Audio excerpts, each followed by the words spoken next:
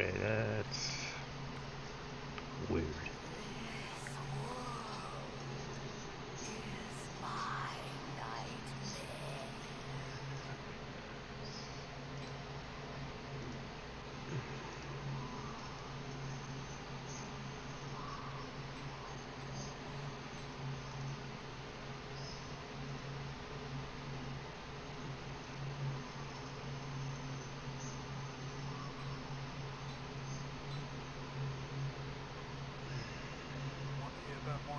With that fine lizard lass?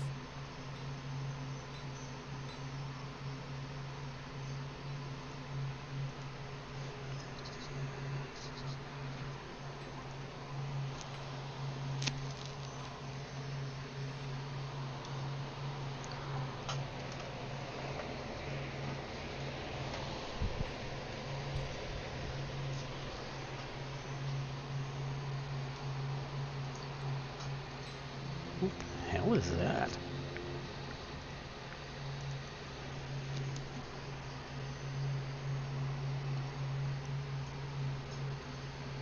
That's very weird.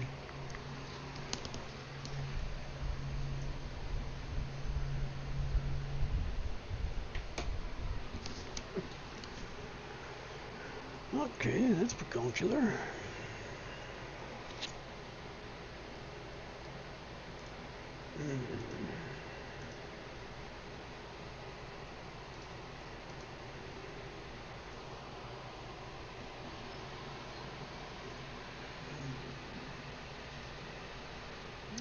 Alright.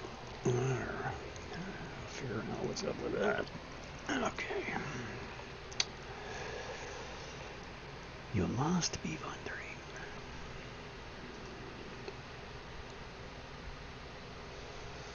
Alrighty. Pin the post. Share that bad boy. Your story. You betcha. Sure. Let's do this, pooches. Alright, viewers. Hello and good day. We're just getting ready to go. Be here for the next several hours. Streaming a little Dragonheir Silent Gold. Silent Gold.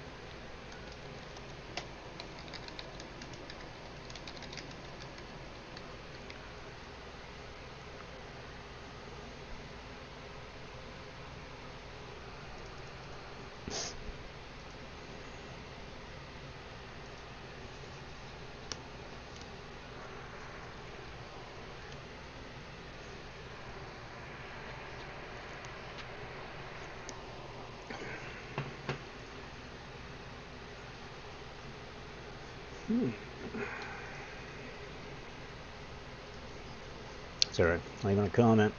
What can I say? I have opinions. Some days I just need to shut up and keep them to myself.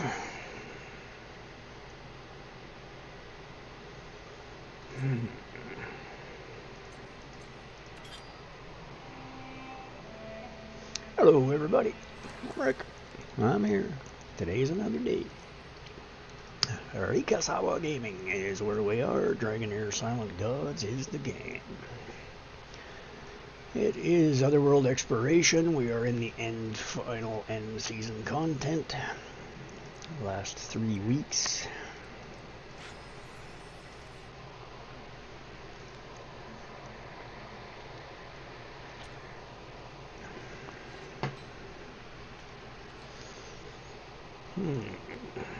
Okay, well that's done.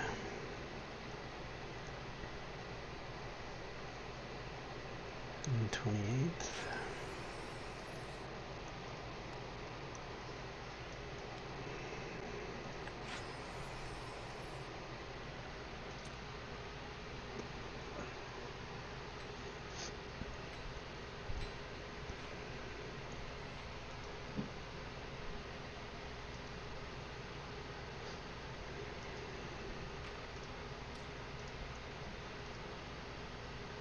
I'm so tired of cliches, but artillery being dishonourable. At the very least, they have a certain meaning.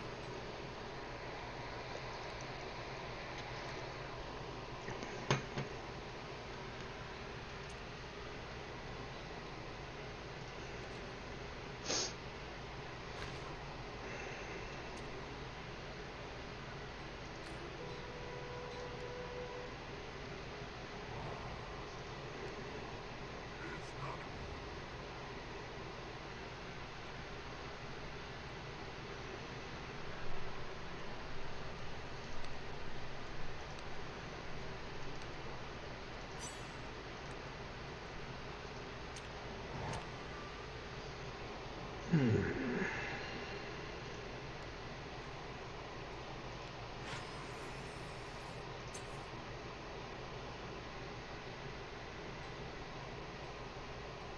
so tired of cliches, but artillery being dishonourable. Wow. They have a certain meaning. Yeah, that's pathetic. Thousands of hours of streaming for 3 Heliolite dice. Oh, generous. They just have no sense of rhyme or reason, do they?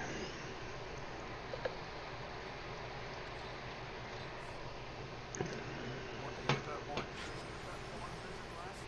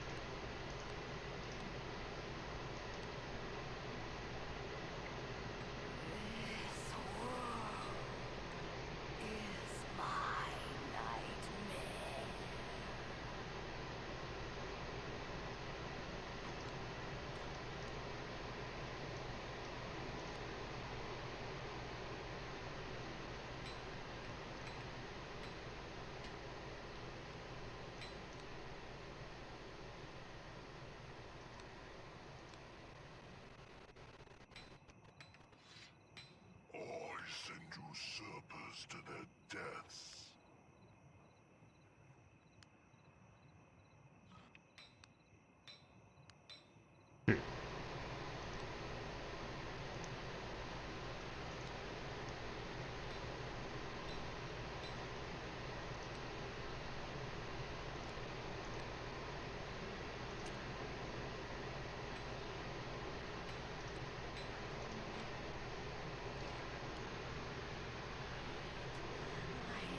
I hate finality.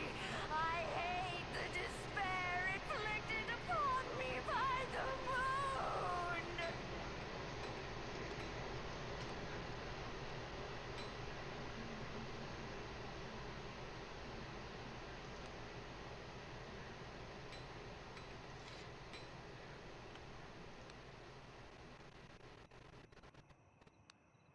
I send usurpers to their deaths.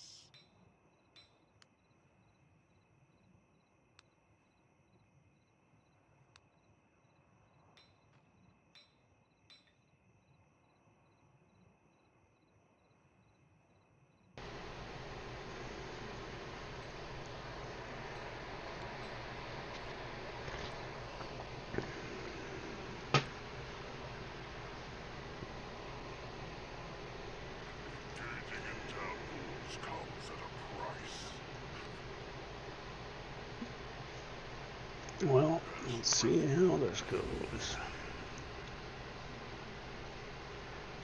Technically, we can buy 3.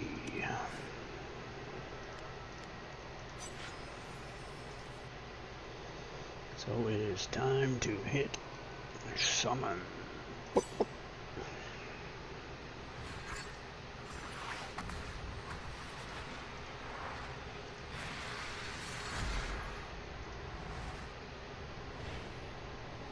is a globe of eternal fire.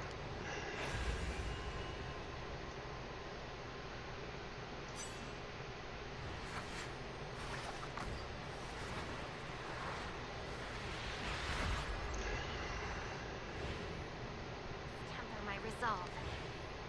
Greedy people, you shall pay the... Wine, crowds, and apples. Miss Bardo.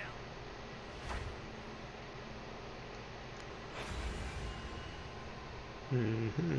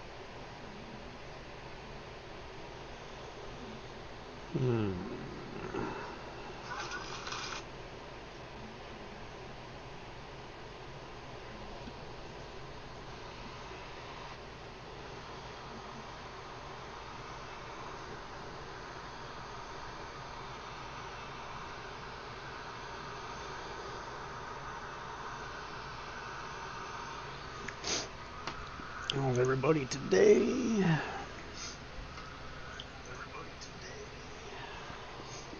Oh yeah, that's on. Huh.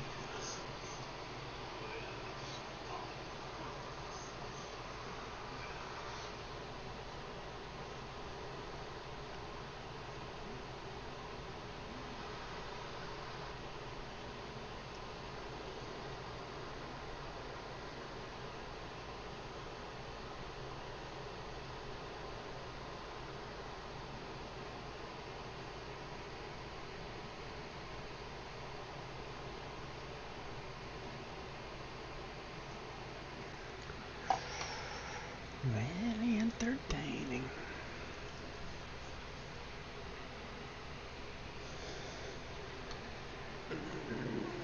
Alrighty.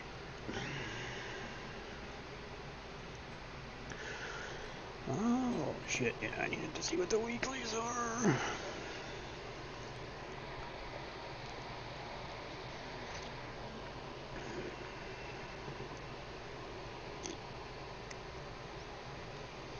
Lots to do today.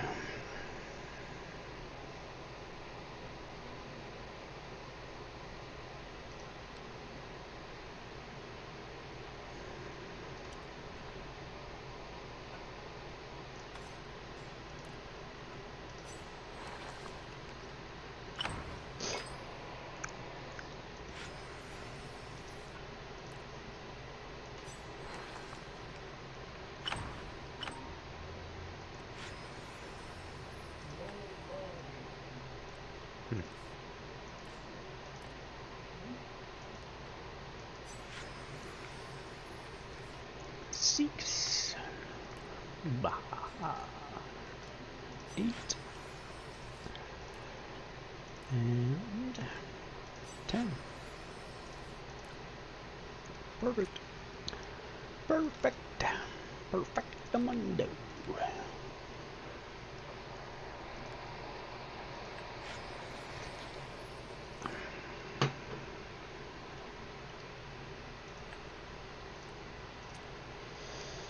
Mm-hmm.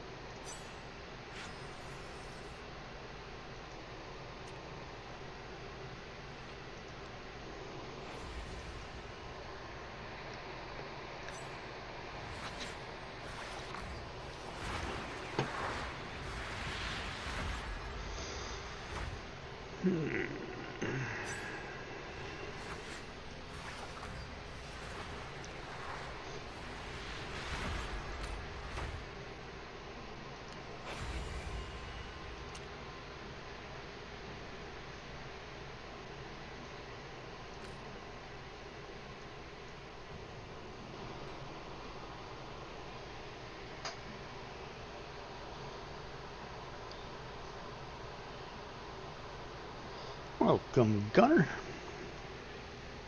and Skippy, and Zara. Thanks for passing through and saying, sharing your vibes. The universal energy that you bring to the table is very appreciated. Whoop whoop.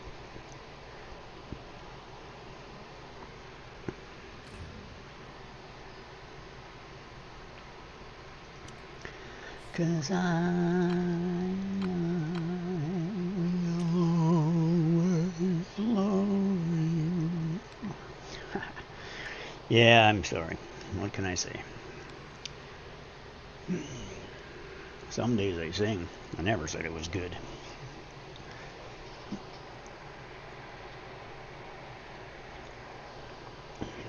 So how's everybody today? Just getting started, doing the dailies. We've got all of the big dragon fights of the week to do.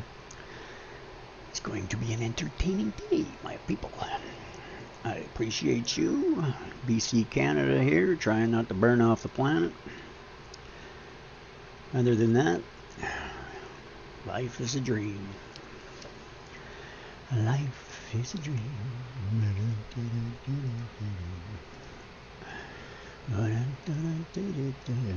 Everybody, what you do?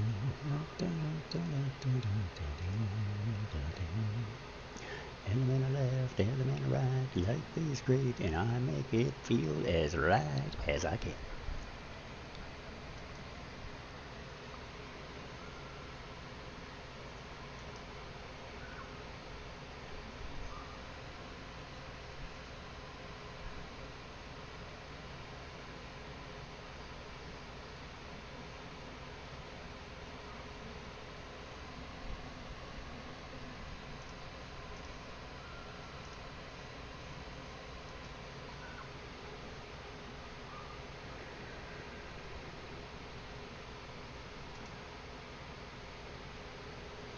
Shout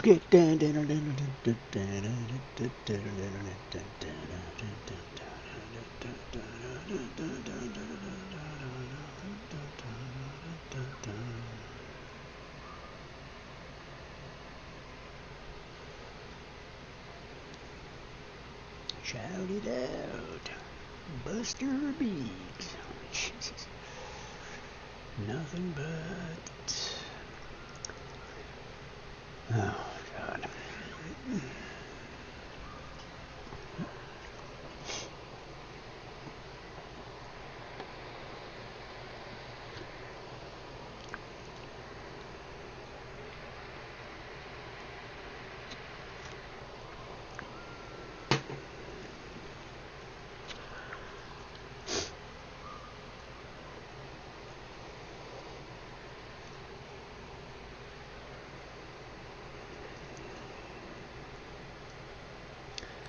Yes, Rose, we will answer your questions. What kind of help do you need?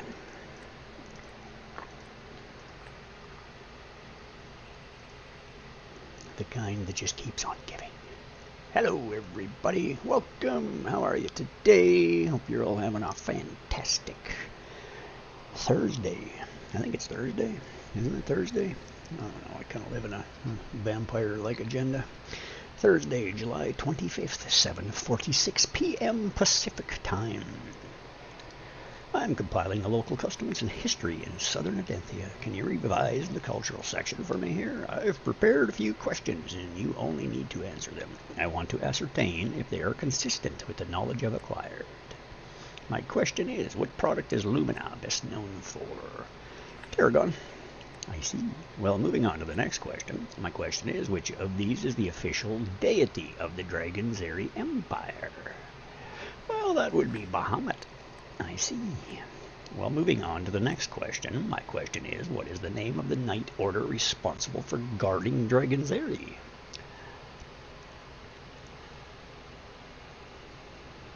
It's the Knight Order of Dragonblood. Oh, God. Okay, whatever. I guess it's the Knight Order of Lumina. I always forget. Jesus. What can I say?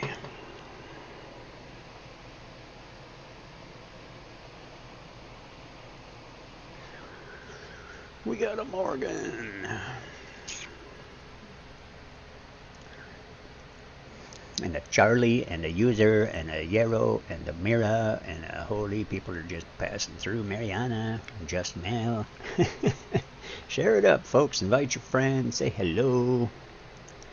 Share the world. Let's grow. Appreciate you. You're pretty amazing. Yep, you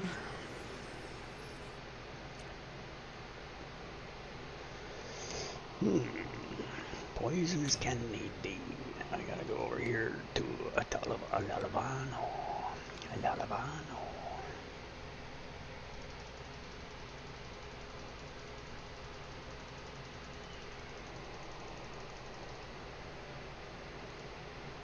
Well, what a fine adventuring spot. Hold on to these. They'll prove useful.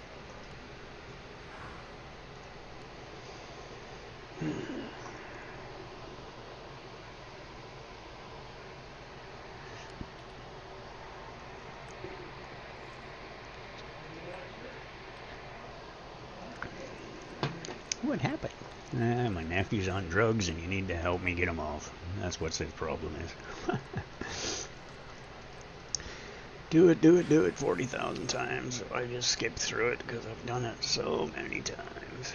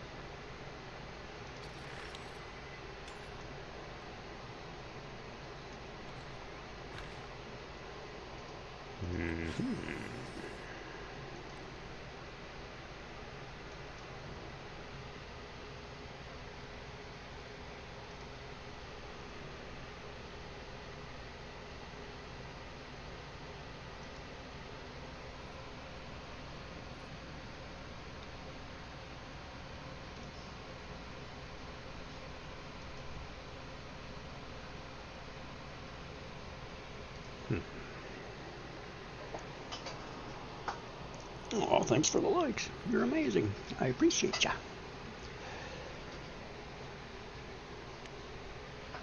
Very, very kind of you.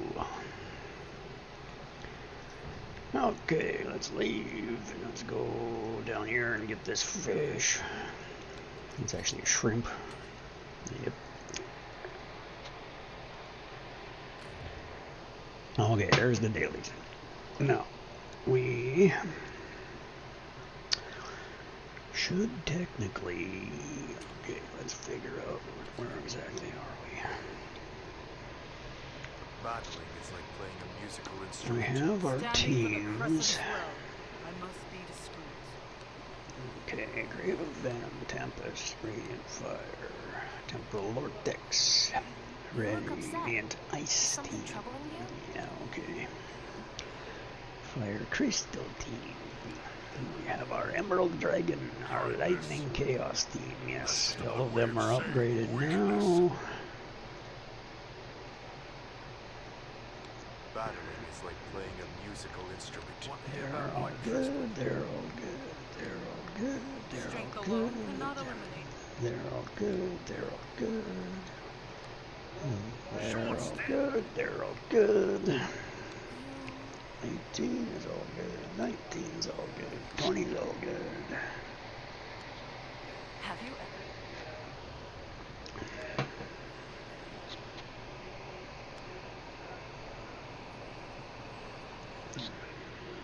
Yeah, it doesn't show me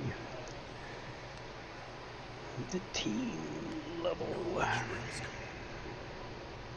Okay, so he needs to go up. I have no time for And he needs to go up. Just show me results. She needs to go up. He needs to go up. But he isn't even tier 5. Can never satisfy their beast. No, he needs to go up too.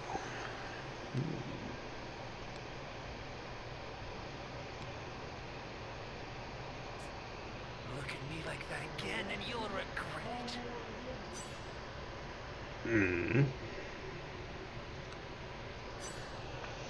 Okay, now this is the reason why I ran all of these stamina down last night, so that I can be prepared for today. Leave me alone. He needs to go up, the other one needs to go up, and Hold your prejudice against munitions merchants. my Come on, tank. let's get some drinks. Shit, not quite. So we do need to go finish leveling you, big fella.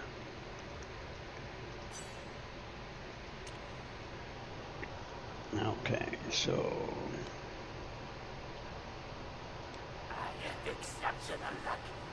Each time I'm that off should down in make the a mines, difference. I pray that nothing goes awry.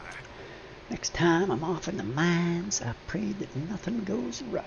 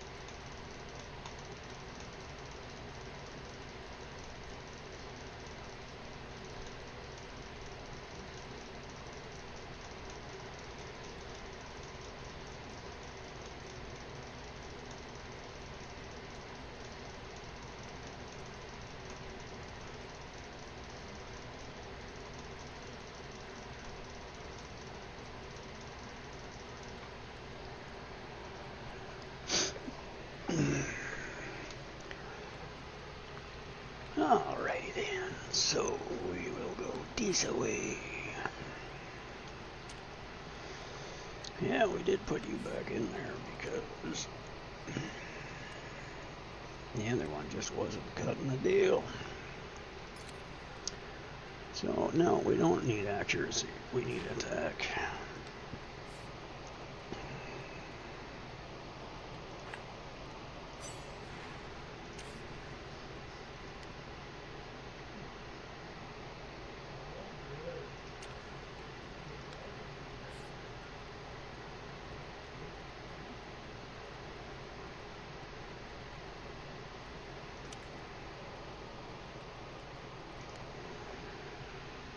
And that's the way to double it up and make it go faster. Everybody want to. Time to test the power of these new weapons.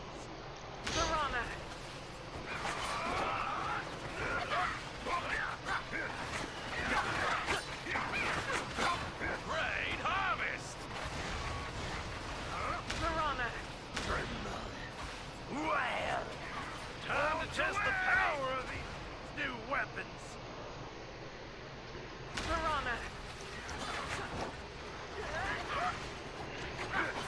Great harvest! Well, time to test the power of these new weapons. Great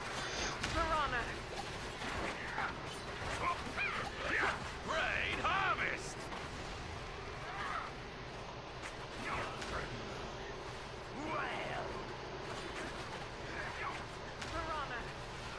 time to test the power of these new weapons.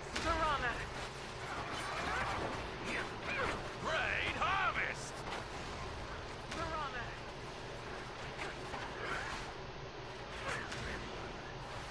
Well,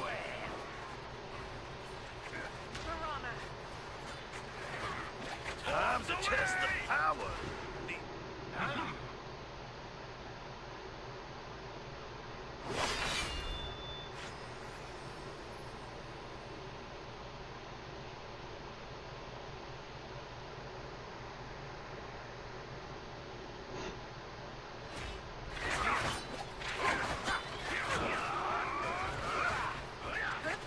Great harvest! Time to test the power of these new weapons.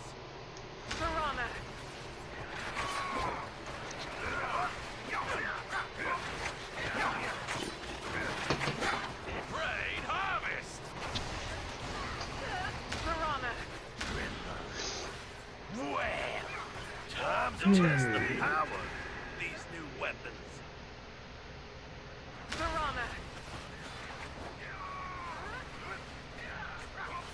Great harvest! Well, time to test the power of these new weapons.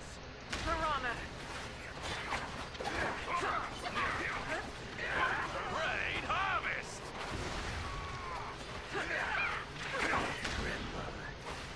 Well, time to test the power of these new weapons. To overcome our biggest challenges. Did you know there's a really fascinating experiment done on weightlifters? They lifted no weights for 2 weeks. They just sat there and they visualized themselves lifting weights. They had a 13% increase in muscle mass. People should realize how much potential they have in their brains. Dr. Tara Swart. She's a neuroscientist, medical doctor, executive advisor, and best-selling author. She's here to teach us on how to build mental resilience. To overcome our biggest challenges. Is stress contagious?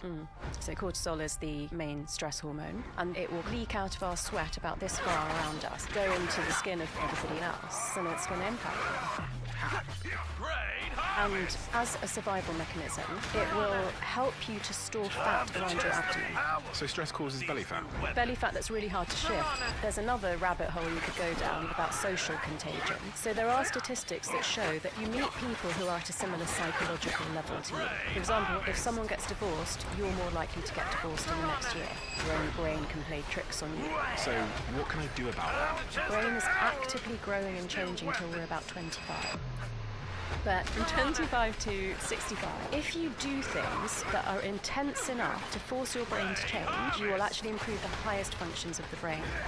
Things like regulate your emotions better, solve complex problems, a stable career, having a regular salary. I don't really come from a family of entrepreneurs, which is why it was so crazy when I gave up my job and started up a business. No one could understand it. And I was afraid of not having a regular paycheck. And then at some point I realised I could earn 0 in any 1 month, but I could also, well, you know, I could. There's no.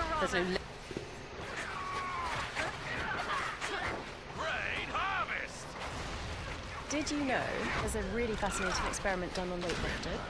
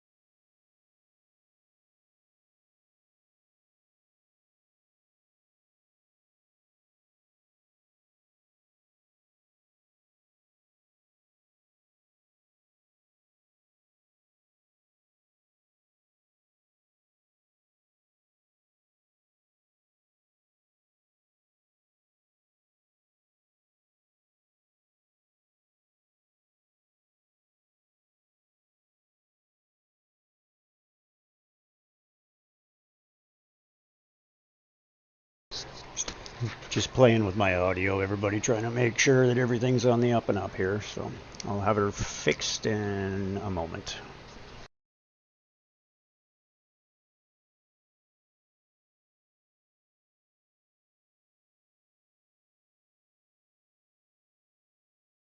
Executives were kind of acting like their body was just the vehicle that was moving their brain around from meeting to meeting, and both disrespecting their... Did you know there's a really fascinating experiment done on weightlifters? They lifted no weights for 2 weeks. They just sat there and they visualized themselves lifting weights. They had a 13% increase in muscle mass. People should realize how much potential they have in their brains. Dr. Tara Swart. She's a neuroscientist, medical doctor, executive advisor, and best-selling author She's here to teach us on how to build mental resilience to overcome our biggest challenges. Is stress contagious? So cortisol. Did you know there's a really fascinating experiment done on weightlifters? Did you know there's a really fascinating experiment done on weightlifters? They lifted no weights for 2 weeks. They just sat there and they visualized themselves lifting weights. They had a 13% increase in muscle mass. People should realize how much potential they have in their brains. Dr. Tara Swart. She's a neuroscientist, medical doctor, executive advisor, and best-selling author She's here to teach us on how to build mental resilience to overcome our biggest challenges. Is stress contagious? So cortisol is the main stress hormone, and it will leak out of our sweat about this far around us, go into the skin of everybody else, and it's going to impact them. And as a survival mechanism, it will help you to store fat around your abdomen.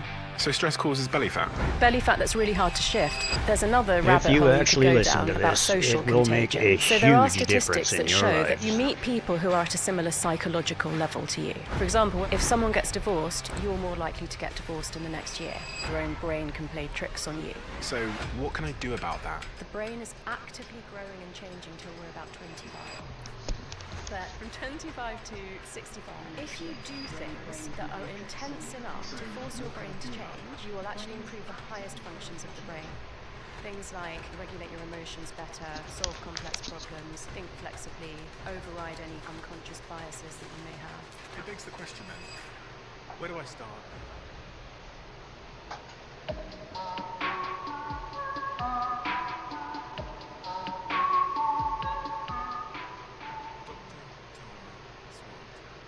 What are the sort of existing ideas that your work and what you speak about is confronting? The unhelpful existing preconceptions about the brain, human potential that your work is confronting head on? So the first thing I came up against, because this was around the time of the financial crisis, was the lack of understanding of the brain-body connection. So these high-performing executives were kind of acting like their body was just the vehicle that was moving their brain around from meeting to meeting. And both disrespecting their physical health, but also not understanding that what they were actually really being paid for was to use their brain, and they weren't creating the best conditions for that brain to operate in. And I'm talking about really basic things like sleep and a good diet and hydration and not being sedentary, managing your stress, etc. So, this tiny organ, if it's not in an environment that is giving it the best chance of doing its job, it's not going to, and a crack's going to appear somewhere. And the first time I really kind of had a big confrontation with a bank was when people were dropping dead on the trading floor of heart attacks. And they asked me to work more in my capacity as a former medical doctor to help with the physical stuff. And I said, I can't do that if we don't address the mental and emotional piece, because that's what's causing this. And they just could not get that. What did you want to do with those people in a specific and practical sense? If you could have, been in charge of preventing them from dropping dead on the trading floor, where would you have started? The understanding that stress, so everything that you're experiencing mentally and emotionally that's challenging, and things like a lot of travel, which is challenging for your body, that raises levels of the hormone cortisol, which comes from your adrenal glands. And that cortisol courses around your blood through your entire body and brain. And the brain has receptors for understanding what's going on in terms of threat to your survival. So in a 24-hour cycle, depending on your age and your gender, there's a normal range for cortisol. So it can go up and down like this. If something challenging happens, we need to adapt and rise to meet that challenge. But when that level is above the top range all the time, these receptors in your brain basically think that there's an imminent threat to your survival.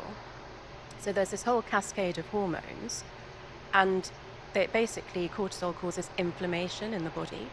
So inflammation of your vascular system, inflammation around your heart, and everything else, gut and other things. But particularly around that time, we were seeing a lot of heart attacks caused by stress. This was in the absence of high blood pressure, high cholesterol, smoking. It was all stress. I read a study, and I was watching a TED talk that seemed to make the case that stress was somewhat subjective, i.e. it's an interpretation of events. So one can be in a situation where they feel very stressed. You can put a different person in that situation and they wouldn't experience it as stress. Also, I think there's quite a famous TED talk that makes the case that stress only has physiological consequences in the form of disease and inflammation and the heart attacks you're describing if we believe that stress is going to have that effect on us, if we believe stress is bad. It's bad, yeah. I get that. Is that true? So I would define stress as when the load that you perceive on you physically, mentally, emotionally, or spiritually is too much for you to bear. So yes, it is subjective. when I moved into business and leadership, people would use the terms good stress and bad stress, and I found that really difficult, having been a psychiatrist and seeing people actually break down, to think that there's any such thing as good stress. But what I have, the way that I've adapted that over the last 10 or 15 years is that there's an adaptive response, which is a healthy response to a challenge. And we have that for a reason. We need that, and that can be a good thing. But that should be a spike. It should go up and it should go back down again. If it stays high all the time, that's not good. My second question now was about the contagion of stress. Once upon a time I Googled, because I had a thesis, I Googled, is stress contagious? And it came up and it said it was contagious. Is it contagious? In what circumstances do we need to be aware of that contagion? And more importantly, how and why is it contagious? Okay, I will tell you the answer to that, but I'm going to ask you a question first. Have you ever walked into a room with someone and by the time you've left that meeting with them, you just feel so drained? Okay, so so you know the feeling. So I'll tell you how it works physiologically. I'm going to start with something else to build you up to this story. So, did you know that women who live together or work closely together will synchronize their menstrual periods within 2 or 3 months? Yeah, I found this out many years ago, and it has completely changed my perception on so many things. So many things, because I have to be honest, I'm a very sort of logical, I need science and evidence, and so I always thought about physical things, if I can't see it, it doesn't exist. Yeah. Kind of been my framework for thinking about life. Yeah. And when I heard about that, I checked it was true, found out it was true, and it broke the frame in which I think. Because if there are if it's possible that invisible forces now between me and you are interacting with our bodies, I go, well, what else is possible? Sorry. I'm already using a certain form of eye contact with you to create emotional resonance. Uh-oh. What have you done to me? We're going to get sidetracked. Do you want to go back to the hormone? What kind of eye contact are you using with me? Tell me. So, basically... We'll go back to the hormone thing. We'll park that. We'll park that. It's related. Okay. So, when a baby is born, one of the ways that it learns what emotion the mum's experiencing, how it understands its own emotions, everything that grows over childhood and teenage into, pro-social behavior, starts off mostly with eye contact with the mum. So at first they can hardly see anything, they can just kind of see 2 blobs, and then they start to understand more about micro facial expression changes and stuff. But eye contact with the mum is hugely important. So most people are right-handed, so they'll be holding their baby in their left arm so they can still use their dominant hand to do stuff. And that means that when you gaze at your baby, your right eye is looking into their left eye, and then that interaction that from the optic nerve is going around the brain. It's impacting the amygdala, where emotions come from, and it's creating this emotional resonance loop that's part of how the mother and the baby bond. So that right eye to left eye contact is the most bonding eye contact that you can have with someone. Now you could say, oh, but my mum was left-handed, or you could be left-handed, but if I'm taking a chance on trying to build that bond with someone, that's the statistically most likely one to create good resonance between you. So you walked in here and you started looking in my left eye? I waited till we sat down. I gave you a hug, you gave me a hug, so all of those little things, they start to, and we've laughed about a few things before we've come on air. Those are the sorts of things that create higher levels of the bonding hormone oxytocin, so you're more likely to lower your guard, trust the person, take a healthy risk. Like I said, I know that stuff, so I live my life like that. Just want to make sure I've got that clearly in my mind so I could repeat that to someone else later.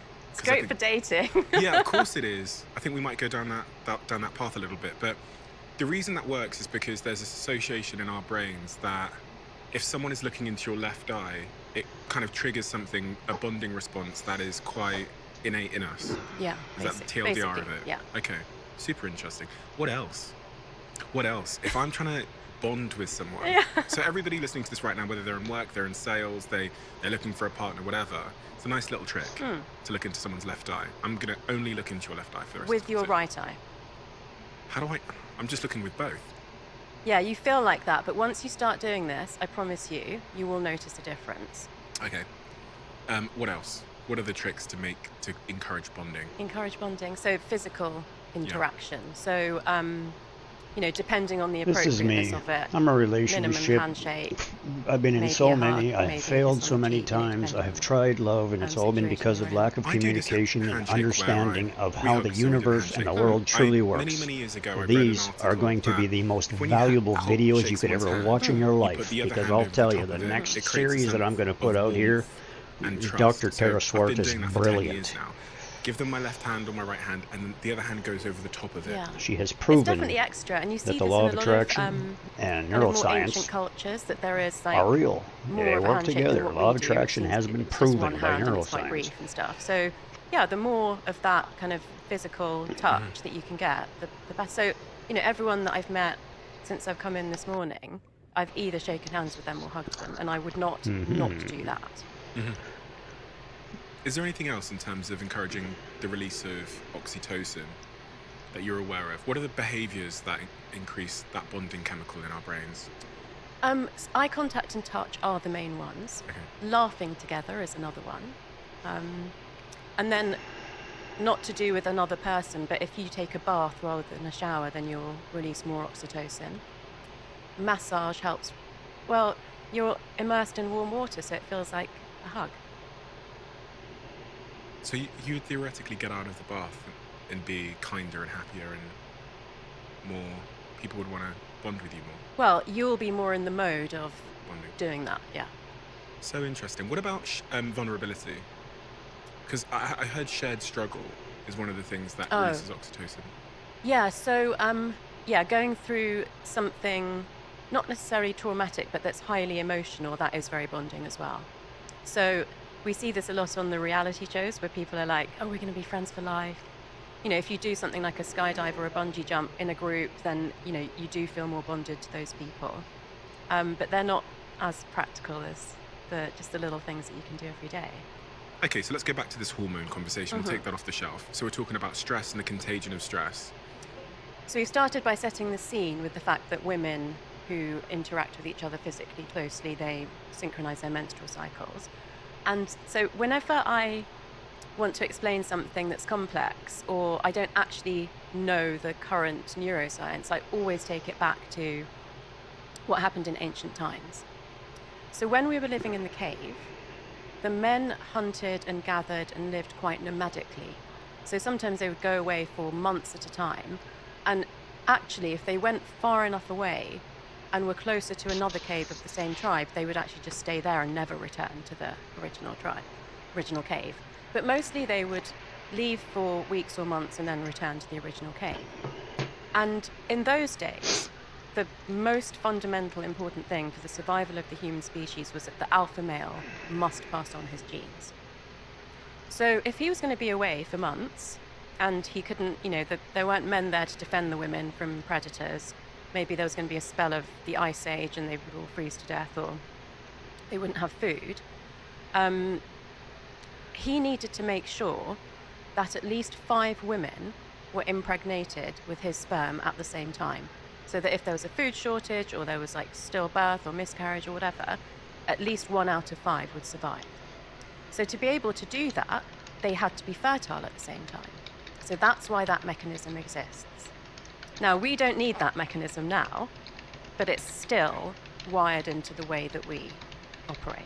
So those sex steroid hormones like estrogen and progesterone, they leak out of our sweat about this far around us. And that's why if you're living with another woman, or if you're sitting across the desk every day, then particles of hormone from my sweat would go into through the skin of the other woman. If she's within what distance? I mean, it's not, you wouldn't have to be sitting next to each other. If you lived together, then that means you're interacting enough that it would happen. Okay. So particles but not if you work together. If you work together and you sit right next to each other every day, then it does happen too. So, in a small office that's got like 6 girls in it, that the menstrual synchronization will happen. Interestingly, it's led by the alpha female. So, yeah. So you can work out, if you don't know already, who the alpha female is. Well, if Basically, let's say my cycles don't change and everyone says, oh, I got my period early, or I haven't had my period yet, but now it's started, then that would mean that probably I was the alpha female. How does the body know who the alpha female is? That will be to do with levels of testosterone. Why does that matter who the alpha female is? Why does it matter that they sync up with her? I don't know if it really matters. I think it's just a case of physiology. So it's a little bit like in the troops of gorillas, the stress levels of the silverback gorilla affect the other gorillas more than gorillas who are peers to each other. So we have a natural hierarchy, and it must be related to survival as well. So she was probably the person who the alpha male was going to impregnate first. Probably. So everyone needs to kind of fall in line, because when she starts having sex, they need to be ready. Yeah. Okay. And also it'll probably be to do with things like, survival genes. So it'll be the people with the hardiest genes, because that's what you'll want to pass on as well. Mm-hmm. Okay, makes sense. Most resilient. Okay, so where were we? Stress and contagion. We've done all the hormones and the menstrual cycle So stuff. basically cortisol is a hormone that works in that same way. So cortisol is the main stress hormone. And this one doesn't matter if you're male or female, but it does matter where you are in the hierarchy of the organization, as I just mentioned. So usually in that conversation that I mentioned to you, where you go into a room and you just feel completely drained afterwards, usually the person that comes out feeling drained is less senior than the person that's had that effect on them. And that's why this is so crucial to leadership, because your stress levels as a leader, as a CEO, are going to have more impact on everybody else than the rest of the people put together, basically. So managing your stress is obviously important for you, but it's important in terms of what happens to other people. And the first issue I came up against was CEOs and CFOs that said, well, I won't show them that I'm stressed. I won't tell them what's happening with the numbers. I won't display emotions in front of them. And I said, they're still going to know physiologically. It's going to impact them. So now you really have to do something about it. And the other thing about cortisol, which is quite funny, well, one of the side effects is quite funny, is that as a survival mechanism, it will help you to store fat around your abdomen. So, again, in the cave, if you were potentially going to not find food for a month, then if you had extra fat around your abdomen, you could digest that and survive till you could find food. So with my clients in financial services, it got to a point where as soon as I walked into the room, they just lift their t-shirt up and say, now you know how I've been in the last month. And then I had a really, really funny incident when I was speaking at a bank, and the CEO's PA was there in the audience. And I was explaining that, leadership stress leaks down, that stress can lead to abdominal fat that you can't shift. And she shouted out, so he's the reason that I'm fat. But Steve, no one laughed. Really? Yeah. And that's when I knew that, okay, he obviously is really stressing everyone out. Oh gosh, no one laughed. No. Through fear or something, or just because they all just thought it was true? It wasn't funny. It was true. Jesus. So stress causes belly fat? Belly fat that's really hard to shift. So again, what I would see with people is that they would say, oh, I've put on a bit of weight around the middle, had to loosen the belt a bit. So I've started eating less, I've started exercising more, and I still can't shift it. And again, that's when I would explain this is the impact of cortisol. As long as you're still leaking out extra cortisol, nothing's going to change. So, and like I said, even exercising more or eating better, less or differently, whatever it is, wouldn't shift that fat. You had to get to the root cause. You had to reduce the cortisol. It also made me think about when you consider promoting someone in your organization, you have to be very careful that if you put a particularly stressed, cortisol-leaking individual high in the organization, there's going to be a significant impact for everyone below them. Yeah. Is that accurate? Is that an accurate observation? Yeah, no, that's a really good way of putting it. I mean, I always think of that phrase, what got you here won't get you there, which is more about the fact that people get promoted because they're good at what they do, but they don't really get taught all the, best management and leadership skills. But that's a really pertinent point. If they're a person who is stressed, particularly who suppresses stress, which some of these, successful people do, then it would have an impact down the organisation. It begs the question then. So if someone's listening to this and they go, do you know what, I'm a leaky cortisol person, I'm highly stressed, and it's probably getting to people around me, what can I do about that? So first of all, if someone's saying that, half the battle is won. The problem is when people are not aware of that. But let's say you are. So let's say that I give you that list of signs and symptoms that you've got high levels of cortisol, which include things like sleep disruption, because cortisol is part of the 24-hour clock. Melatonin helps us to wake up, melatonin helps us to fall asleep, cortisol helps us to wake up. Maybe you've noticed the belly fat. Because of the really strong connection between the brain and the gut, any sort of reflux or indigestion symptoms are often signs that you've got high levels of cortisol too. And of course, things like irritability and mood changes. What I mostly would hear people say is that I can just about keep it together when I'm at work, but when I get home, if my kids are, annoying or my partner's asking for too much, I just snap. So that means you're like one step away from snapping at work if somebody pushes you too far, so that's not good. Because cortisol is pro-inflammatory, it's very drying of the system as well. So you might notice that your skin's really dry or you've got skin problems. Your skin isn't just the physical border of your body, it's the psychological boundary of your body too. So often stress shows up in the skin. Then there are two main things that you can do. One is physical exercise, because you can literally sweat cortisol out of your body. So you can sweat excess cortisol out of your body by doing aerobic exercise. The other one is journaling, so writing out what's on your mind rather than just let it be in there and keep going round and round. Or if you've got a therapist or a trusted friend, speaking it out loud. So it's all about getting cortisol and or the negative thoughts that are associated with your stress out of your brain-body system. I think this is fascinating.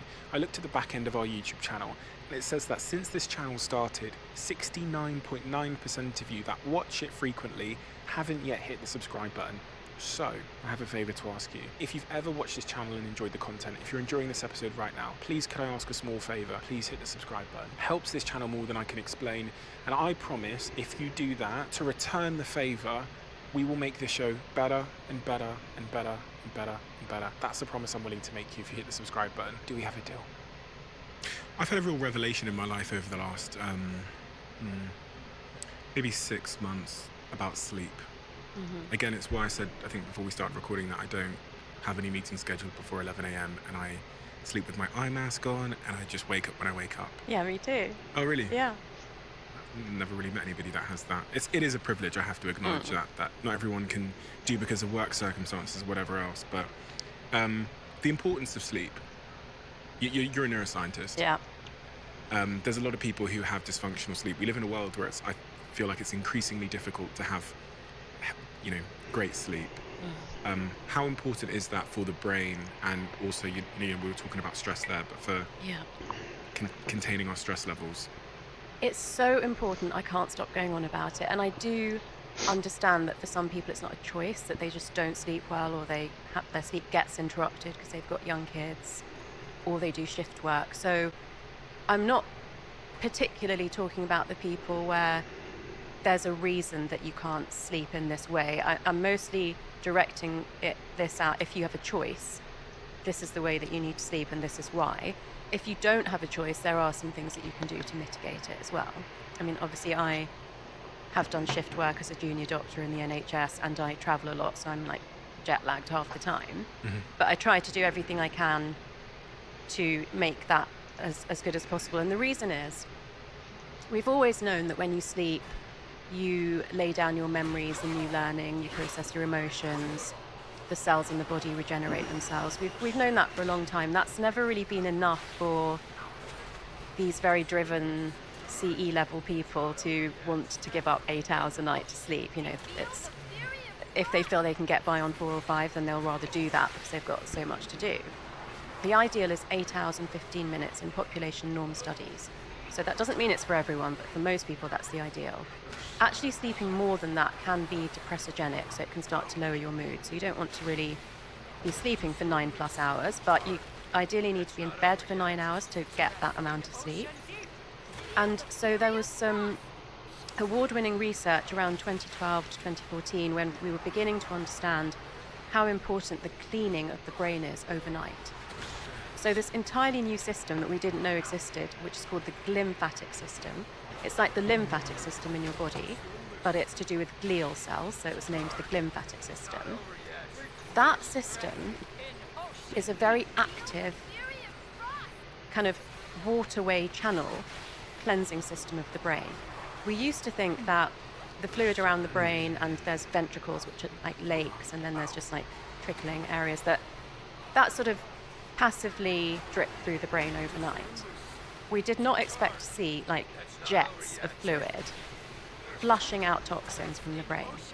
So the exact things that we see in the pathology of dementing diseases like Alzheimer's and Parkinson's, like tau proteins and amyloid plaques and neurofibrillary tangles.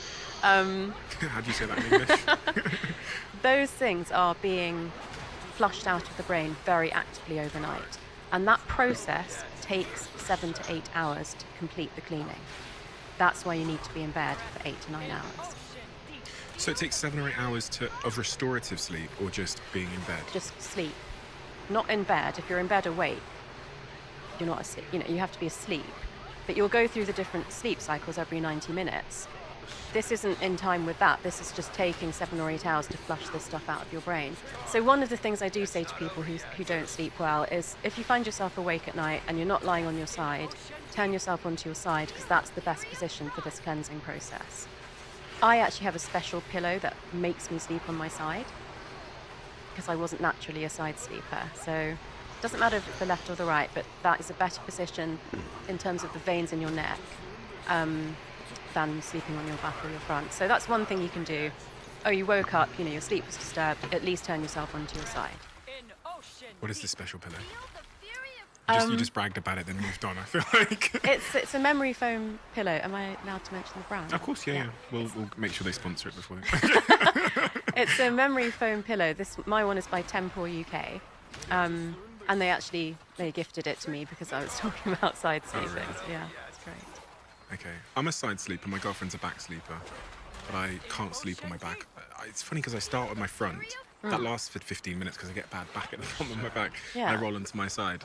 But I've always wondered if there was, when you look at tribes and our ancestors, how they would sleep. Would they sleep in groups? Would they sleep alone? Would they sleep on their side, their back? Do you know the answers to any of that? I know that co-sleeping is definitely how we evolved from co-sleeping, so in groups. And what I find interesting is that you needed to huddle together like that for physical warmth in the cave, but it also, because of that proximity and interaction, you got more of the bonding hormone oxytocin, so you also experienced the warmth of being part of a tribe.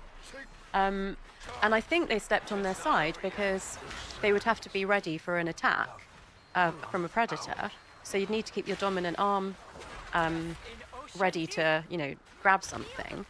And most likely they slept on their left because they would have been protecting their most vital organs, the heart.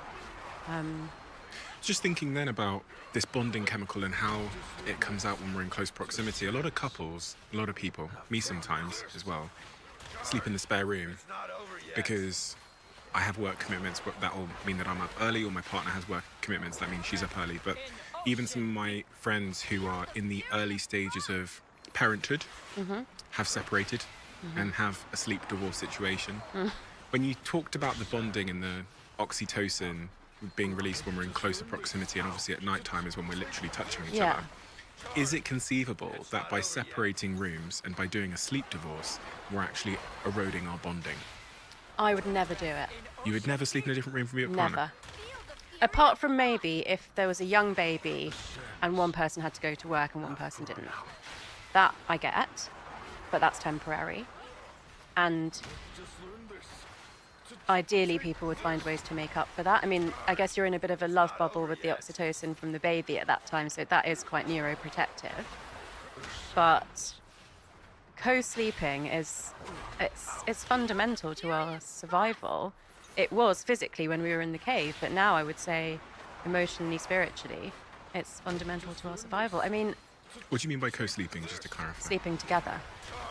So mostly in in our society, that's as a couple. But a lot of other cultures, the whole family sleeps together. Why would you never do it? You seemed quite passionate about that. Because it's so good for you. The bonding, the physical warmth, the skin-to-skin contact, the love, the trust. I'll put up if somebody's waking up early and I don't have to wake up at that time, I'll even put up with that. So you'll have less quality sleep. It won't be less quality sleep. I've worn HRV monitors and shown that even at the time, if my husband woke up at 5 and I wouldn't wake up at all before 8, and he gave me a kiss goodbye, I got a spike of resilience at that time. Resilience? Yeah. How do you measure that? So I was using that Finnish technology where you wear the HRV monitor with a gel pad on your chest. And so it's color-coded for whether you're doing light exercise, heavy exercise, whether you're stressed, or whether you're recouping resilience. And mostly people recoup resilience overnight. But, you could clearly see with people with young children, you could see when they were woken up overnight because it would go into stress. Some people recoup resilience during the day if, let's say you're with your partner or your sibling and you're just sitting together and it's super relaxed, or if you love your job, that you can see that happening during the day as well. But because I am so obsessed with my sleep, I wouldn't normally welcome any sleep disturbance, but the power of sleeping together and cuddling all night is so neuroprotective that I would encourage everybody to do it if they can. I also know some people who say, I sleep better if I sleep on my own. But we're not meant to survive on our own. We're meant to survive as part of a tribe. And I think now, since the pandemic, people are more lost and lonely and disconnected than ever. If you've got somebody that you can actually sleep with overnight, I strongly suggest that you do it. So I want to go in that direction because I'm super compelled by that, the change in the world and the lost, the lonely, the disconnected. But just to pause for a second on this word resilience you're using linked to heart rate variability. You're talking about like a physiological resilience, like the body being more resilient versus the kind of, when we talk about resilience, we say it in more of a psychological context of like, I can withstand greater stress or pressure. But you used a heart rate variability monitor that measures the distance between heartbeats and saw that when your husband gave you a kiss, your heart rate variability increased, which means that your body was more physiologically resilient. It actually measures both because it compares your heart rate variability to your heart rate. Okay. So it knows if you're exercising because your heart rate has gone up. But if your heart rate is at base level, then the change in variability can either mean that you're stressed or you're recouping resilience. If your heart rate is high, then it's obviously physical. But it's a factor of both. So it's not just looking at physical resilience. It is looking when it's in this turquoise zone. That is actually more about recouping psychological resilience. But those two things, they feed into each other, but it can tell the difference because of your heart rate. So obviously I was asleep, so my heart rate was low. And you saw what on the monitor when he gave you I a literally kiss? saw a spike, because it does it by every 15 minutes as well. And I saw the highest spike of turquoise at that exact time. Funny, because my girlfriend, about a month ago or 2 months ago, I left the house quite early in the morning, maybe about this similar time, 6 a.m. in the morning, when she was still in bed, and I came up to her and gave her like a big kiss. I basically kissed all around her. This is so sorry. I kissed all around her face and on her nose and just gave her a big, big hug and stuff. And I walked away, like got in the taxi and left or whatever. And she said to me, the same day or the day after, she went, I don't know what happened there, but it unlocked something in me. And then my girlfriend went on to say she'd had some challenges with her menstrual cycle, and she came on her period. That's amazing. And I love that. she's always right. Like, when she says things to me, and she knows this, but I give her a credit, I'm always skeptical because we think differently. She's quite spiritual. I'm very like, I need some science. And she said that to me, and I just thought, a kiss and a hug in the morning couldn't have had any physiological impact on her. But now I'm starting to question whether once again I was wrong. That's amazing. I mean, some of these things can't necessarily immediately be explained by science, but if you use your intuition, then you have to ask yourself, and I feel like you are coming around to thinking that could be true. When I'm given a reason, I accept things. If there's even a slither of science that could justify it, then I come around to ideas, but I do need the science. Do you think that men and women are different in terms of their intuition and their ability to, you're smiling, their ability to kind of understand some of these forces that exist in the air? Because my girlfriend seems to be so attuned to feelings and intuition, and I'm less so. Yeah, so let's put it like this. If you had 100 people in a room, 50 men and 50 women, and you asked them to line up in order of height, not all the men would be taller than all the women. In the middle, there'd be a bit of a mixture. And it's like that with the brain and intuition and everything else. So, yeah, there's some disparity. So I think most people would agree that it feels like more women are in touch with their intuition than men, but it's absolutely not all women versus all men. Do you believe women are more in touch with their intuition? I think they're more open to accepting that it's a thing, and I believe that more men need the science to explain how intuition works. Interesting. I wondered if there was like a brain, neurological reason for that. I think there'd be more women and men that believed in intuition and those like feelings that are hard to explain. And yeah, that's changed a lot. I mean, I remember when I was teaching at MIT about 7 years ago, and I was teaching the science of intuition. Someone actually stood, and it's all senior leaders in the classroom. It's executive education. Someone stood up and said, "Well, I'm not going to make a really important decision like hire or fire based on my gut feeling, am I?" And he was quite young, and quite a few of the older guys turned around and were like, "That's absolutely how I would make my decision for my most important decisions." But at that time, it was still kind of like not everybody was really sure that that's like your superpower. But I think people are beginning to understand more that with age and experience and wisdom, you do understand that intuition is actually your strongest, should be your strongest decision-making modality. What is intuition? So, because you can't remember everything that you've experienced in your whole life, but, somewhere in the neural architecture and in the gut neurons as well, that information is stored because you have experienced it. So maybe you would say that you understand that wisdom and experience is the product of patterns that you've seen repeating in your life that are conscious to you. Intuition is the lessons that you've picked up along the way that you're not conscious of, but they're still stored in your nervous system. And so the less conscious you are of them, the deeper they're pushed into the nervous system. So there's a process called Hebbian learning, named after the neuroscientist Donald Hebb. And that is, it's basically, neurons that fire together, wire together, but it's that the things that you've learned today, like things that you've learned by speaking with me, that's going to be very front of mind and kind of just in like little pathways that are just kind of connecting up with each other. But stuff that you learned when you were 5, like when you put your hand in a fire and it burnt you and you never ever want to do that again, that's deep down. You're not really conscious of that, but, and other things maybe that you don't recall. So we believe that that wisdom gets pushed from the outer cortex into the limbic system, which is the emotional system of the brain, into the brainstem, into the spinal cord, and into the gut neurons.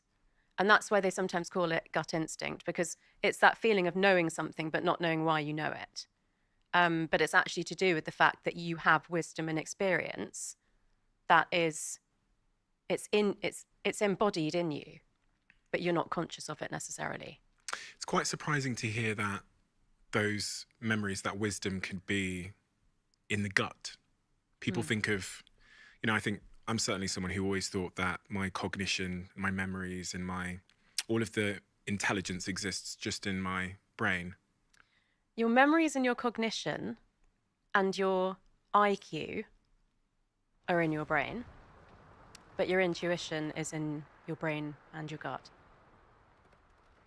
This sounds super stupid, but I don't care. I should just be honest about my stupidity. Where in my gut? I'm like, I thought that was like my stomach. That's where I put the food. Yeah. So, you've got your stomach, you've got your small intestine, you've got your large intestine. Yeah. You have other organs, your liver, your spleen, your kidneys. And they're all innervated, which means they've all got nerves going into them. So does your heart. So, we could have a similar conversation like this about your heart as well, because your heart only knows how to beat because of the nerves that penetrate it. So, this round brain in here and the spinal cord that goes down the center of your back, that gives rise to all of the neurons that go out to your arms, your legs, all of your organs, your skin, which is your largest organ. And so that's how that works, because every single part of your body has nerve cells or pathways in them. So that's the connection. That brings us back to what I was saying about the brain-body connection. They're intimately connected, and it's a bi-directional thing. They can't exist without each other.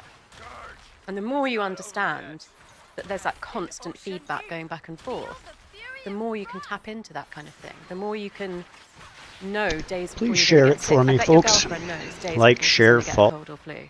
Yes, she does. Yeah.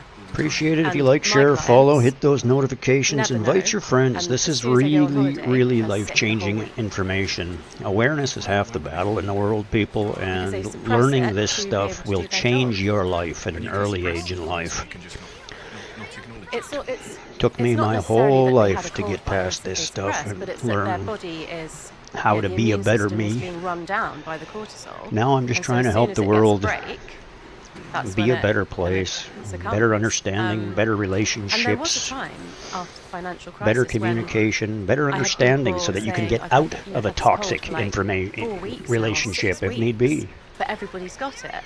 And I was like, I'm Toxicity and sorry, stress but do you actually kills. think that's normal? Do you think it's normal to have a cold for more than a week? And, then it takes a challenge like that, because also the other thing that happens in, with groupthink, whether it's at work or in your social circle, is that we don't challenge each other enough on those sort of things. So if a friend said, I've had this cold for 6 weeks, I might say, oh, poor you. But if I wouldn't, but someone might. But, it's also about saying, is there something else wrong? Because that's not usual.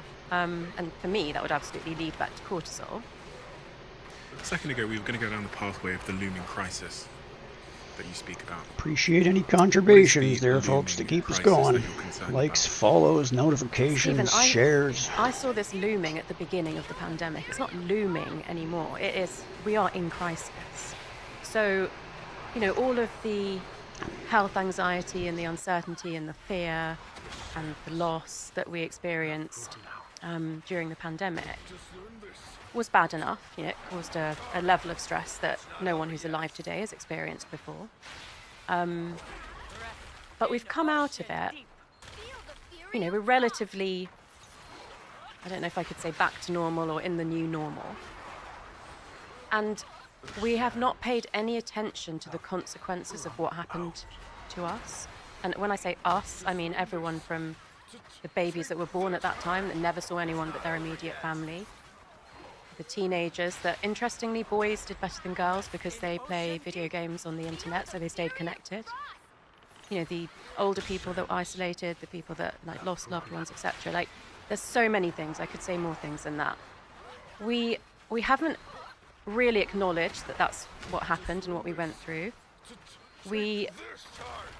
Most people are not really understanding what's changed for them or what's going on for them at the moment as a result of that, and we certainly haven't made any plan for the future. Thanks for the share, I'm really appreciate into it. indigenous wisdom at the moment, and one of the things I've learned about the first Americans is that when they make a big decision for their community, they imagine the impact of that decision 7 generations into the future. We don't even think about 1 generation into the future. We just think about what's going on right now. We don't even really think about our own future some of the time. I remember thinking literally in March of 2020, this is going to be a mental health crisis. Whatever happens physically. And as time went on, more so, I thought mental health crisis. And then I started to think, okay, what else could it be? And I had time, of course, to indulge in some of the other areas of interest that I couldn't when I was like traveling and working full on. So I, started reading more about spirituality and ancient cultures and stuff. And I thought this could be a spiritual revolution. When you say spiritual revolution, it's a very big, broad term. What do you mean? If I look back and you've led a very nice story of my journey since I changed career, is that it started off with that physical piece. For me, where I was working, there was stress, but people were having heart attacks. Then I spent many years working on mental resilience with people. And emotional regulation was part of that, and that became important again in the pandemic because we were in like close quarters with people, and and it was just very different, and it was hard, and it was homeschooling and working and everything.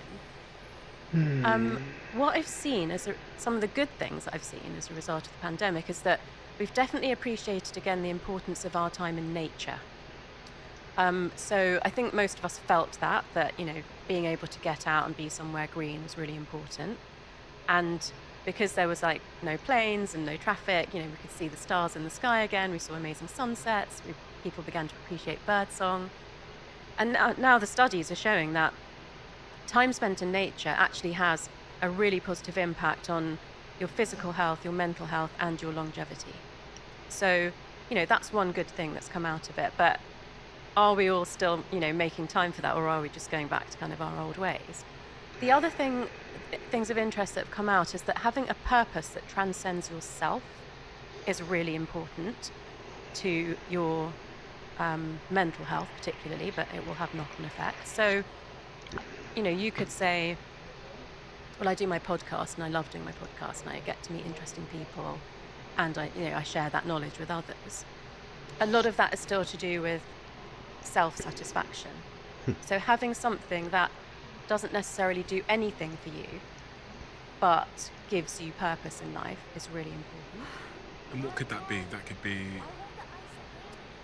be volunteering. It could be,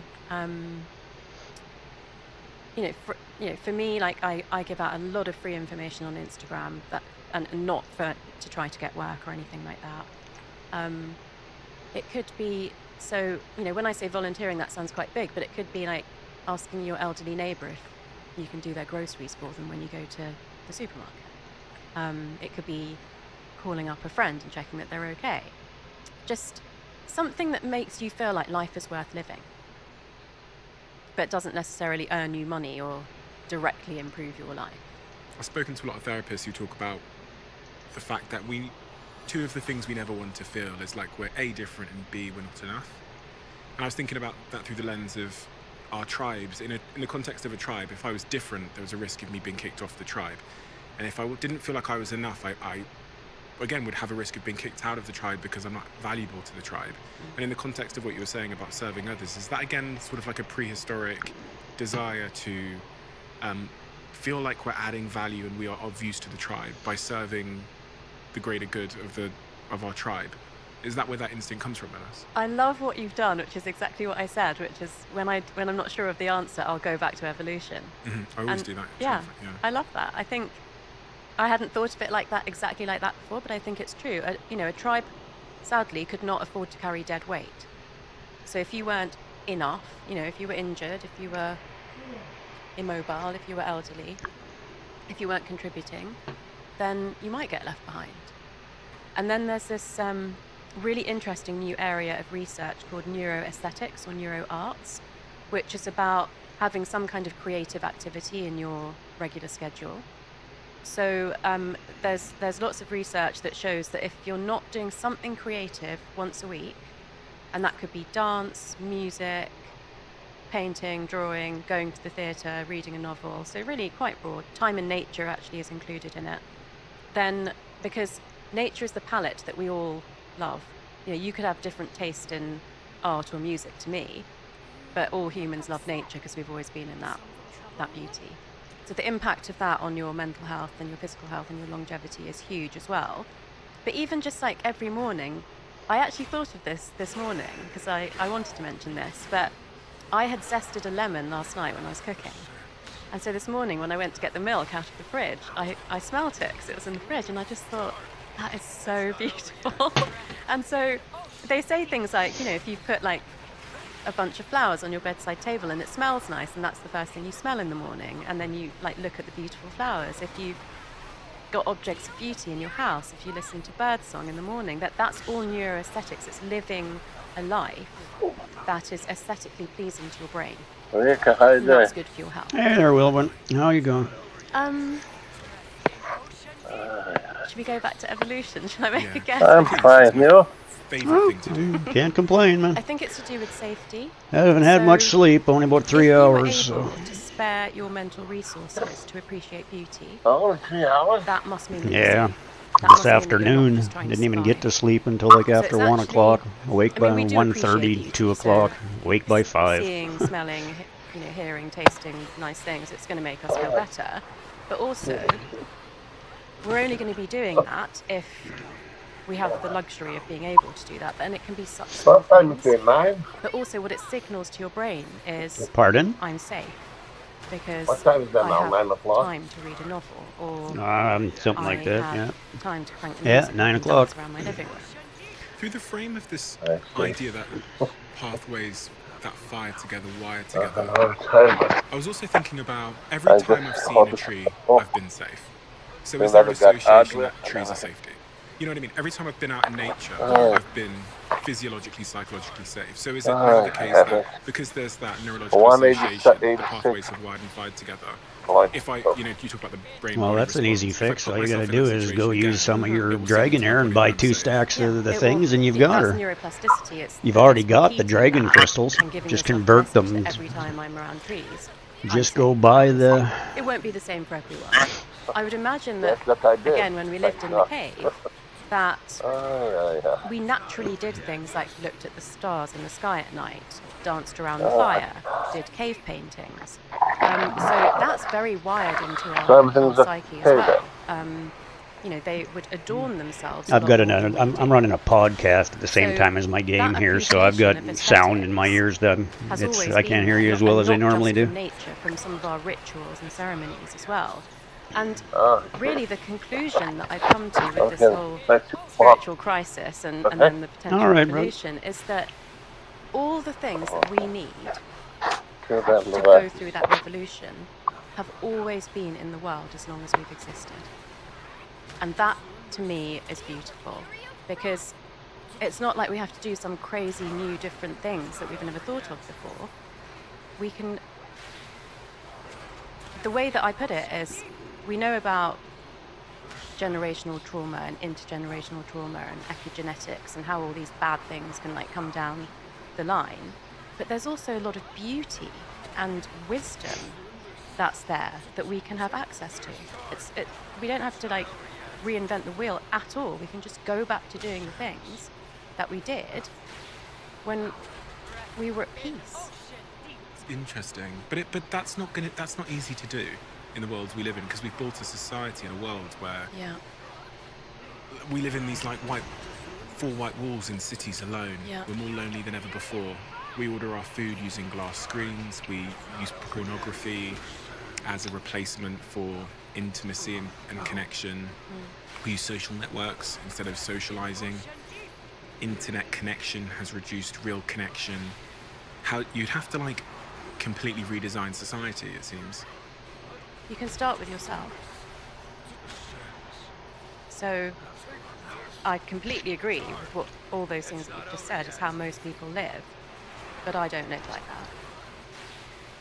How do you live, Doctor? I actively try to spend as much time in nature as I can, and I have a lot of plants and flowers in and around my house. I am very, very careful about who's in my tribe, so it's positive, meaningful, deep, spiritual relationships. I don't use pornography or dating apps. I'm just going through your list. Yeah, and I try. What do you think of pornography on the brain?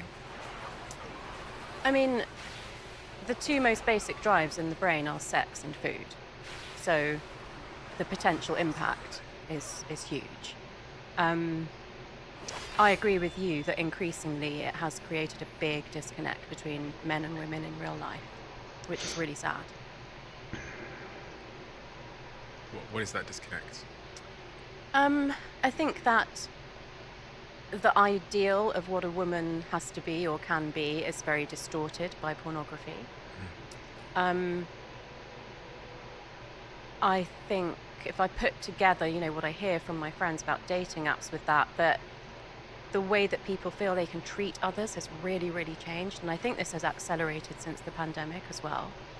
So there's a real lack of empathy for the consequences of your actions and comments on other people.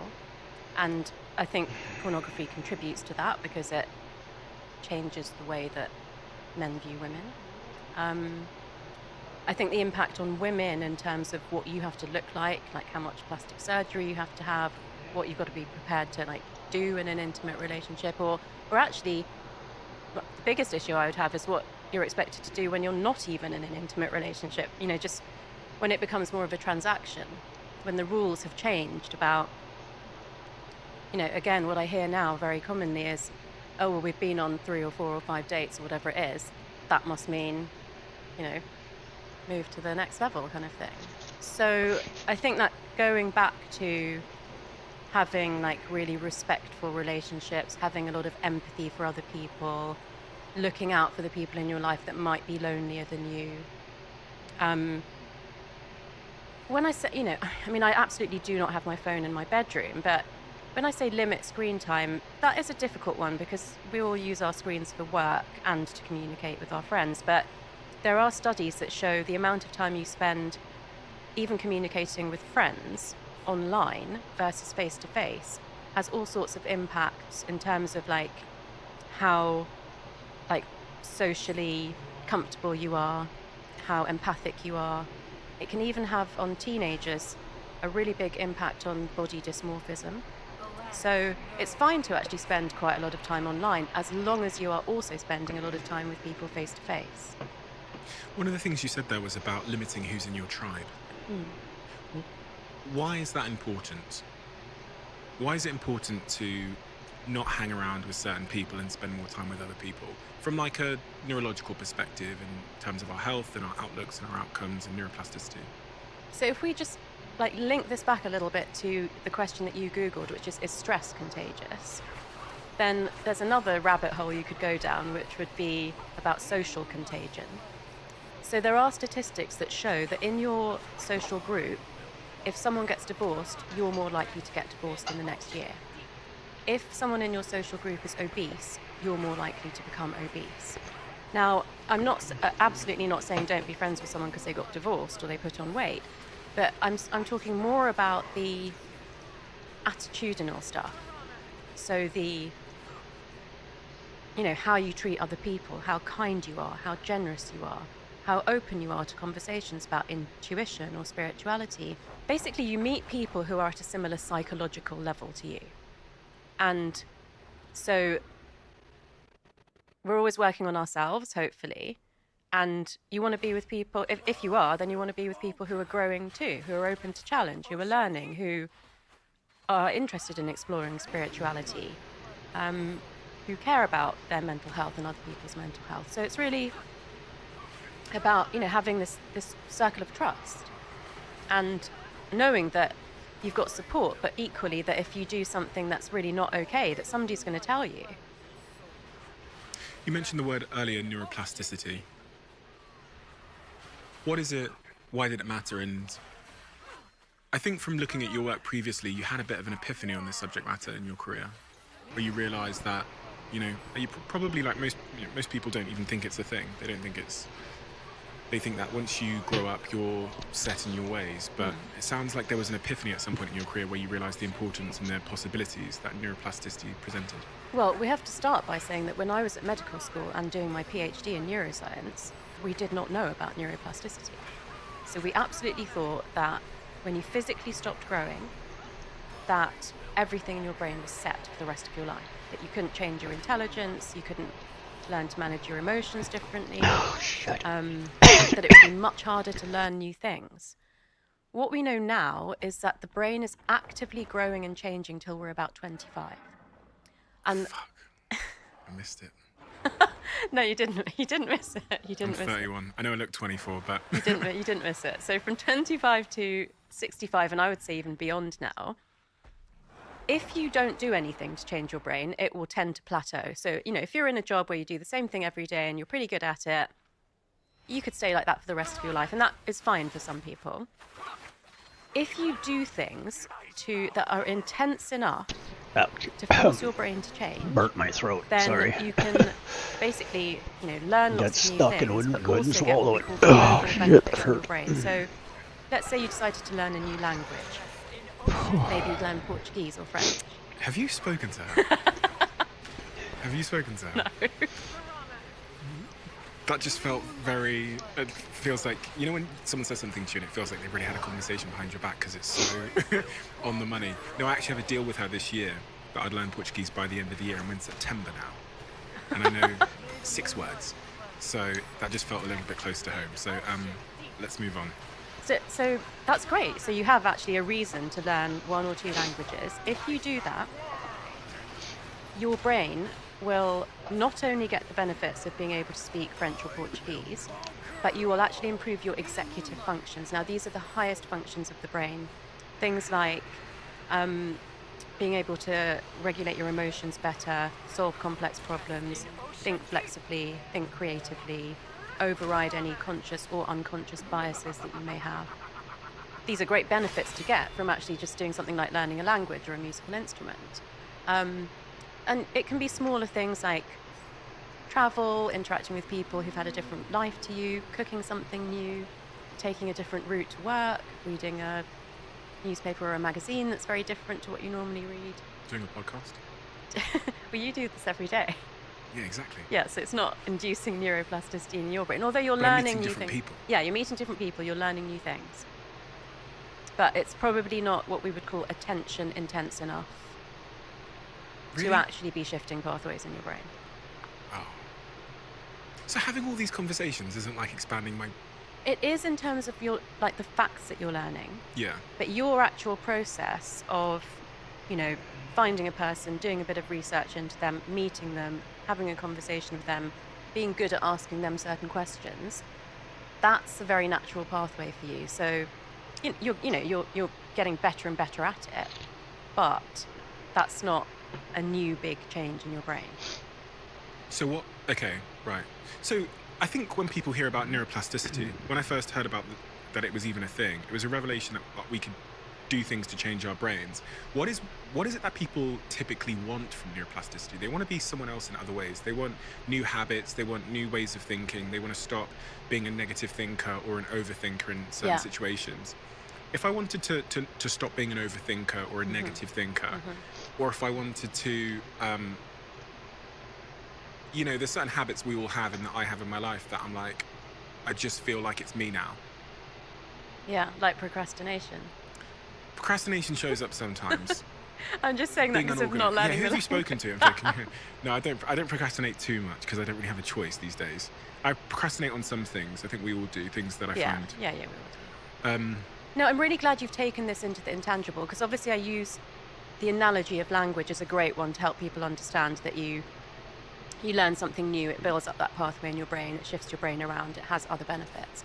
But what people are really looking for is changing habits and behaviours that are not serving them in life. Yeah. So whether it's... Lack of motivation. Yeah, lack of motivation, overthinker, negative thinker, lose your temper, sort of feel very stuck, people pleasing, like so many things. Mood reactions Yeah, and reactive yeah, things. yeah. So the process for that, which is underpinned by neuroplasticity, like the physiology of what happens in the brain, is raised awareness.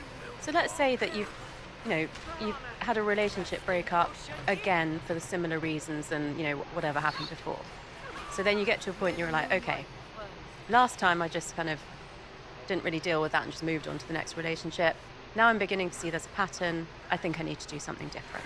Step 1 is spot the pattern. And step 1 is 50% of the battle. So, once you know okay, this is a thing that I think or I believe or I do that comes out with a result that I don't want. That is half the battle. So once you've done that, you don't try to change anything straight away. The next stage is called focused attention. So you look around in your life, at work, in your personal life, in sports, if you play sports, with different types of people and through your past. Where are the times I've done that? What triggers me into doing that, or what pushes me into doing that? Let me give you an example, so we can work through these steps with an example. Got a friend in my life that repeatedly dates people who are married or in a relationship. Oh. And it ends how you'd expect it to end, in her heartbreak. Yeah. But it's this spiral she's on. Yeah. So step one would be becoming aware of this pattern. You're dating people that are in this, for some reason you're... So in this case, that is obvious. If you're getting into relationships with people who are already attached, you're aware of that. What I would want to dig into with her is what it is that she believes about herself that makes her think that that's okay. And I'm imagining already that there must be a level of self-worth that has struggled, and maybe there's something in her childhood that's caused that. But you'd only do that if you didn't believe that you deserved someone of your own. So that's the kind of conversation I would have with someone like that. I would probably ask her, what goes through your mind when you decide to do that again? And she would say something that she's conscious of thinking. I would want to dig below that and ask what it is that she believes about herself that makes her think that. So that's quite an important part of the raised awareness, is getting below the thought into the belief.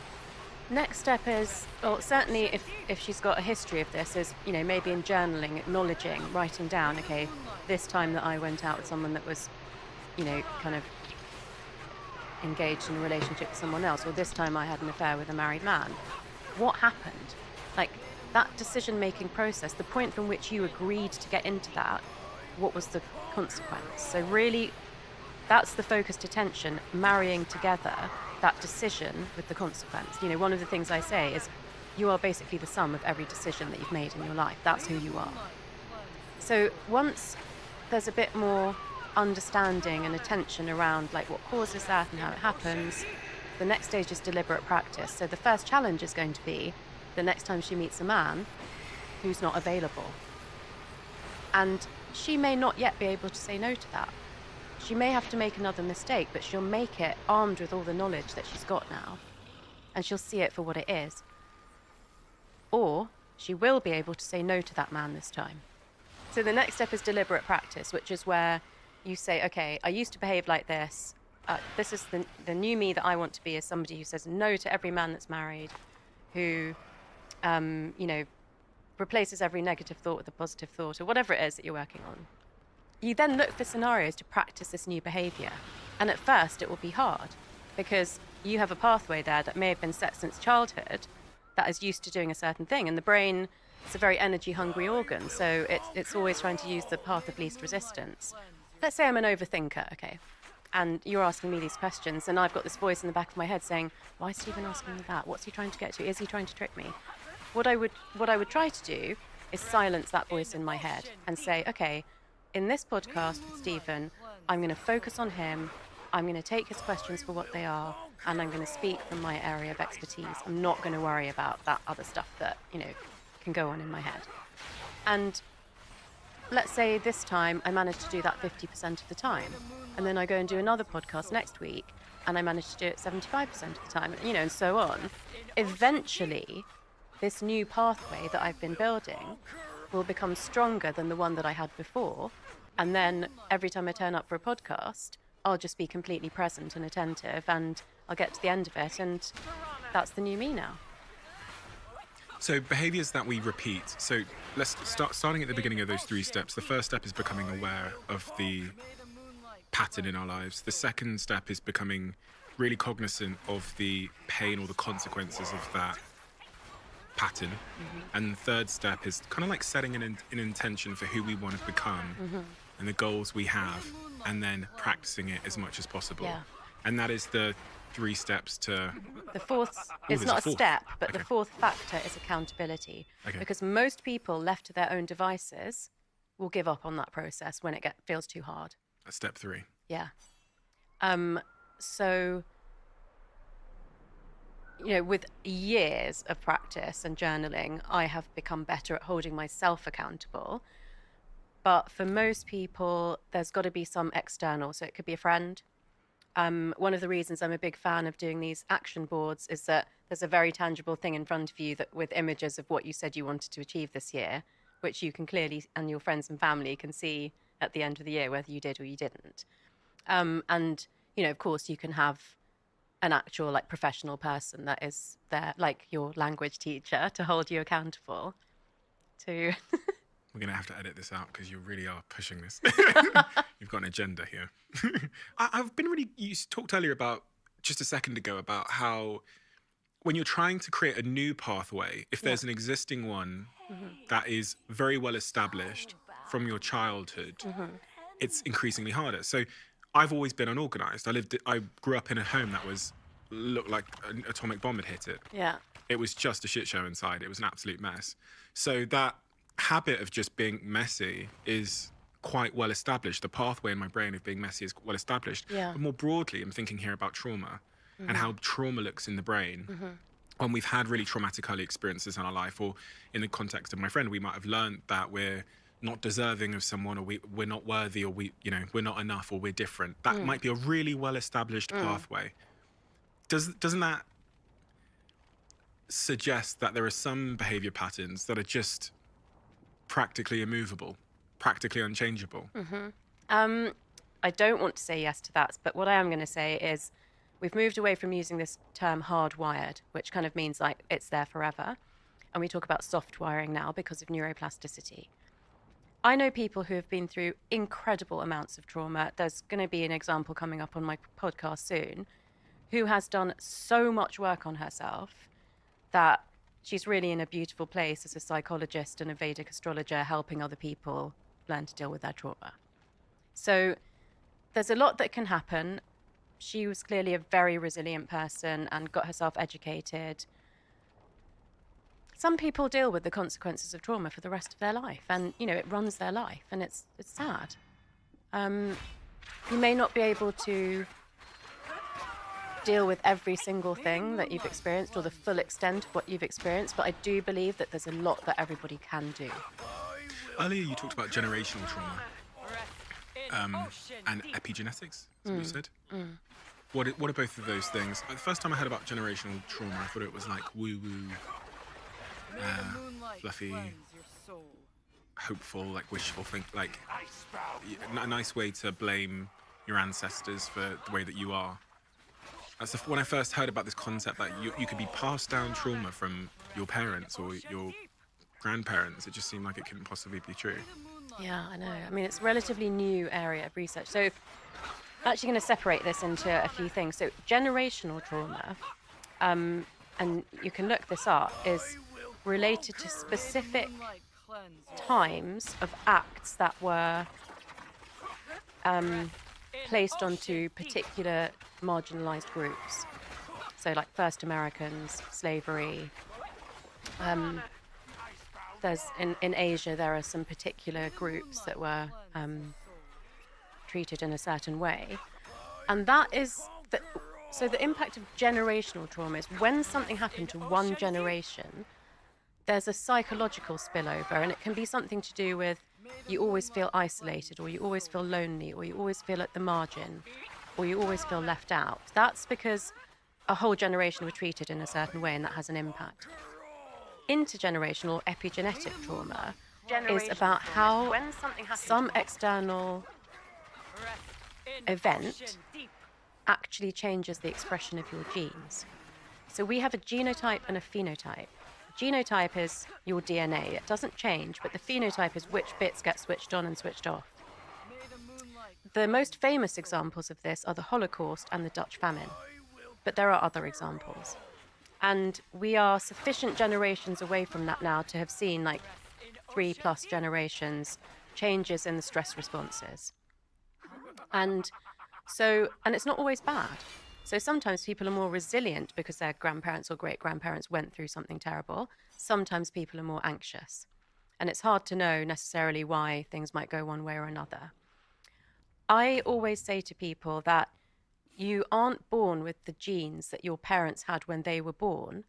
You're born with the expression of the genes that your parents had around the time of conception.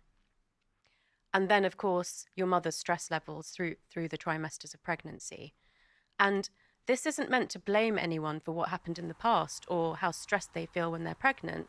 It's meant to raise awareness of the fact that if you have something in your family's history, or you did have a particularly stressful pregnancy, you can use neuroplasticity to improve the chances of your baby expressing genes that will be more helpful for them in life than if you didn't know about all of this stuff. So if you had a particularly stressful pregnancy, let's say, you're a woman who was really under stress when you were 8 months pregnant, how does that impact the baby? And what symptoms are you likely to see in that baby that it wouldn't have had otherwise? Okay, so I'm going to give you a really tangible answer before I take it back to the something we were talking about before. Imagine the mother's a heroin addict. Mm-hmm. That is affecting the baby, right? Yeah. And that's because they share the same blood supply. Yeah. So if the mother is stressed and she's got high levels of cortisol, then that cortisol is going through the placenta into the baby's blood supply. And basically, being stressed from in utero could switch on genes for not being resilient to stress or being more liable to anxiety or mood disorder. And it's already starting off, inflammation in this tiny baby that hasn't even been born yet. I know that sounds terrible, and I really don't want this to come across like all mums have to be completely zen and never get stressed, because that's just not reality. But, everything that you can do, of course, to manage your stress during pregnancy is helpful. But then completely understanding that if your child then starts to show any symptoms of anxiety or, inability to manage their emotions after an age where they should be kind of able to do that, you can introduce them to meditation. You can sit with them and talk to them about their emotions and how they're feeling. There are lots of really great books and videos that you can use to educate children about that kind of thing. I always say knowledge is power, and unfortunately, difficult things can happen to people in life. But every time something like that's happened to me, I've gone down a rabbit hole of, okay, what can I find that can help me to overcome this and be better? I was just thinking about, as you were talking about grief and the brain, the relationship between, what happens in the brain when we're experiencing grief and stuff. Think about grief and heartbreak as strong emotions.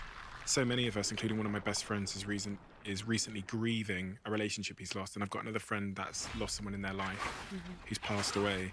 And it's such an all-consuming force that seems to be resistant to advice. I just wondered if through your work you'd learned anything about grief in the brain and heartbreak in the brain. Yeah, so I think there's so many versions of grief that we've seen, particularly in the last few years, which is loss of sense of self, loss of someone through a relationship breakdown, and loss of someone through actual death. And it's interesting to hear you say, as a caring onlooker, that it's something that's so overwhelming and resistant to advice.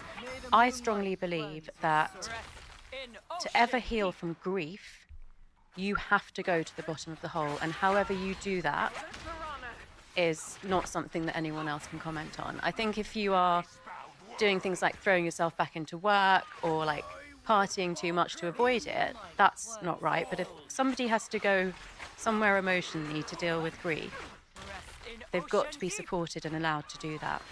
And then maybe at times gently nudged in terms of how are you doing? Is it are you feeling any sort of healing or resolution or understanding or acceptance?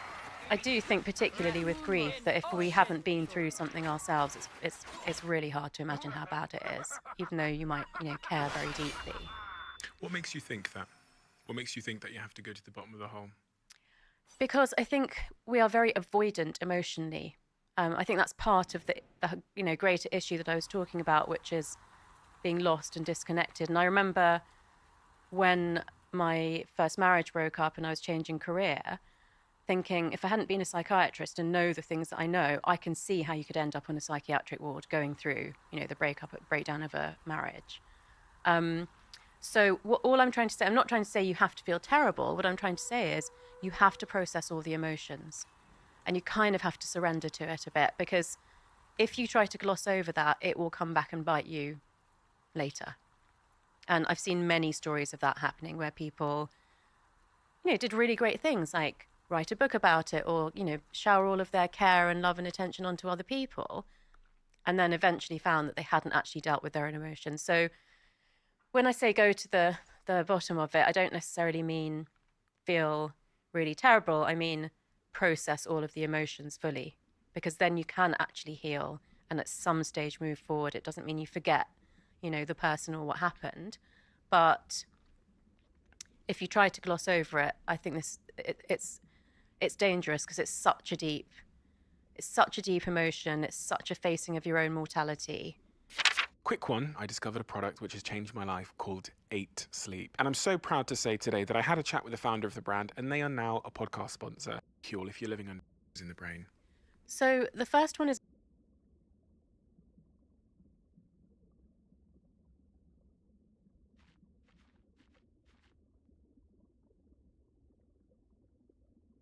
in the brain. So the first one is myelination, and anyone who does a lot of sport, who repeats a certain, weight training, will understand that. In the brain.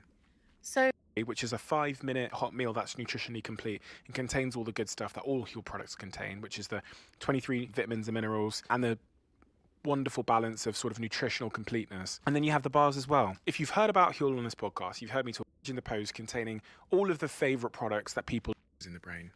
So the first one is myelination, and anyone who does a lot of sport, who repeats a certain, weight training, will understand that that's what's happening in their muscles.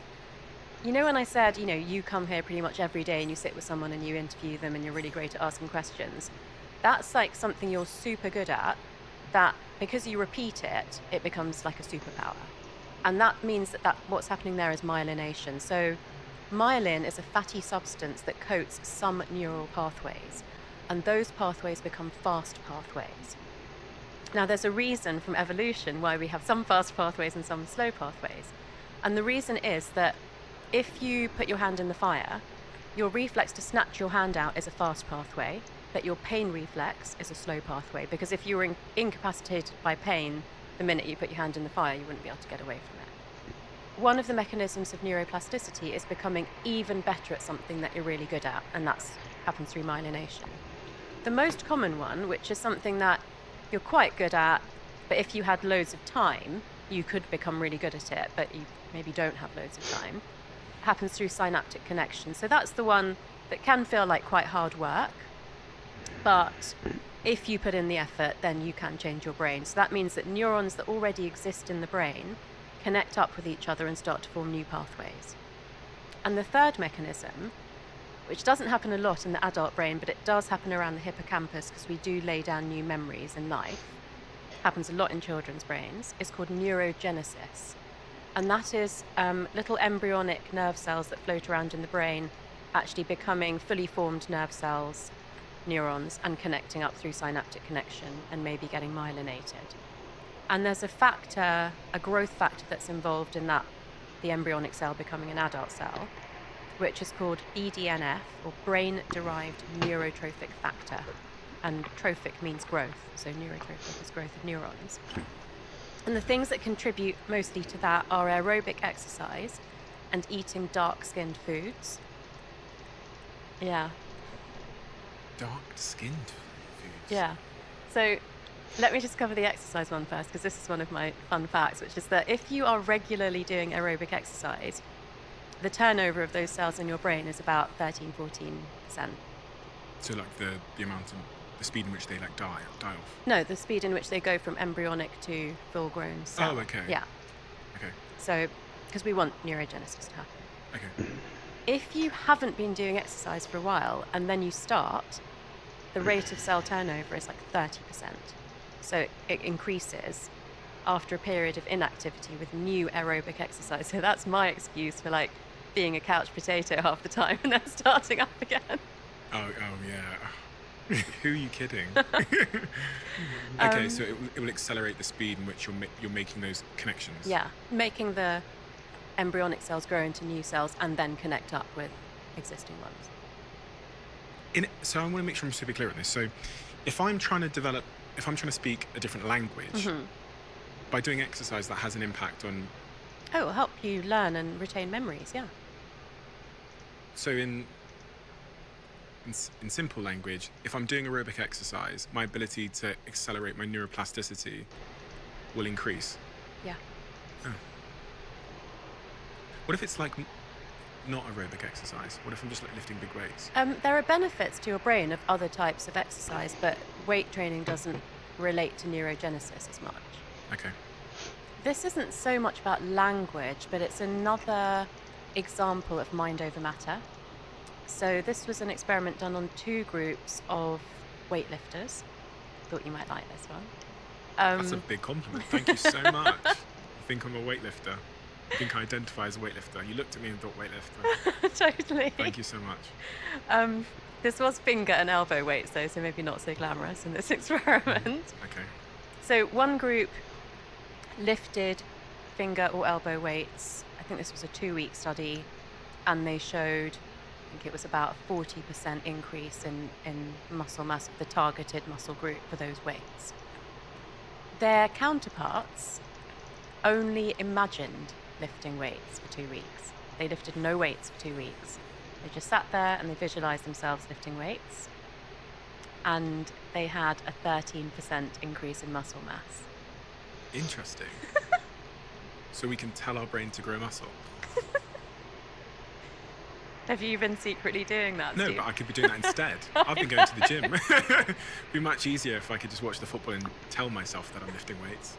Well, I don't think you can watch the football. I think the whole visualization and intention and attention stuff was an important part of it. I mean, that speaks to the power of our thoughts again, doesn't it? Really, if our thoughts can tell our brain to grow muscles, is that? It's in the book. But is that widely accepted as the truth? I'm surprised there's not personal trainers that just sit you down in an empty room and just go, right. Well, think about the number of athletes that use visualization as part of their training. Of course, they do the exercise and the practice and everything, but that's hugely used in sports. It's obviously not a case that I would just then go home and start imagining working out, but it does again remind me of the importance of just thinking about positive things that are in line with my goals. Yeah. I mean, what's the harm in imagining yourself more muscular or more youthful alongside eating the dark foods and getting enough sleep? It's part of the package. Do you want to know what you should eat so that you can... Please, what is this dark-skinned foods? So basically, at the basic level, we want people to have a healthy, balanced diet, mostly plant-based. But where you can choose a darker version of a food, the pigment in the skin of that food has higher levels of antioxidants called anthocyanins, and they also contribute to neurogenesis. So it's basically like eating black beans instead of white beans, or eating blueberries instead of strawberries, dark chocolate instead of milk chocolate, purple sprouting broccoli instead of green broccoli. And good quality coffee counts as well. Yeah, so I try to vary what I eat, but also always choose the darker option if I can. Okay, so is there anything else that one needs to know about the process of neuroplasticity? So from what I've ascertained so far, it's about understanding the patterns we have in our brain, understanding the consequences of them. Repetition is key to establishing new pathways. Is there anything else that I need to be really aware of? Because I do want to grow my brain and change my brain. Yeah. So the accountability piece, which we've discussed, yeah. But also creating the conditions in your body for your brain to be able to do all of that stuff. And so, this is a bit of repetition, but sleeping roughly 8 hours a night, having regular sleep and wake times seems to have an additional benefit. We don't know why. So within an hour, so go to sleep between 10 and 11, wake up whenever. Not being sedentary, so being physically active doesn't necessarily mean you have to pound it at the gym. To be honest, in terms of neuroplasticity, you don't want to do too much high-intensity exercise because it spikes your cortisol levels. So it's better to do kind of quite gentle exercise. Eating 30 different plant products a week and varying the color as much as possible. Managing your stress, whether it's through meditation or just like removing the causes of stress. If you're doing, and being hydrated, if you are doing all of those things and you want to play at level 2 of the game, you could start doing time-restricted eating. So I only eat between 12 noon and 8 p.m. But you could do 8 a.m. to 8 p.m. So that kind of fasting is very beneficial for your brain as well, but only if you've got the foundations right. It's not going to help you if you don't. What does it do for the brain, fasting? Intermittent fasting? Well, it helps to regulate your blood sugar levels. So, spiking blood sugar levels aren't good for your body or your brain. And fasting and calorie restriction, they do have like brain health and longevity benefits, but that, only if your foundations are right. Somebody who's stressed or eats badly or doesn't sleep enough will not benefit from time-restricted eating or intermittent fasting, because it is a form of stress on your body, but it's a form of stress that your body can take and use to build resilience if the baseline level of stuff is good. And for neuroplasticity to happen, we need to be taking on big cognitive challenges, challenges that kind of break existing pathways. Yeah. So I want to learn to DJ. I've been learning for about 12 months now. That feels like a big cognitive challenge for me. Yeah, that's great. That's the type of thing that would establish a new pathway in my brain. Absolutely. Someone's just looking to build their self-esteem and their confidence. What does the brain tell us about the process of doing that? Does it go back again to what we said about awareness, about understanding the feelings and the consequences, and about setting goals and repetition and accountability? It will get to that, but there's actually a little bit of a jump start to that, which is really helpful, particularly in terms of confidence and self-esteem, which is that usually there's a particular recurring negative thought that's associated with feelings of lack of confidence. So if you can identify what that is and create a positive affirmation that's like the opposite of it or something that counteracts it, then that can be a great way to get started. My phrase would have been, it has to be perfect and it's not going to be perfect. I wouldn't have been able to say this last year, but now I would probably be able to say, it is going to be better than perfect. It is going to be amazing. Like, I know it. But to get myself there, I could have said, it doesn't have to be perfect, but it's going to be great. Or I could have said, maybe it will be perfect. Sometimes a question I ask myself is, what's the best possible outcome that could happen here? So it's changing your language in your mind about the things that you think. So that's basically metacognition, which is that you can understand your own thinking, and then reversing that narrative quite strongly, even if it doesn't feel like it's totally true, and just repeating that so much that you start to wear down that other pathway. Does language really matter? The language we say to ourselves and say to others? Yeah, it really matters. Yeah, how we speak about ourselves. How do we know that matters? I mean, it's neuroplasticity. If you're repeating something in your mind or out loud, then if that's being repeated more than another statement, it's the one that your brain's going to believe. So we can trick our brains effectively by saying something else to ourselves repeatedly. Because there's this whole movement in the personal development community which says you just kind of look in the mirror and you say to yourself, like, I'm beautiful, I'm attractive, everyone's going to love me, I'm going to be rich. And I've found it hard to get on board with that train. Yeah. That one... Because I know I'm bullshitting myself. In my subconscious or whatever, I just know if I said those things, I'm not saying about myself, but saying those very, very far away things, I just think my brain is smart enough to know that I'm bullshitting myself. Yeah, I think there's an element of reality to it. So there's a few things there, which is those particular things that you said are very shallow. They are not really the things that people should need to be saying to themselves. What I find, and I picked this up from the podcast with Lewis, is he said that sometimes he would just say to himself, I'm safe, I'm okay.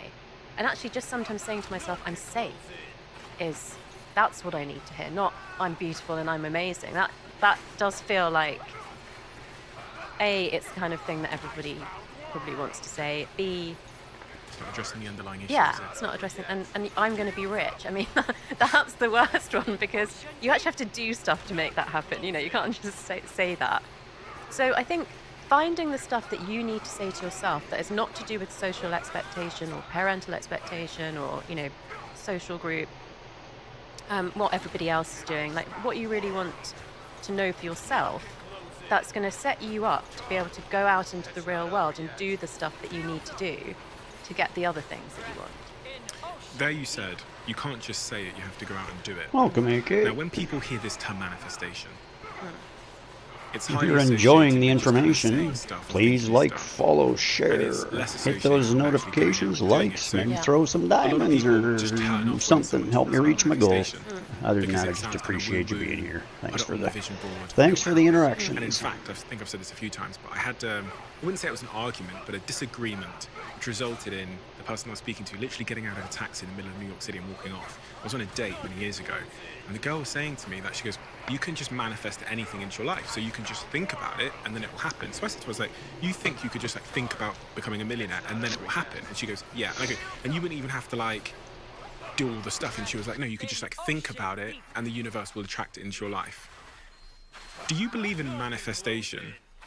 And if so, what form of manifestation? And how is that supported with neuroscience? So I believe in manifestation based on your brain. So your thoughts, your beliefs, your actions. So where I've called my book The Source, I have said your brain is the source of you being able to attract everything that you want into your life. So I sat down one summer and I researched the laws of attraction and just looked at whether I could explain them through cognitive science, which is psychology and neuroscience, and I could. So I was kind of like, oh, I'm onto something here. And the first stage for me was understanding that it is absolutely to do with the way that you think, but then it's not magically like attracting something in the atmosphere. It's to do with the changes that you make based on your thought process. I do believe in vision boards, but I call them action boards because I see them as a representation of what I want, but I still have to go out there and make those things happen. I think it's also much more empowering to believe that it's your brain that's making that stuff happen and not some external force that you're not really sure what it is. So how would I manifest something into my life? Say I want to manifest a great relationship. I'm in a great relationship. Let's say I was single and I wanted to manifest the perfect partner. How would I manifest the perfect partner into my life? Using the brain as the source. Yeah, so with that one, I think the preferred method is to create a list of the attributes that you want in that person. But you then have to make sure that you are everything that is on that list. Ooh. So if I want a blonde, I've got to dye my hair. No, I'm joking. I'm joking. Okay, I get what you mean. So you're talking about fundamental qualities and values. Yeah. And then making sure that you represent those qualities and values. I've never heard anyone say that, but that is so important because I know so many people who would write a list that they couldn't meet themselves in terms of fundamental values. They'd probably want their partner to be disciplined, to care about their health, to be honest. And if they ask themselves, are they those things, they'd probably fail at that. To be fair, my partner is so much better than me in so many ways, nearly every way. I'd probably fail at that list too. Why is that important? I think that you hear a lot of people saying, this is what I really want in someone. But you never really hear people saying, I've really worked on myself and this is what I believe I have to offer. And so psychologically, you meet people at the level of psychological evolution that you're at, but equally on the sort of flip side of the coin, you meet people at the level of psychological wound that you have. So to be in a balanced relationship with someone that's really great, you've got to be bringing something to the party. I mean, no one's going to go out with you if they're really amazing and you're a drag. But drags want amazing people. And this is the problem, right? It's true, right? I guess so. Were you scared to say it? Like, when I was at optimal drag in my life, when I was the most a drag in my life, I attracted drag people. But I wanted amazing people and I could never get them. Yeah, but I feel like with you, that was part of your journey of knowing that you could become an amazing person. I believed I could. Yeah, exactly. So you got an amazing person once you did the work that took you out of Dragsville. Amen.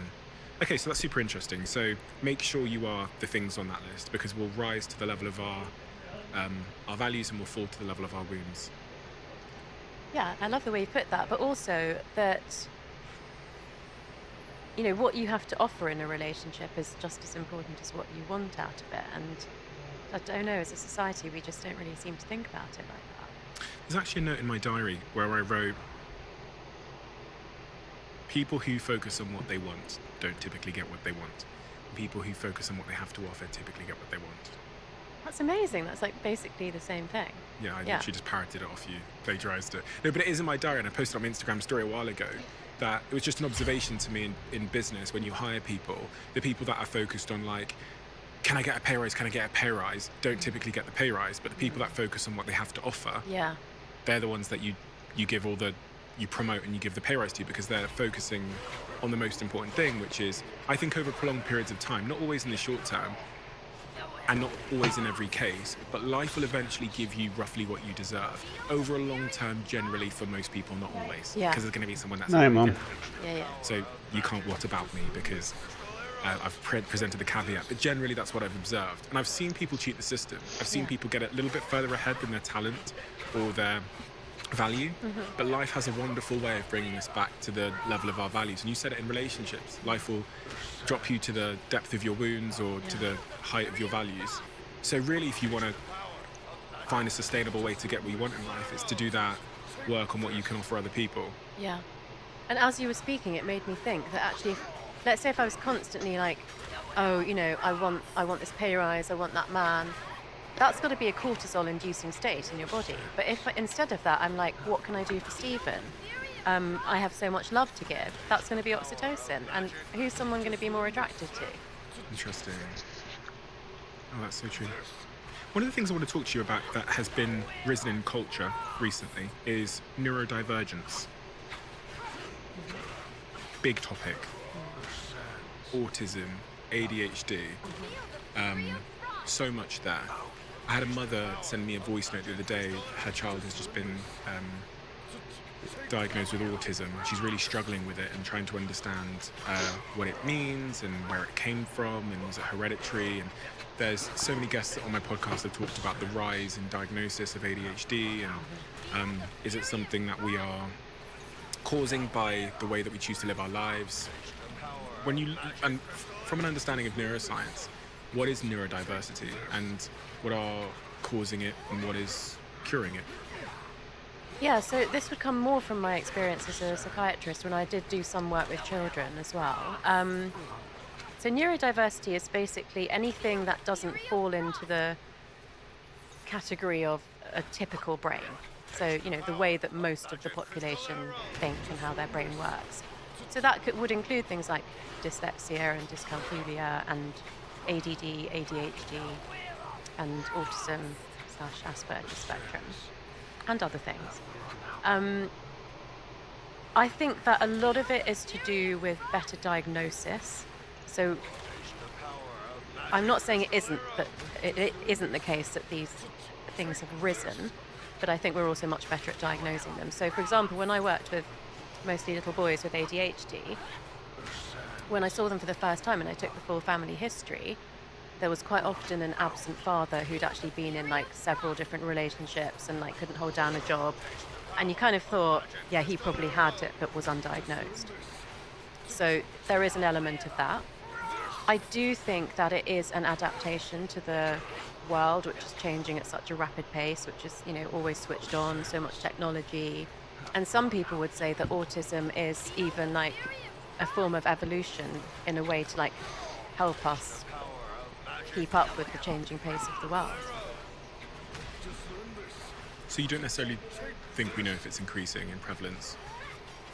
I think it is, but it's partly naturally increasing and partly because we're better at diagnosing it. I do wonder as well sometimes things like dyslexia, whether humans have always had an element of dyslexia, but it's more obvious and more of a challenge in the world we live in. Think about the schooling system and writing and education. These are fairly new constructs. Yeah, exactly. And so this isn't to do with neurodivergence, but to do with things like gender identity and sexual orientation, what I found in my research with the indigenous wisdom is that those things were understood long ago. There was a place for people and an understanding of, you know, their role in society, and sometimes even an elevated role. So it's really interesting that we're grappling with things now, like, you know, what gender does your child want to be, and what life, you know, is your child going to have if they're gay or whatever. And like, apparently these ancient cultures were dealing with this like all the time, no problem. Your second series of your podcast is going to focus on some of this work that you learned. Yeah. What are some of the interesting things that, if you could only tell me a few that you think would have the most significant impact on my life, and you can't mention learning Portuguese, what would you tell me about? So one theme that's come through quite strongly is related to creativity, which was kind of mentioned, but that doing things like humming and chanting are actually like really beneficial. And they've obviously been around forever, and we don't really know why people did them in the first place. But in terms of expressing creativity and like calming down the nervous system, that's one thing that seems to have come through from kind of like Ayurveda, but also from the first Americans as well. James Nestor said that to me. Did he? That humming was good for your health and immune system, I think he said. Yeah. Like through your nose. Like, There's different types. You can do even just like Go on. I can see you. I was going to say. You were avoiding it. That'll be in the trailer. But also humming like at the back of your throat, humming like between your lips. So like, it's such basic stuff. I mean, you can do that on the tube. You know, you can do it. That was going in the trailer. No, it's not. Why would that help? Why would that help us?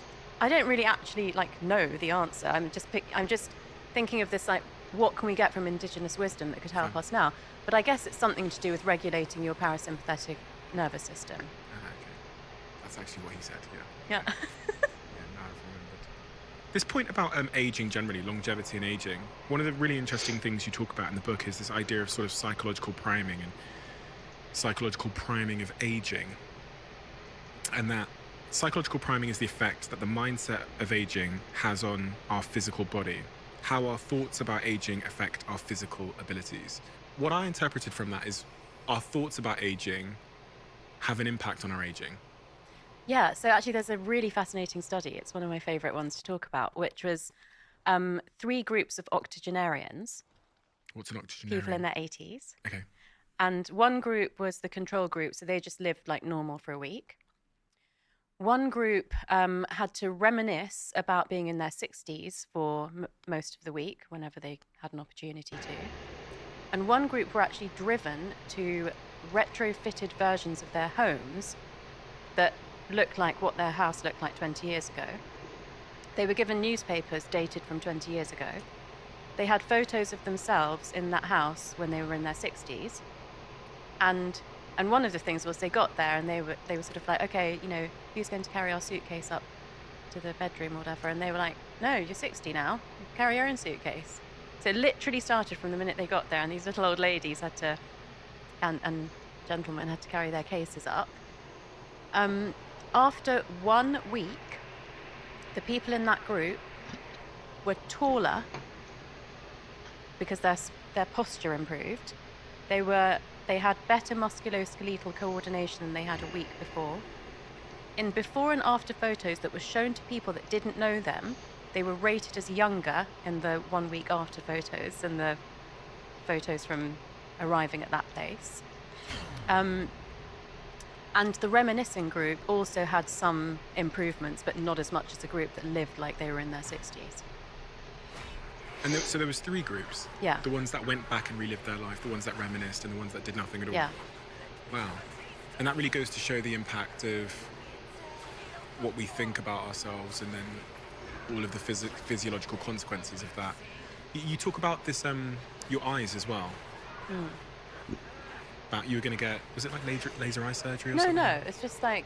People told you needed glasses. Well, my optician told me. So he's of Indian origin, the same age as me, and he said, oh, I think, you're probably going to need reading glasses next year. And I was like, no, I do not want reading glasses. That makes you look really old. And he was like, yeah, I know we both look younger than we are, but, your eyes are going to age just like anybody else's. And I was like, no, they are not. So I left, came back a year later. He said, oh, how's it going with the reading? I said, it's fine. And he sort of went, okay, Tara.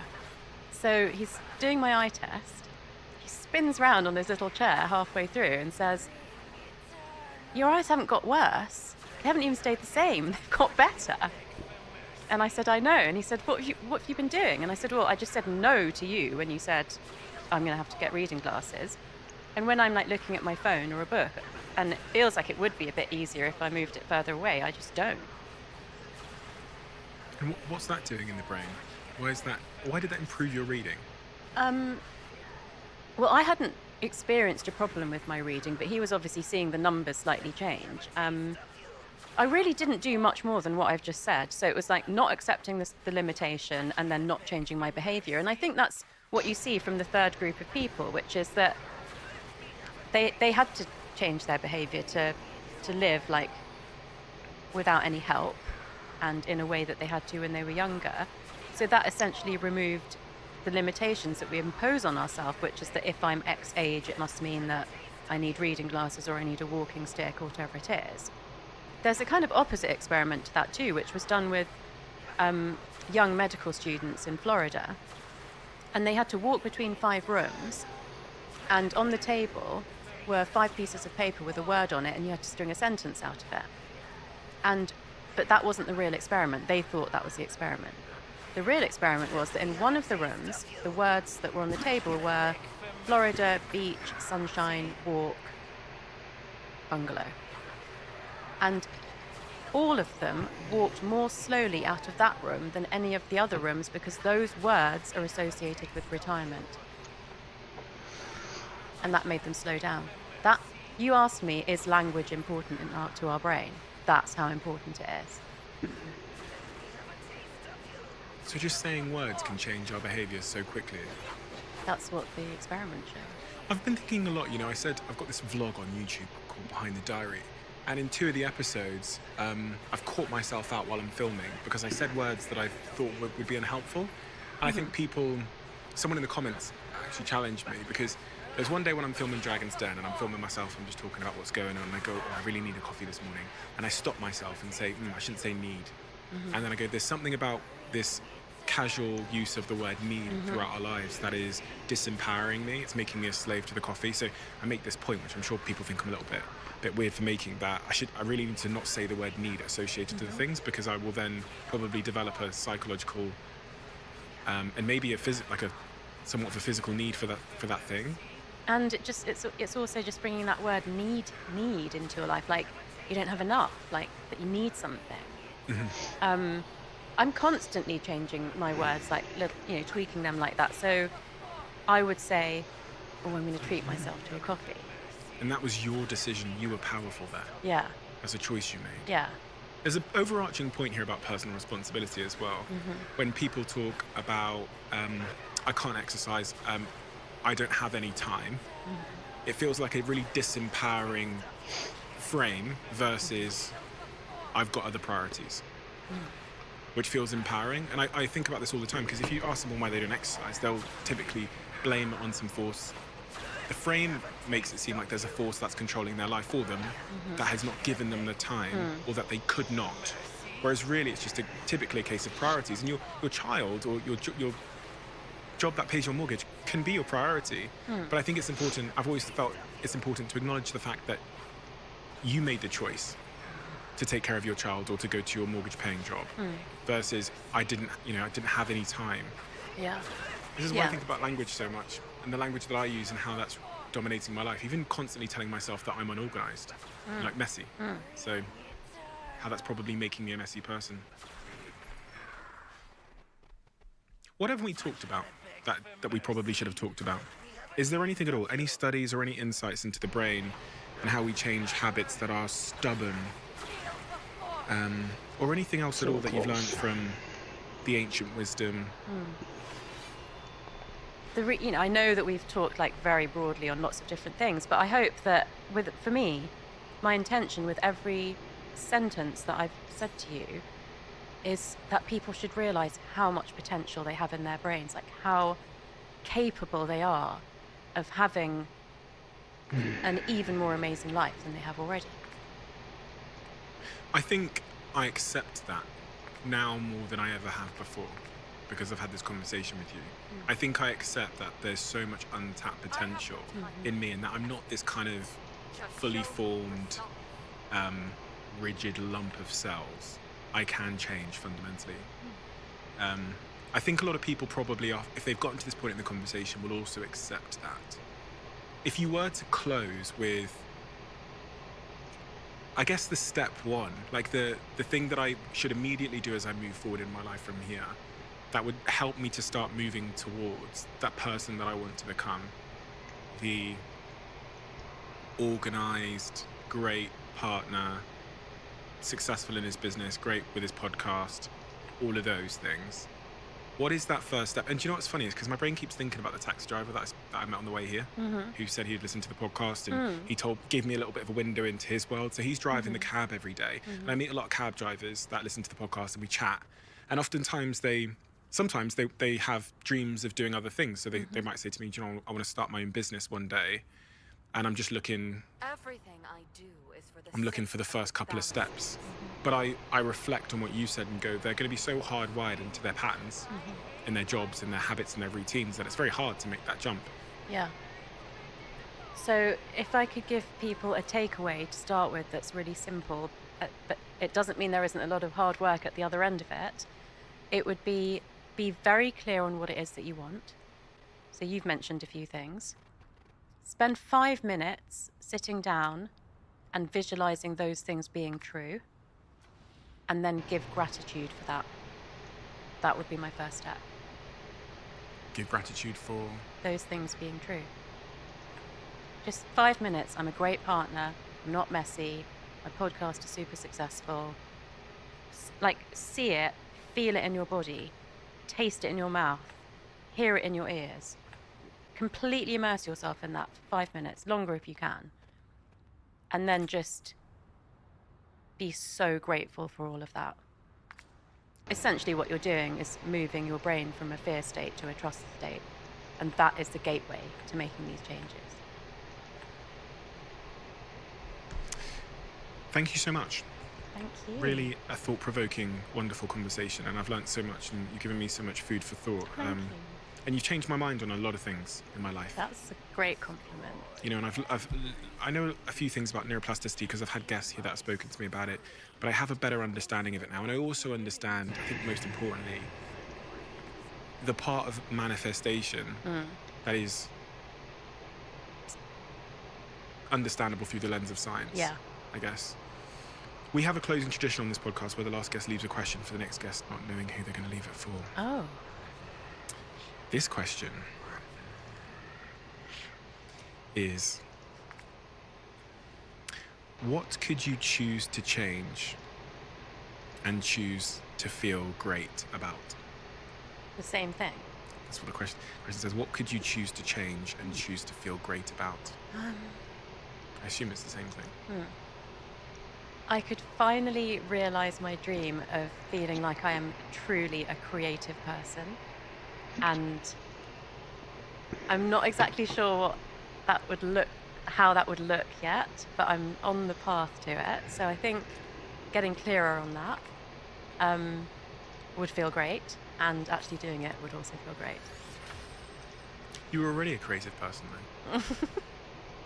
Thank you so much for saying that. I feel like I have one more step to go before I really feel that I've done that, because that was such a deep-seated thing for me. I mean, there's a bit more of a backstory to it, which I didn't give you, but my English teacher said to me, you are so good at drama, you should read English at Oxford and go to RADA. And I came home and told my parents, and they literally said, my dad said, over my dead body. You'll go to medical school, and then after that you can do whatever you want. And so I think there is that frustration in there that's been in there for a long time. Like, these days you can't imagine anything better than your kid coming home and one of the teachers having picked them out as exceptional. But of course, at that time, there were no brown people on TV. So it was seen as an even bigger risk than it would be now. And I have to say, every time I see someone that looks like me who's like made it as an actress, it makes me so happy. So Why did your father say that? I think that Indian parents, they think that stability is the key to happiness for their children. So having a stable career, having a regular salary. I don't really come from a family of entrepreneurs, which is why it was so crazy when I gave up my job and started up a business. No one could understand it. And I was afraid of not having a regular paycheck. And then at some point I realized I could earn 0 in any one month, but I could also, there's no limit to what I could earn. And I think this realization came when in 1 month I invoiced what I was earning in a year as a doctor. Didn't they think you were your grandmother reincarnated? And she grew up in a village in India and didn't have access to education, and that was a big regret of hers. So I was given, the best education that money could buy. Got an MD and a PhD. It's like overcompensation, and it wasn't really necessarily what I ever wanted. Thank you so much. Giving me so much to think about. What a wonderful conversation. What a wonderful ray of sunshine and light you are in the world. And I'm so excited to see your career continue to evolve and touch and help so many people. All of your work is incredible. You've got your podcast coming up as well, which I think everyone's going to be super excited to hear about, because if it's anything like this conversation, it's going to be of tremendous value. When is that going to be out? It's launching on October 4th, but season 1 is already available to listen to if people haven't listened to it already. Reinvent Yourself with Dr. Tara, which is the second season. Which is, in that second season, you're aiming to do a lot of the ancient wisdom and stuff. So exciting. Really, really excited to hear that. So October 4th, we'll look out for that. Thank you so much for your time. Thank you. Dr. Tara Swart. There's actually the word art in your name. Oh, that's so Isn't there? cute. But there is. Have you ever noticed that? No. Okay. Well, I'm excited for our next conversation and to hear about how you've pursued that creativity, because it's certainly within you. And it's such a wonderful honour to have met you today and to learn from you. Thank you.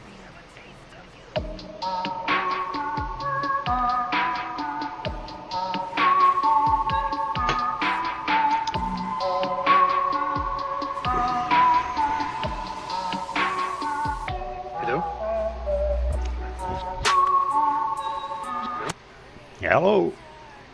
Hey, there you are. No, hey, Soapy. How are you tonight? Not too bad. Didn't even know you were there, man. Just finished the first 2-hour interview with Dr. Tara Swart live on the stream there, so.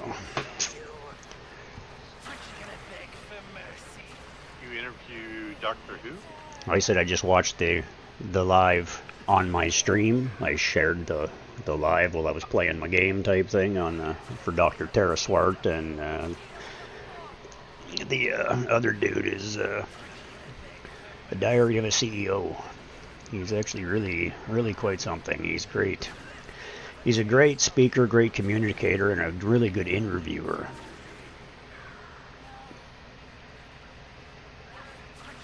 Uh-huh. Well, I had a officers meeting this evening, and then went to go buy some frozen peas, and then went home, and then was like, okay, I need to do a little research and just say hi. So I came back over to the parking lot. Uh-huh. Keeping it real, man. Well, at least the heat wave broke here, so we finally have a little bit of cool temperatures and a few sprinkles of rain today, but that's about it. And then it's supposed to go right back up anyway, but it is what it is. Well, I got all ready to get up in the attic, and again, just kind of fell asleep on the couch and woke up late in the afternoon, and it was, I thought I had time to go run some errands, and got a notification that I thought the officers meeting had gotten moved up, because it was like, so-and-so has joined the meeting. And I was like, well, crap, it's just a little after 6. I thought it was supposed to be at 7. And Tara, it was. SWAT. She's a neuroscientist, After medical 7. doctor. But I still haven't done anything productive on the house yet. Mm-hmm. Drives me nuts. I hear that, good sir. Because I can visualize things and go, okay, I think in 30 minutes I can get the easy half and the majority done pretty quickly. I don't want to be trying to fish a fish line and that endoscope in the darkness. I want to wait until at least it's light out, so there's light that kind of flows in. Because I want to turn the power off while I'm, sticking wire in the electrical box. Imagine that. Yeah, I hear that.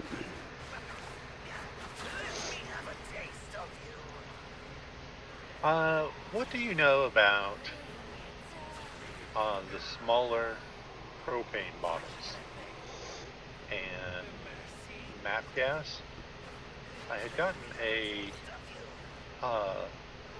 real nice torch. I had paid about a third of what the package price is, because it had the MAP gas out of the package. Okay. But I see that there are two different propane bottle styles. One's the typical green bottle, which is like what Coleman uses, and yeah, it's a alternative to acetylene. But early in 2008, its production was discontinued at the only remaining facility. It's no longer available. What? MAP gas. Oh. You look it up on Google, and it says it's no longer used much in any large-scale industry. For larger-scale users, acetylene and oxygen is more economic than MAP oxygen when high flame temperatures are needed, and propane air is more economic when big overall heating is needed. It says it is no longer used much in any large-scale industry. For larger-scale acetylenes, it just says why was MAP gas discontinued. Oh, okay. So just wasn't huge demand for it, I guess. So. One of the bottles talks about it's illegal to refill, except Walmart sells a refill, and that's on the Coleman camp stove style green canisters. Yeah, but you're not refilling the container, you're just replacing it. You unscrew it, you put a new one on the stove. You throw the other one out. Like the other one gets recycled type thing. You can't refill those little containers. You just go buy packages of them. They got 3 and 6 packs at Canadian Tire and these places like that have camping supplies. They're just little green bottles, man. I've used them for decades. Like they just screw in and they're just universal type thing, but they last about a day and a half. Where you can refill it off of the bigger, I guess it's a 20-pound bottle that people throw underneath a outdoor grill. Okay, well, they're obviously providing the equipment to do the refill with the bottle. Like you're purchasing it. It must come with everything you need to do it safely. The warning on the bottle is to prevent people from just trying to go, oh, look, I'm going to refill this manually, stick a pin in the damn thing and try to fill it and blow themselves up. I don't know. That's my only theory, buddy. I don't know. Okay. Well, that was kind of my question. Was they talk about The power of manifestation? It's That's so unsafe for true, what you've said, and you refilling. put it. But it didn't. Dr. It said Charles? it, let me see. It said it on the narrow bottle, which is kind of designed more for the torches, but the green bottles, which has the same threads, Mm-hmm. and it's still in stock here, it doesn't have. Sweet. the little- Okay. So, and it looks like they're about the same price. The thin bottle is like 14 ounces versus the stocky green one, which is 16 ounces. And there's about a $1.20 difference in price, I guess. Mm-hmm. I see, senor. And I used to have the camping hose, so that you could basically hook up the 20-pound bottle to like a camp stove, or if you wanted to use the camping lantern without a bottle, you could hook a hose up to it instead, and that way you could hang it maybe a little higher up on something. Well, when I had an RV, I just had a connection. I just had a propane, a small portable propane barbecue and whatever, and all I did was use the 2 tanks off the front of the trailer with a splitter. So I just connected right to the 80 pounds that was sitting on the front of my trailer, 40 pounds. I guess they were 20-pound tanks each. Or no, actually I had 30-pound tanks, so it was about 60 pounds that I took. But yeah, I just used a splitter and used regular propane. Because a Coleman stove these days, those little things are kerosene, right? They're not actually propane; they're kerosene. No. They're their entry line, their budget line uses the little Coleman propane bottles. Okay, yeah. Well, then that's perfect. That's literally. That's what I used to do. I just had a little connector that connected it right to the same interface. Yes. And because that's what I had done. The more expensive one, that one is like I think they call it a dual fuel, and it does take the kerosene. I've never looked to where I could buy kerosene. Mm-hmm. I may not be in an area that it's that readily available. I may have to go to one of those farming stores. Mm-hmm. But yeah, well, kerosene is definitely still out there. One of the things that I want to try to do is make sure I'm set up that if we lose power again, that I can still cook food. Yeah, well, that's a plan. and the U.S. government is trying to get rid of gas stoves, which I think is wrong. I begged and pleaded my grandmother not to get rid of the floor furnace in the house. And the what? Floor furnace. Oh, I thought you said ore furnace. I was like, oh, wow, it burns raw ore? Okay, it's like you're throwing coal blocks in there, man. That's old. Holy crap. No, this is a gas furnace that's built in the floor, and it doesn't require electricity. It had a mercury switch. Oh, wow. And so you could just you turn that thing on, and somehow it would light itself and provide heat. Mm-hmm. I've had people pull out the gas heater in the bathroom, and I was like, no, if I ever get gas, that'd be nice. It'd be nice to still have in there. Yeah, I hear that. I think the tree. I think a tree might have weaken my water and early Wow. weaken. Oh yes, they do. Roots do tend to grow through lines, especially really old houses lines. So I think Tree roots are powerful shit, man.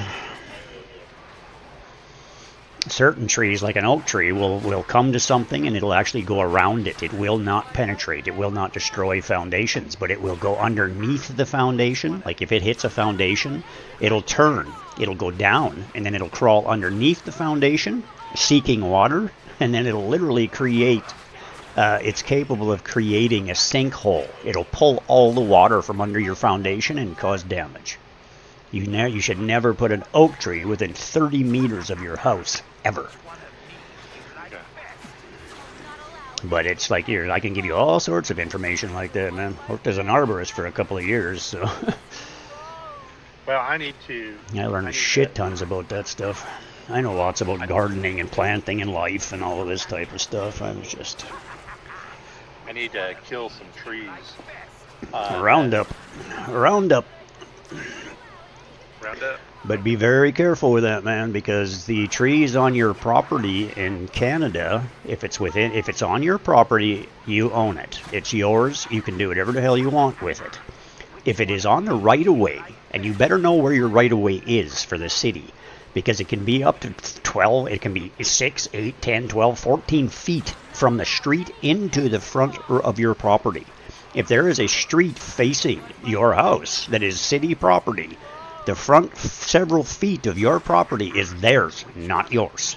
And the trees that are there belong to them, and there are massive environmental concerns and issues with roots and infrastructure and so forth and so on, that if you remove it without city knowledge or permission, they can come back at you and find you tens of thousands of dollars. Be aware. I don't know what the laws are in the States, but I would imagine it's pretty close to the same concepts, man. Yeah, because the problem is if people go and cut a tree out on the front edge of the property, and then they literally try to hook something up to it and rip the stump out or bring an excavator or whatever, chances are those trees' roots are grown around the city's infrastructure. It's probably grown in underneath the street, and when you pull it out, it's going to undermine the street, and you will pay for it. You'll pay for it all. So be very goddamn careful what you do when you're interfacing with city property. And there's certain trees that are invasive, like Siberian elms. And, if you ever hear of a tree of heaven, get that shit off your property as fast as possible, because they grow 14 feet a year. And they secrete a chemical that suppresses the growth of everything else. They were actually brought to Canada by the Chinese decades ago, and they were brought into Saskatchewan. That's 3 provinces away from here, and our entire Okanagan Valley is just infected with these goddamn things. Same with the Siberian elm. But now the Siberian elm, and the difference is there's a Siberian elm, which is Russian, and then there's a Chinese elm. They look identical. Their seeds are basically the same. They're identical. The only way to tell them apart is the seeds drop. On a Siberian elm, this little white seed pods drop in the spring. On a Chinese elm, they drop in the fall. That's the difference. But the difference is that they are an incredibly invasive tree as well. And you just do not want that stuff on your property. It will spread and grow. You can cut it right to the ground. And then you have to drill into the stump. You take a drill and you drill right into the stump in several places, and you inject poison, Roundup, something like that. It may not even be legal in Canada, in the U.S., but it has to be it's concentrated industrial poison, and you inject it right into the holes. And then you take dirt and plug the holes, because literally a tree of heaven can grow so fast it can push the poison out before it can do its damage. Seriously. But by doing it this way, you're keeping the poison inside the tree. It doesn't affect anything around it. It stays in the roots. and we've used it to do like we did hundreds of thousands of dollars worth of removals of the shit every year for the municipalities. It's the tree of heaven, man. Siberian elms. They've literally been made illegal in Canada. They're invasive, bad, and they will destroy everything around them. And they grow so big and so fast, and their canopies get so big that they just take over everything. And to stop them is really hard. I mean, that's just what they do. That's the only way. You have to literally poison them. It's the only way to stop them. I've got a tree. I've got a couple of trees that are growing up through the between the house foundation and like the rear deck. And I'll go out there and I'll cut it to the concrete. And then you see, the problem is, man, by doing that, every time you're cutting that tree down, you're actually making it spread underground, and it's causing more damage to your foundations and the surrounding. You need to poison it and kill it. Okay. If it continues to grow back, you need to poison it to stop it. And that's the way to do it, to not affect anything around it. You don't want to just go spray that goddamn thing. No. If you have...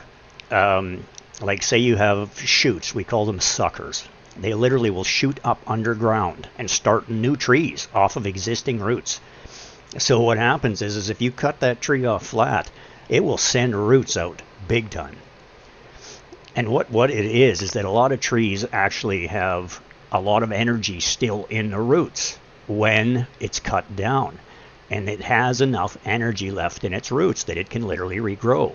Even in oak trees. Like, there's certain types of trees that will absolutely regrow from nothing. You can cut them right off. A black walnut, they're the same thing. They'll grow right back. It's called another one's a Manitoba maple. They're bloody weeds. They're the weeds of the maple trees. They just grow in sporadic directions. They're fast. They're brittle. That's the problem. Trees that grow quickly like that, too fast, they're weak. They're weak and brittle, and their branches are flimsy. So when a big windstorm comes, that's when they bust, right? And they come down on your damn house, and they rot. And there's all sorts of stuff about if there's an opening in the bark, it's rotting the internal structure of that tree, and eventually it will fail because it will create hollows within the tree. You'll also freaking cut trees open. We did trees that had 48-inch. Or like a 4-foot stump across. The guys cut it off and found a bloody beehive inside of the damn thing that was like as big as the tree. There's no stability left because the internal structure is gone. One bad windstorm, that huge tree will come down and destroy everything in its path. It's like, I don't know, man. With all of this weather that we've been talking about and all these heat waves and all this crap that's been going in Canada lately, I was in the middle of working with the tree industry in this. So we got calls every day, man. There was horrible windstorms and crazy weather events, and we like every fall for the last few years type thing. It's literally been... you'd get a crazy windstorm, and then you'd be so God, you had to put all your pre-planned quoted work on hold because the city needs you. Like every damn arborist, every tree company in town is working to get trees off people's houses and decks and RVs and cars. They're crushed. Trees have come down in a windstorm, and it's when you have a neighborhood that's full of invasive trees, the danger of it is so much worse because those trees are dangerous. They're brittle. They grow weak. Strong trees, like you get like oaks or walnuts or stuff like this, they grow so bloody slow. They're tough as nails. Like some of these things are hardwoods. The difference in weight between pines or Douglas fir, or you've got all your different types of maples. There's sycamore trees. There's boulevard trees. There's all sorts of shit, man.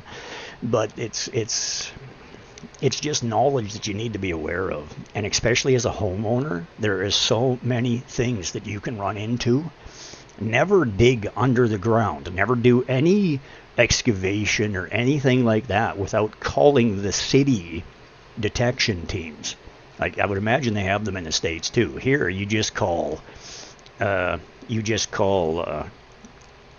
whatever the hell it's called. It's a detection. It's just you call the government or the whatever, Hang on here. Line detection. I even have an account with them because I used to do this, right? So, yeah.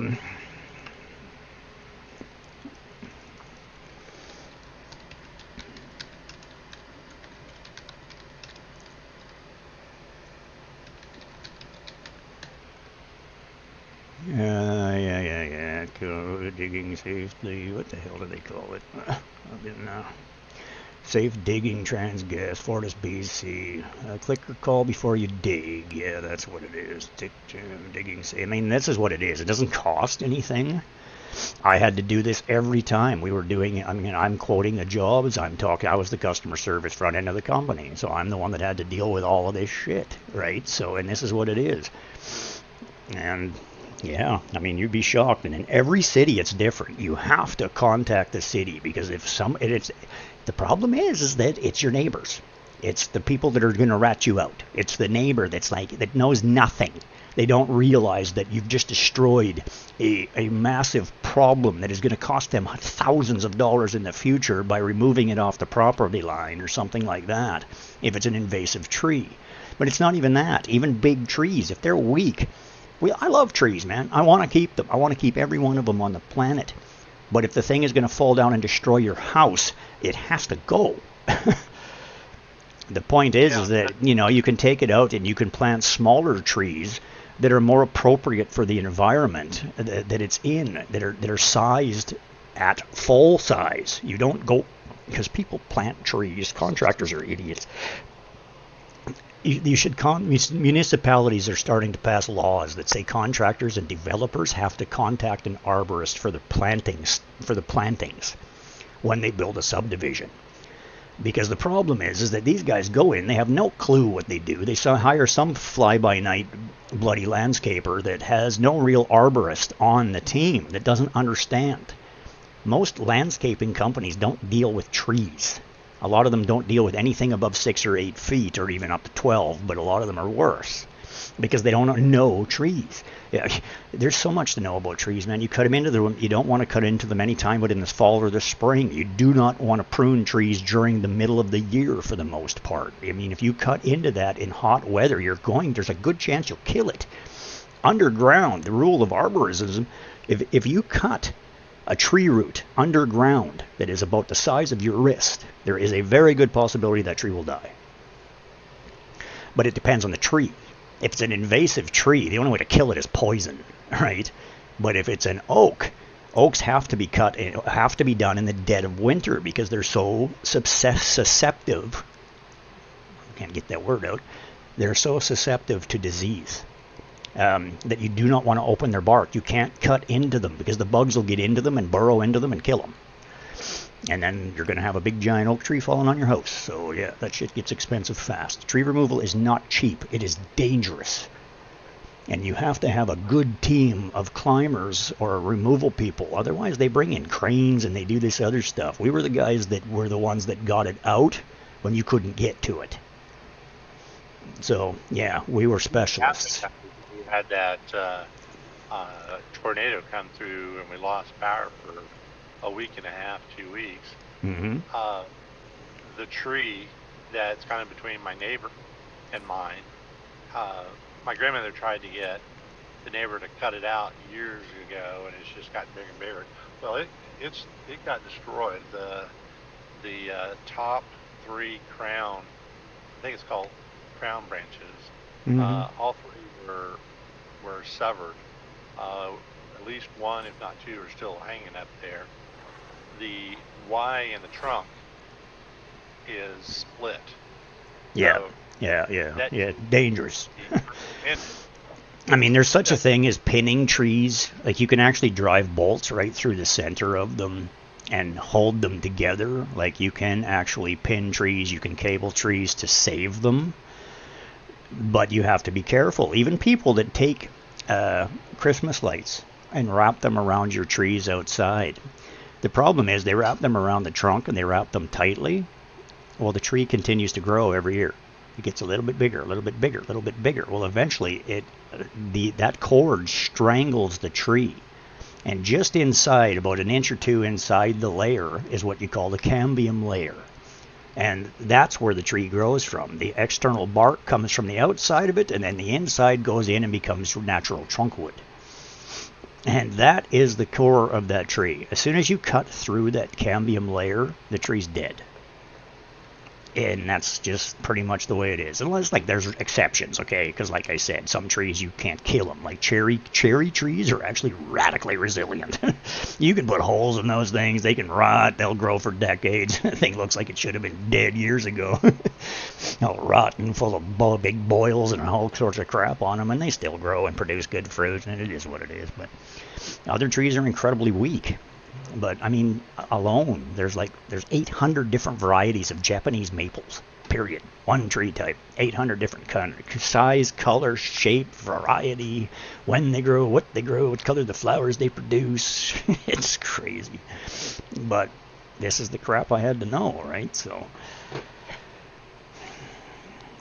but it is what it is. All of this stuff ties into wildlife. Wildlife is incredibly important, and if you like to hear the birds chirping in your neighborhood, leave your goddamn trees alone, because they're very important. Certain ones are more so than others. If you take a tree out from above a stream, you will kill the fish, because if the blazing sun beats on that stream and there's spawning fish in there, they're dead, because those trees protect the river from direct heat that'll kill the fish. Like, all of this stuff works together. It's it's so precise. And if you mess with the ecosystem, you destroy the planet. And that's where the planet's at, as you know, man. Like, so people need to grow some awareness and be more aware. And yeah, we hate to remove trees, but some of them are just garbage. I mean, even the Siberian elm, that thing brings what's called elm seed bugs. They don't harm the tree, they don't harm anything, but they get into your house by the thousands, and they stink, and they get into your food, and they cause food to spoil, and they just look horrible, and when you squish them, they stink. It's just disgusting, and they shit all over your property, and they're horrific. Is that the ones that have that kind of a pink tail? Technically, if you look at my stream, I could probably show you one in about 4 seconds flat here. Which stream? Oh, it don't matter. It's on any. I just have to put my external video picture. Where is it? Well, I've got Discord up. Yeah, I'm not even streaming there, man. I'm not even using my camera there. Okay, well, that's a new tab. So that's neuroscientist. Okay, so we want to put that. Because the other tree in my neighbor's house, in my neighbor's yard, it would have these bugs, and they would just flood the area with these bugs, and we tried to get. Well, now it'll show you my screen, so I'm just going to show you a picture on here. Oh yeah, you're not able to access it. That's too much data. Oh, you're on Wi-Fi. Well, whatever. It's too much data, then don't worry about it. But this is an elm seed bug. Where are you at? Twitch? Oh, it's not coming live. Figures. 1 second, I'll fix the feed. Discord cam. There's the guest feed. Click the wrong one. Open it up. Look at that. Change what it's viewing. Alrighty. Oh, there we are.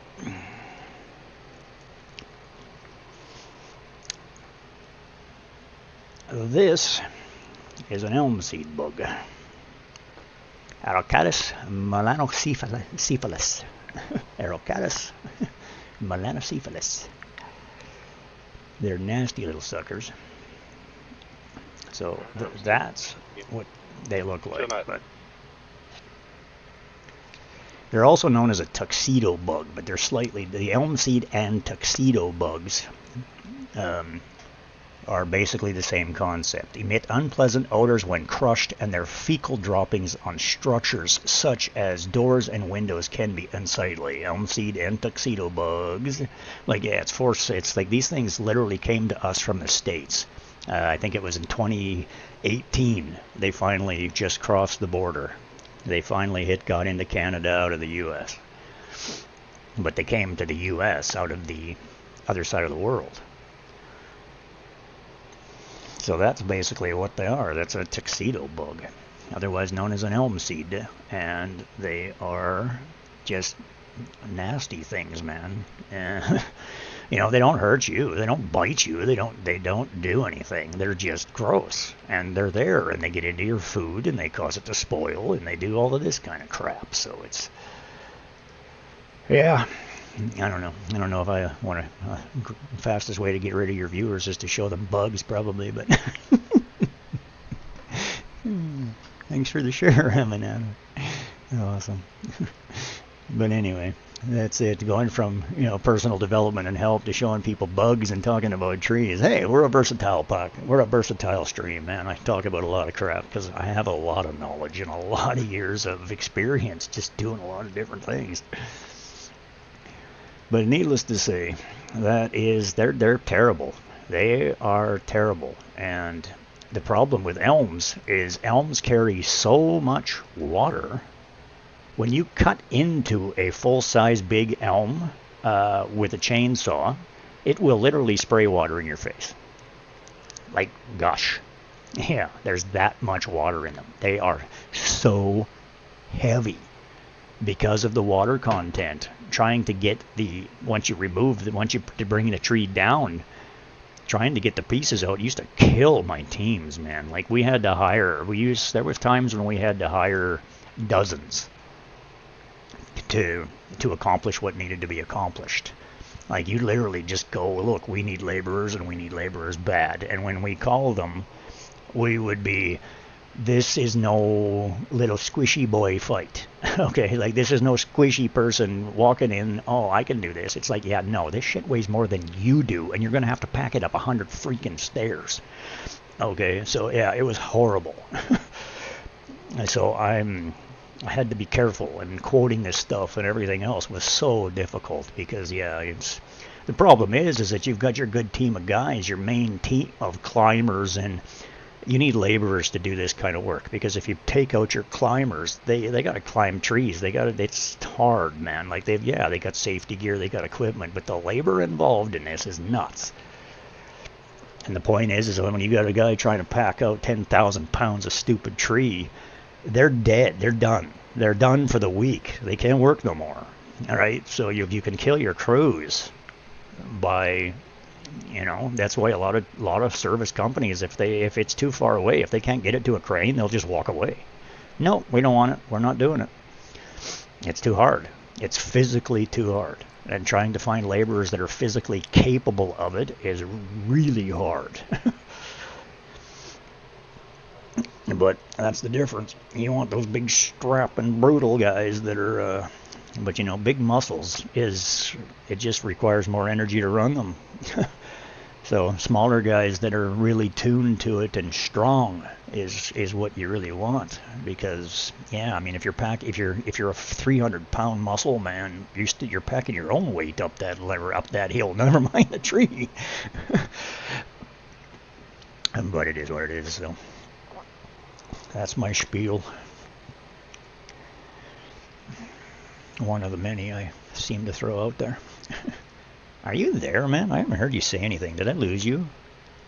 Yeah, I'm still here. Oh, there you are. Okay.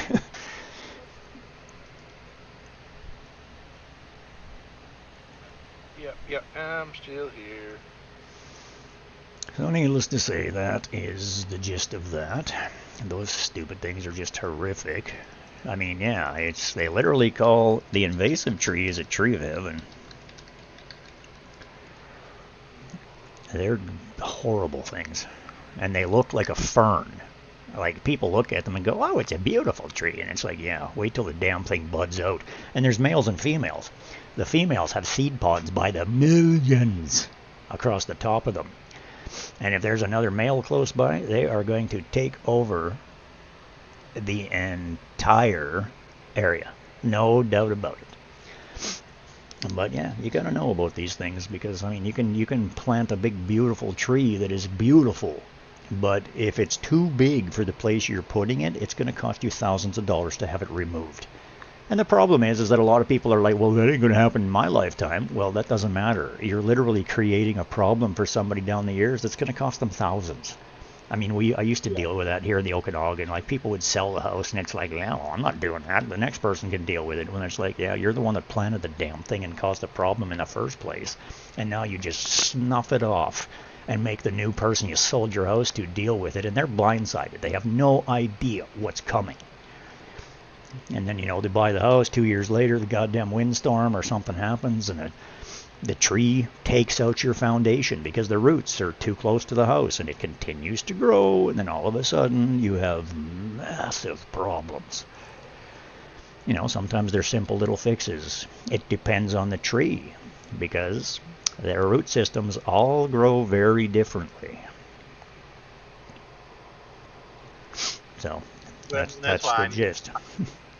That's why I need to, get some of the trees that are growing, get them out, and, so that there's not any more damage being done. Because I imagine that I could literally probably spend $100,000 updating my house to current standards, going in and getting rid of, trees and updating water lines and electrical lines. Both of my sheds are starting to show where they're falling apart. One, I think I can get probably a strap on the door and re-secure it to the shed. Well, one other quick piece of advice I'm going to throw at you, man, is I highly recommend that you go to the hardware store and buy a pair of farmer's gloves, or their sleeves. If you're going to be doing a lot of work with trees and plants on your property, there's sleeves that you can buy. They're cheap. They just go on kind of like a nylon, but they're a little thick and they're stronger. And they protect you, because and farmers use them, because people have no idea. Like, have you ever heard something called a smoke bush? It's a beautiful tree. Like, it's just a bush type thing, but they're beautiful. They have these purple flowers. They're just gorgeous, but they're toxic to humans. If you touch them, it's going to make you itch like crazy, like for days. Like, they're not good, right? So you just have to protect yourself, because there's so many plants and little things that you're not aware of. If you ever run into a tree called a Russian olive, they have 3-inch thorns. The guy, yeah, whenever I used to quote a Russian olive, the guy said, oh, you got to go deal with a Russian olive. They literally have a little tear in their eye. Like, just, oh my God. They're the most violent thing you've ever seen. And then there's another one called they actually have a lot of them, because there's a version of it that's been made that's thornless, because like hybrids, right? Like, there's all sorts of nurseries out there that make hybrid versions. And they just splice them together and create new trees and stuff that have the right things that they're looking for and whatnot. But the difference is that it's a honey locust is the tree. Okay, and they're used as boulevard trees, or like the Costco buildings. They all have them in the parking lots around here because of the way that their crowns are shaped. They're good parking lot trees. They grow right. They don't interfere. The trees don't come down and cause them a bunch of problems with traffic and stuff. And they're appropriate. But in the wild, a honey catene is literally, the whole trunk is covered with these thorns that are like this long, man. Like they're literally like 20 inches, like 8, 9, 10, 12, 20-inch spikes that cross in multiple directions and just keep things from getting to the bark. And it's like, yeah, you run into one of these in the wild, and holy crap, why would you possibly want that in your yard? And it's like, well, because they don't. The domestic ones don't have thorns. But it's the same thing. There's a honey locust, okay? Honey locust is a great tree, no issues as long as you have the right tree type. But they're still messy, and they drop seed pods, and there's a lot of cleanup to them every year. And then you get into a black locust. A black locust is another tree that's very invasive. If you cut it off at the ground, it'll sucker out and grow again like a wild thing. It's crazy how fast. Like, yeah. But, you know, these are all the things you got to know. Certain trees, you cut them down, you have to poison them, or they'll just continue to grow. Certain things, the rule is that when you cut the top of a tree off, it's going to grow short, it's going to grow wider, it's going to spread, it's going to go wider. You do not want to top trees. It is the worst thing you can do for a tree. I hate it when people do that. It is so unsafe. 90% of tree companies have no bloody idea what they're doing. Well, not 90%, I shouldn't say that. That's a way high exaggeration. But there's a lot of tree companies there. And the problem is today's labor. Like, they're just trying to do the job. They're trying to do the job. So some of these companies end up just hiring some schmuck and sending him. It's like, oh, well, we're going to send you an arborist. Yeah, well, you hired him yesterday and he's a kid and he knows nothing. The minute you cut into that tree, you can kill it if you do it wrong. And, you know, there's a lot of people that have spent a shit ton of money on their landscaping, especially here in the Okanagan. Like, there's a lot of million-dollar houses here, multi-million-dollar houses here, man. Like, Arnold Schwarzenegger used to have a house here, a multi-million-dollar place on the other side of the lake. You could only get a goddamn two on a helicopter. There are massive sports stars that live here, and these big-wig people they just have a lot of money.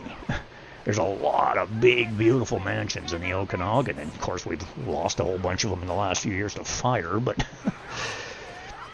they've all been, you know, they still get rebuilt and insured and whatnot, but it is what it is. I mean, the properties, some of these places, the properties cost millions of dollars just for the property, never mind the buildings that are on it. Yeah. I don't know. And that's the point. You go into a house like that as an arborist and you go and destroy their trees. Yeah, you're looking at a lawsuit, man. Like a lot of these people are bigwigs and lawyers and big people that have spent big money on their homes and whatnot. And if you hire the wrong person, they can destroy it in frickin' 10 minutes, man. Like, make the wrong cut in the wrong tree, you'll kill it at the wrong type of year.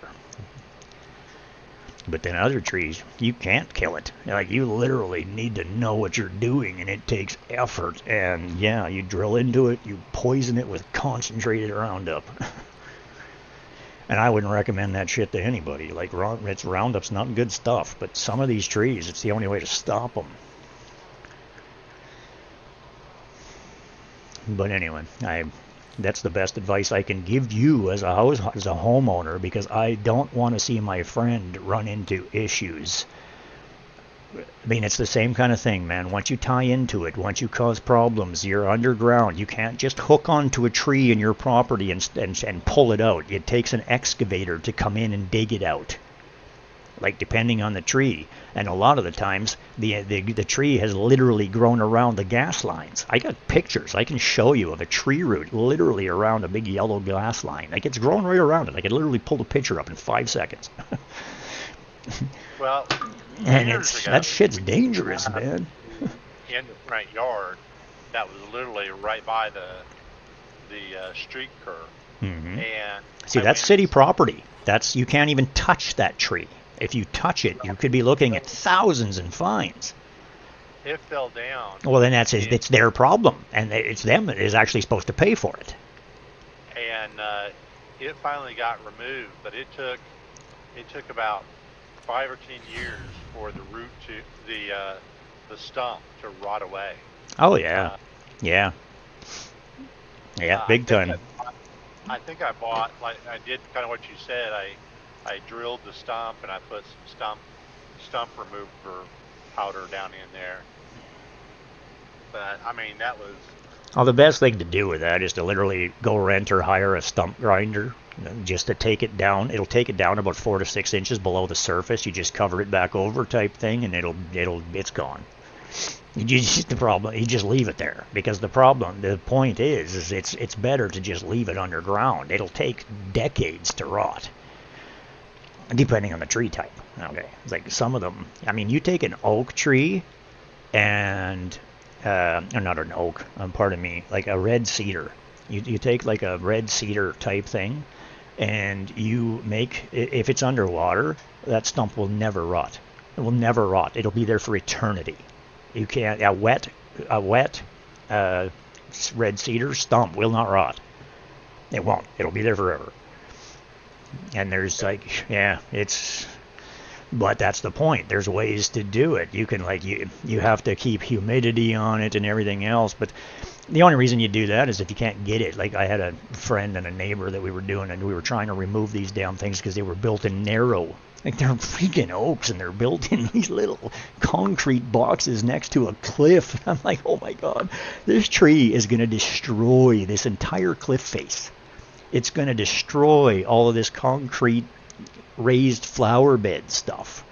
And it's like, and they're like, oh, okay, well, they were slowly trying to cut it out by hand and doing this and doing that. And it's like, oh, it's a nightmare, man. It takes a young team of very strong professionals that know what they're doing to get this shit out of there. And that's, yeah. How many YouTube videos have you seen of people that try to fall their own trees and they end up coming down on a house, man? It's like, oh, it's going to go that way, and it goes completely the opposite direction. If you don't understand the twists in the bark and the way that tree turns, like my former employer was brilliant. He was younger. He was way younger than me, like 18 years. I was the guy at the front end of the company, and he hired me to be the front end and so forth, but he preferred to be in a tree, but holy crap, he was good at it. Like, I have pictures of some of the work that we did, man. Some of the trees that we took out. Like, I quoted this one tree. It was literally $10,000 for one tree to remove it because of where it was. One tree. But that goddamn tree was probably 110 feet tall. And when my guys finally scaled to the top of it, like just the first day, it took them the whole first day just to get to the halfway up and cut the limbs off, and then the rest of the way the next day. By the time they got to the top, the very top of the tree, it was still so big around that they couldn't put their arms around. It's like, that's a big tree, man. And at the base, the trunk is like, 4 or 5 feet wide type thing. So and now you got to get this thing out of there. Well, this was forest fires. This is a burnt tree, right? So, yeah, we, the forest fires, we were busy. Like, we cleared entire mountainsides. Like, did a lot of work with insurance companies helping these people navigate the bull crap that's involved in insurance claims in a forest fire. But we replanted the whole hillsides, and then we come in and hydro-seeded them all, trying to save, because after you have forest fire, you have landslides.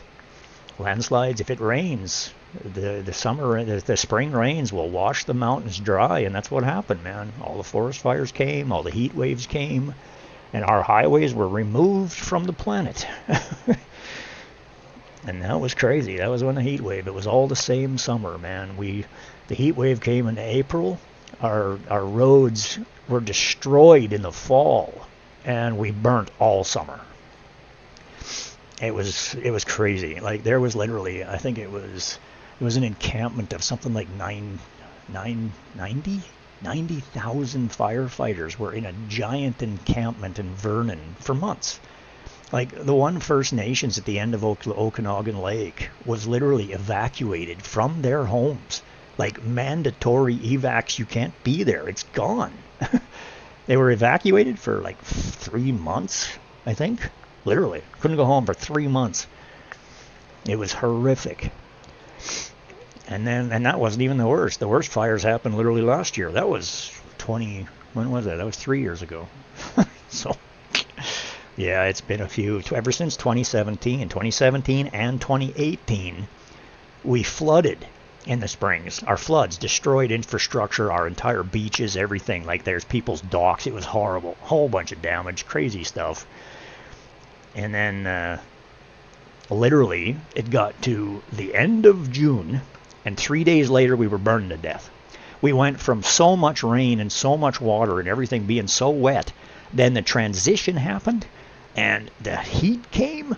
Like, it literally went from like 18 degrees and raining to like 40, 38, 40 degrees and stayed that way and just cooked everything. And then the fires came. It was like within 3 days we were burning after we were flooding. It was ridiculous. It's just been nonstop. These crazy weather shit going on. And the thing people don't realize is I'm from the north. I grew up in the north, like the way north. So like way north of where I am now. And climate change, you see it. So the further north you go, the more you see it.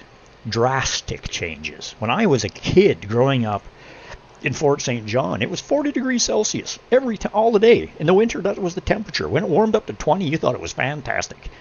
But it was 40 below in the winter. It was normal. It was always that cold.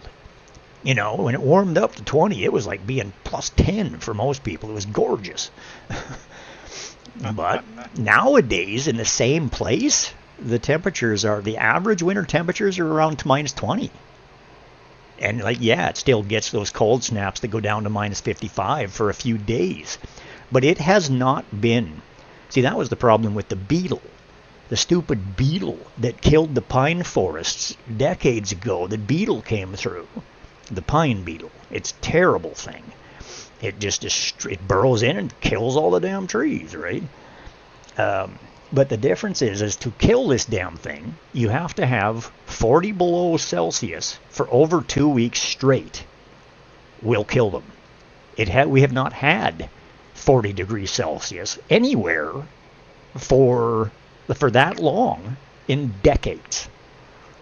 It just doesn't happen anymore. It just doesn't get that cold for that long. But you watch it change.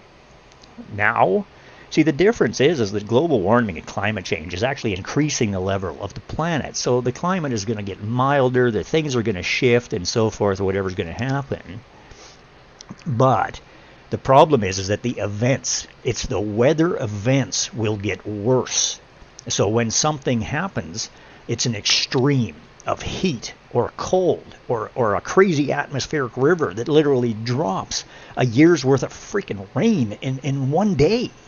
Like, it's this kind of stuff. And these freak tornadoes that cut through the U.S. that last for 300 miles. It's like, it's just stupid. That's not normal. But it's what's happening, right? And it's real. And people say, do you believe in climate change? It's like, yeah, big time. Because I've lived in it my entire life. And the closer you are to the Pacific Ocean and the currents, the more you understand this stuff. Like, it's... The further north you go. I mean, I spent time in the Yukon. I was a Yukon ambulance district supervisor for 3 years, as you're aware of. And I mean, it is what it is, man. Like, the growing season, literally a tree that is, like, we're talking an inch around. An inch and a half, maybe 2, is 40 years old in the Yukon. It only stands like 6 feet high. It's this big around, and it's 40 years old. Because their growing season is like 2 months of every year. Simple as that. So they grow the straightest, strongest wood in the world. But when a forest fire cuts through it, it takes 100,000 years for that forest to grow back. Big difference up north. And up there it's all permafrost. So the ground is frozen. As soon as you disturb the surface, the ground thaws out and destroys the ecosystem. Because the Yukon and the Northwest Territories in the far north all depend on permafrost to survive. So, yeah, I'm a trained timber cruiser. I'm a trained mechanic. I've done so many goddamn things. It's stupid. But keeps life entertaining. I do like to talk. It's because I'm always alone. Yeah, I love to chat with people, but I never know what to just chat about. Some people, if they've got knowledge about something. Some people are great conversationalists, but it takes 2 people to have a conversation. I mean, how many times do I sit here on my 12-hour stupid stream and just quiet because nobody's interacting? If somebody talks or asks a question, man, I'm happy to. I have so much knowledge. I mean, relationships, life, self-development, But I started with all the mistakes and being a shit and everything else too, right? Like I had to learn. It takes a lifetime to figure this crap out. And if people would open their minds earlier in life and be more receptive to it, because I was the same thing. When my boss told me when I was in my 30s that there's no luck, you make your own. There's no such thing as luck, you make your own. I took it as a direct insult, and you're blaming me for everything that's happened, the divorce, you know, whatever, like, you know, because at that time my ex was just, wow, drug dealing crazy bitch. But anyway, it is what it is. Different time in my life. So, and that's where my 2 kids came from that I have never had any access to. It's 20 years ago. So paid child support for 20 years. But it is what it is. So these things just make you stronger. But I still the same thing, right? I can't. Relationships, there's never one side to it. There's always 2 sides to everything. You have to understand that 2 people have to be ready, like a person, to receive information that somebody else is trying to give. You're going to hear it as you hear it if you're in the wrong frame of mind. If you're in the right frame of mind and you're receptive, you're going to absorb it and enjoy it. But this is the challenge. I mean, now I repeat that almost every other day. There's no such thing as luck. You make your own, and that's karma. It's how you act in life. It's how you treat others. It's how you be unto others. It's how you live your life. It makes a big difference. If you're an asshole to everybody you've ever met, your life is not going to be good. Eventually, karma will bite you in the ass. Oh yeah.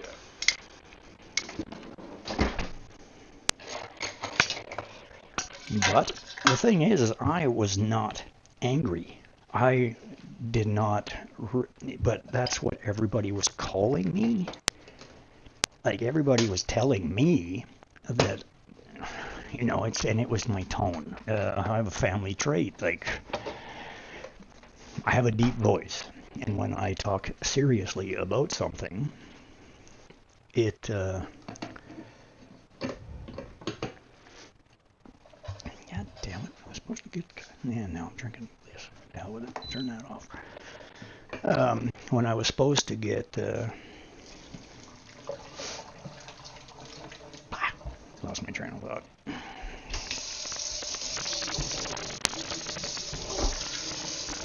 No, needless to say, it's a 2-week streak. Every way streak, man. There's 2 sides to everything.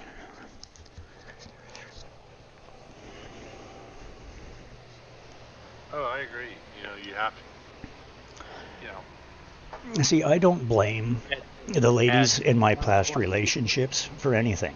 I basically state that neither of us were in the right frame of mind to be able to be the best person we can be. It takes time and development to learn that, and a willingness to get there. Simple as that. Yeah, and it takes both parties that, you know, at some point they need to, you know, step out and you know, and make sure things are still copacetic. You know, Well, there's also such thing as being too developed, because the person that introduced it to me, she had literally spent 20 plus years in personal development, done weekend and week-long workshops and all of this other shit. But the point is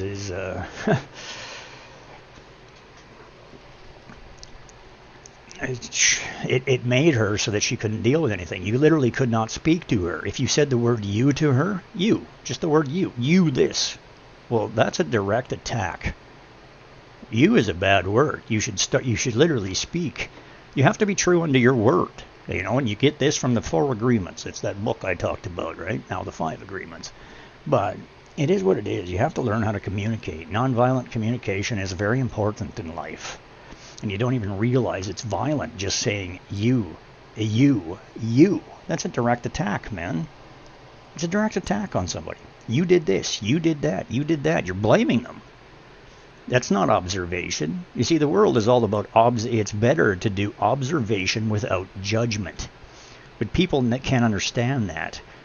It's up to the developed person to be able to deliver it in a way that it's taken without prejudice or without spite or anger or as a direct shot. But it also depends on the person that you're talking to. If they're not in a frame of mind to receive and retain the information, it doesn't matter what you do. They're not going to hear it. It's in one ear, out the other. They're just going to look at you and call you an idiot. Simple as that. But it is what it is. I've been through hell, man. I've started over in life 6 freaking times. I've been in 10 major relationships. I have 5 kids in this world that I do not have access to. But it didn't matter. The last 8-9 years, I have become so developed, figured out all my shit, became a better person, started trying to help people. I've been the most generous guy my whole life, and now I got nothing, sitting alone by myself. So it is what it is. You know, you still will run into people that are just users. They're not, it doesn't matter. I have the biggest heart in the world. I really know how to love, and I love big. But it's to the point now where I'm so goddamn afraid. It's almost better for me to be alone. I just do not want to deal with this anymore. I don't want to be used and abused and just walked away on. I've been cheated on by every woman I have ever been with. And that's like over 10 major relationships. Like 2 of them were 9 years. One was a year and 9 months. The other one was 4.5 years. The other one was only 8 months. There was a few from when I was young that was only 4. But it's the same thing. They all cheated. Like I moved them into a new place, got everything set out. I'm out working 24-hour, 12-hour goddamn shifts, and I freaking come home and find out she's freaking on there some other dude. It's like, okay, whatever. Don't need you. You know, there's so many TikTok videos and all this shit about from women. It's like, well, why don't men pursue anymore? Yeah, don't even go there. We can't. Women have, the world has made us look so bad. And we're not. It is what it is. We were raised to be tough. Don't cry. Don't do this. Don't show emotions. Well, then they want you to show emotions, and then you're too emotional, and then it's this. There's no making them happy. But it is what it is. You will find those beautiful women that have some development, that actually care, that have real knowledge. And there's good people in every age group. I don't care what generation you are. It's just the way it is. Gen X, millennial, whatever. But there's also complete effing morons in every generation. Like, some of these people are so goddamn naive and stupid. They are so uneducated. It is just ridiculous. It blows my mind how dumb people can actually be. But it is what it is, man. And this is the point. The stupid people are populating this planet like mad because they're just a bunch of freaking rabbits, whatever, with no skills, no mind, or no clue as to what's really going on in the world. And then you get the other ones that are really intelligent people that are just giving up. It's like, I don't want to bring a child into this world. This world is in terrible shape. Like right now, what's going on in North America and the East and everywhere, it's crazy, man. We are about to face a massive change on this planet. We already have. Yeah, well, it's going to get way worse before it gets any better, bud. I mean, it's ridiculous. You know, you got to be positive. You got to look at this. You got to look at that. But there's also a point where enough is a freaking enough. Gen X has sat down and taken this garbage for how freaking long? It is time for us to wake up and bring our goddamn world back to where it should be. Because all of this LGBTQ plus, I'm this, I'm that, mental bullshit, I love them. People are people. As individuals, they're great. I got nothing against anybody. I don't feel ill will. I would never say anything bad against an individual. But if you think that I am ever going to say that a man can get pregnant, good fucking luck. That is not science. And I don't give a shit. I had to take medication to stabilize my brain too, because it's what you call a serotonin. And if you don't have the right goddamn levels, it makes you worry about shit too much. And that's what I discovered was most of my problem for the many, many years, because I cared so much about every woman or person that was ever in my life. All I ever wanted from them was love and affection. I wanted to be loved for who I was, as I was, and I would give them anything and everything and do anything and everything. Yeah, I was lazy. Yeah, I don't cook, and I'm not much of a cleaner, but it doesn't mean that I won't do it because I'm a very clean person. Okay, if you ask me, if you say, can you do this? I'm up and do it in 14 seconds. I will bend over backwards for the woman I love, and I have a billion times. But because they don't understand me or themselves, and they have different priorities, and they have no ability to understand, we were all just shooting in the dark, trying to do the best we could do. I have no ill will. None. I feel I have nothing bad to say about any of my exes. I would not change one thing in my life. And I'll tell you, I have been through some shit. But I wouldn't change anything because I'm a good person and I like who I am. I'm kind, I'm friendly, I'm developed, I have the right priorities, I'm generous, I care about people, I would bend over backwards for absolutely anybody. But I'm also learned that a lot of the world are just scumbags out to get you. They don't care about anybody but themselves, and they will take you out in the process without even batting an eye. You have to be careful.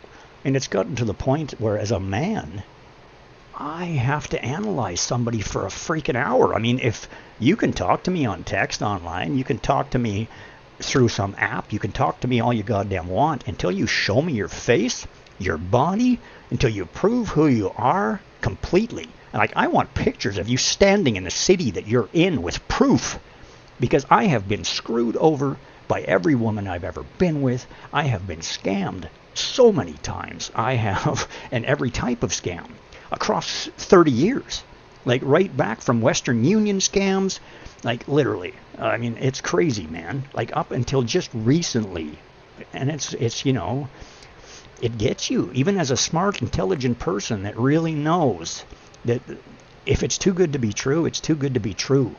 If there's one red flag, I am done now. There is no passing it. If you red flag on me, go the fuck away. We're done. I'm done. If you do not be straight with me, if you try to beat around the bush, if I ask you where you're from and you won't answer the question, go fuck yourself. I'm done. I have no patience. And Eminem, love him. Greatest guy in the world. Doesn't give a shit about anybody. And now that they've woke up Slim Shady because of this Gen X movement, man, look the fuck out. It's literally to the point where we have to step up and take back our world, or our governments are going to destroy it. Because they don't give a shit about anything but money. And money don't matter. And I don't care about money. All I've ever wanted was enough to live on and survive, and maybe take my wife or whoever on a vacation once a year. I have fought for it my whole life. I have taken women on $10,000 trips just to have them blow you off as soon as you get back. It's like, fuck. I have zero faith in anybody until they prove themselves. There's no just blind faith anymore. There's no first love. There's no falling in love at first sight. Like, fuck that. You can't. The world is too corrupt. And every single freaking contact that ever comes through to me, the first question is, they don't even know how to communicate anymore. Like a woman says, where are you from? Oh, how's it going? How's your streaming? Where are you from? Where do you live? Like, it's like, oh, never mind hello, I'm so-and-so, like, let's have a conversation. It's like, no, I'm going to analyze you down to the point. I'm going to ask you personal questions that are none of your fucking business in this day and age, because you're probably just some stupid scam artist that's trying to freaking identity theft me, or, you know, like, or you are literally a goddamn VTuber or some fucking woman that just wants to show you her fucking tits because she thinks she's with it. Really? You think you're worth me giving you money? I can go to Pornhub and watch all the freaking porn I want for free. Don't need it. I can jerk off. I can do whatever I want. I don't need you. I have done this so many times, and I am still alone. I'm living with my mom and dad at 52 years old. I'm done trusting women until they prove themselves. I haven't given up on love. I haven't. I will love again. But I don't trust you. I don't trust anybody until you prove yourself now, because I've been screwed so many times. And it doesn't matter. These people will go long term. They will work you for months, and then you'll find out it's all bullshit, and she's not even, it's some freaking fat man that's living in her country that you don't even know about. And it's all just been a scam, trying to lead you to a specific thing. I'll tell you right now, people, if it's too good to be true, it's too good to be true. Nobody gives anybody away for nothing. You don't get anything. The minute somebody says, oh, you need to deposit a check in your account, or you need to go get a $50 credit card and then give me the information so I can transfer you $10,000. Yeah, bullshit. They're just going to steal your $50 card. Like, get your head out of your ass and learn. The world is corrupt. There's exceptions to every rule. There is good people. But you have to dig through the crap to get to them. And there's way more crap. I will tell you. And all this woke generation crap, they're all just a bunch of fucking idiots. Sorry to tell you, man, but the whole woke crap, that is a mental instability in your brain. Period. There is no such goddamn thing as a man can have, oh, a man can have, you can identify as a cat. Fuck off.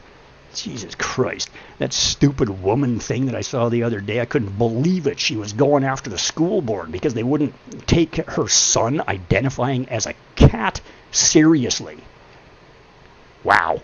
Literally, what? And I've heard of this already. It's already happened. There's actually schools that have put litter boxes in school for kids that identify as cats. All of this cross-gender bathroom crap, I got no problem with that for people that are of the frame of mind or adults of a frame of mind, because I don't have the problem with sexuality and nudity that the North America does. I mean, neither does Europe. It's a totally different world over there, man. Like, people are so not body shaming. Like, it's just, North Americans are gross. We've been raised to be frickin' idiots. And it's like, yeah, it took me 40 years to wake the hell up and actually read, learn for yourself. Stop believing everything that is told, and you will get so much further in this world. You can't believe anything, and this AI shit scares the crap out of me, man. Oh, yeah. I'm telling you, I don't care what anybody says. It is only a matter of time before that fucking shit kills us. Because people are unreliable. People are dumb, panicky animals, and we are literally a virus. As far as the definition of virus, that is man. Because a virus literally multiplies and spreads until it uses all the resources and then it moves to a new area. That is the exact definition of man. Yeah, that's kind of a paraphrased quote from a movie. Yeah, that's actually where it comes from, man. It's actually where it comes from. A lot of the stuff I say is references and whatnot, but they're just little sayings that really hit home with me, that have resonated over the years and so forth and so on. And I'm a very logical, down-to-earth guy. I love people. I just want to get along. Like, why the fuck does the whole world have to frickin' fight? Like, what is the point? What is the point?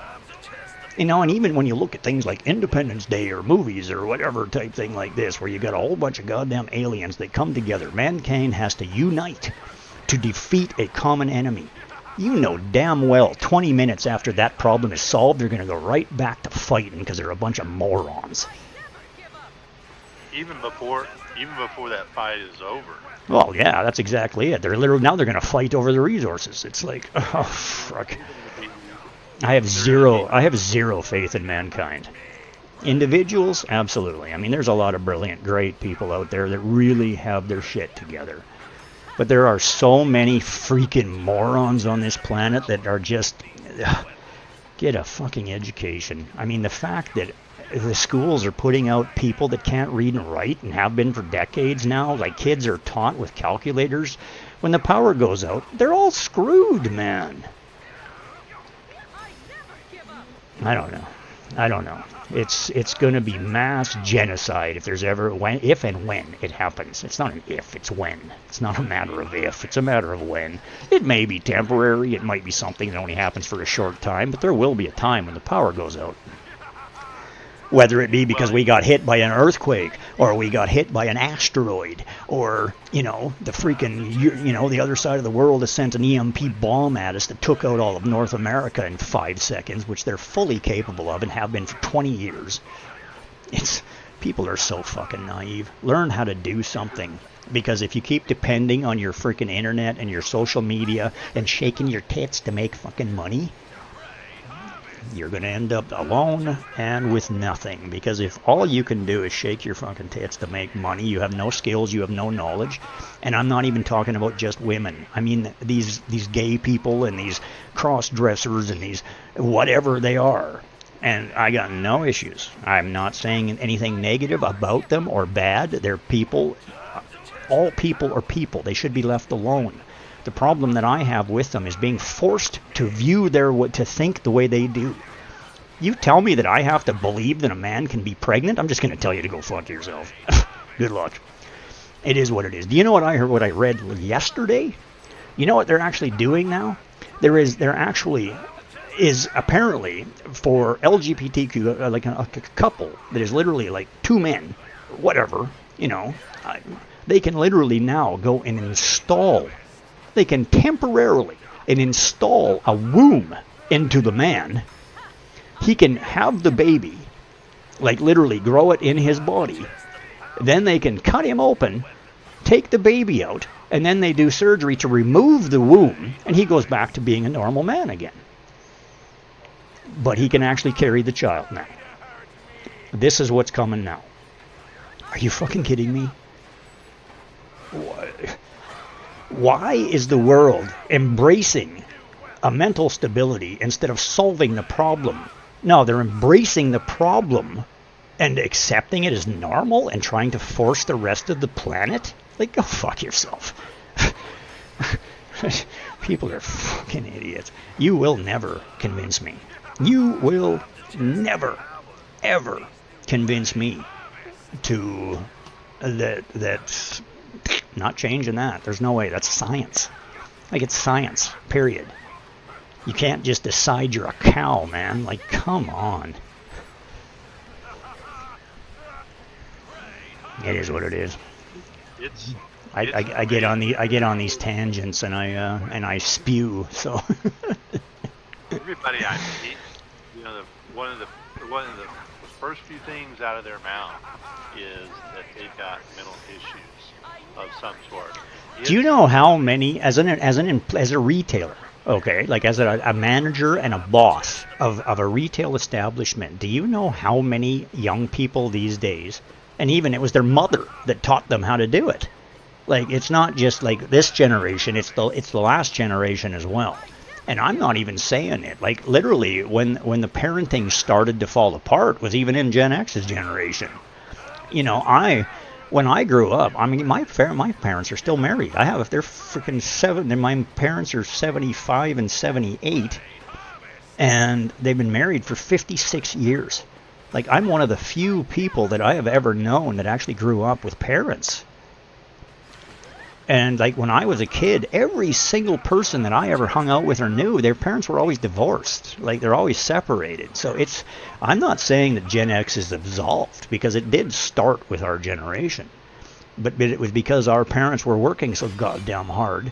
They had to have 2 jobs to afford life and all of the new things that kids wanted with technology and the upcoming crap that was happening. They did what they could to survive. And, people don't give our parents enough. They always just say, oh, well, they didn't even know they had kids. We weren't at home, and so forth and so on. Yeah, well, yeah, we basically were out on our own from dawn till dusk. We did what we wanted. But it's because our parents trusted us, and we had the knowledge and the sense to freaking figure it out. Yeah, you came home freaking because you fell on your face and hit a rock and put your tooth through your freaking lip once or twice. But whatever. whatever. It made you tougher. We got scars, okay, whatever. But it also grew us a whole shitload of common sense. This 2-hour interview that I just watched, it's like that I just shared with everybody. This with Tara Swart. I mean, this is just brilliant information, and it just stems right back to when you're young. If you don't generate cognitive skills and develop the kid's mind, if they're literally sitting here doing this all day and never walk out the door for 20 years growing up, what do you expect? They don't know anything about life. They can't survive. They're squishy. Like, oh my God, could you imagine the kids of today storming the beaches of freaking Normandy? They'd curl up in a ball and fucking cry before they ever got there. It's like, oh, I have to go to war. What the fuck? It is what it is. They just have zero respect for anybody. They think the world owes them something. Get off your duff and earn it, like the rest of us had to. Just saying. And yeah, like we're done. Like this Gen X crap, like, we're done. It is what it is. We are done. Bowing down. They've woke us up. We're pissed. And we're sick and tired of watching the world burn. We just wanted to be quiet and left alone, and now they're just poking and prodding and starting a fight that they cannot handle. I cannot believe that there are teenagers and like young 20-year-old people and whatever that are flat out challenging Gen X, and they can't even speak or talk. Or, oh my God, some of these videos that I see with these challenging and saying, oh, we're canceling Eminem. It's like, you have the brain power of a spoon, dude. Like, are you kidding me? It is what it is. I'm floored by it. It blows my mind. Just absolutely blows my mind.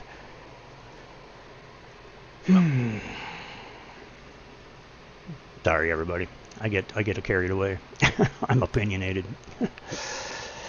But I'm also the kindest, most generous, caring, loving person that would bend over and help anybody. I don't care who you are.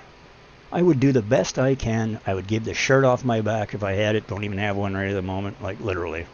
Don't even have clothes. They're in a storage room an hour away I can't get to.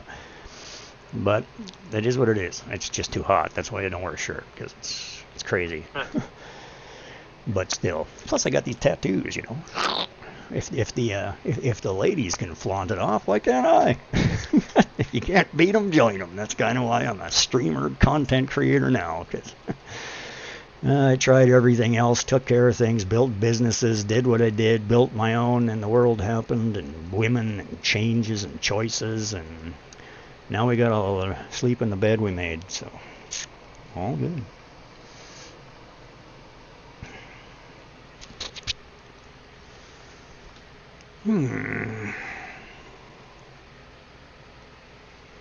La, da, da, da, da, da, da, da, da. So did I drive everybody away yet? Probably. Not me. Yeah, there's 24 of them still watching, so keeping it entertaining. Oh, I got a message here. It's probably TikTok saying that you've been cut off because you're a violent and horrible person. Which I am not. I am the sweetest guy you will ever meet. Believe it or not.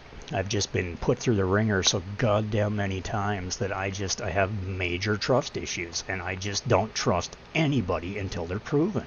Like this dude right here. Okay, yeah, I got a message. Official Cooper Allen.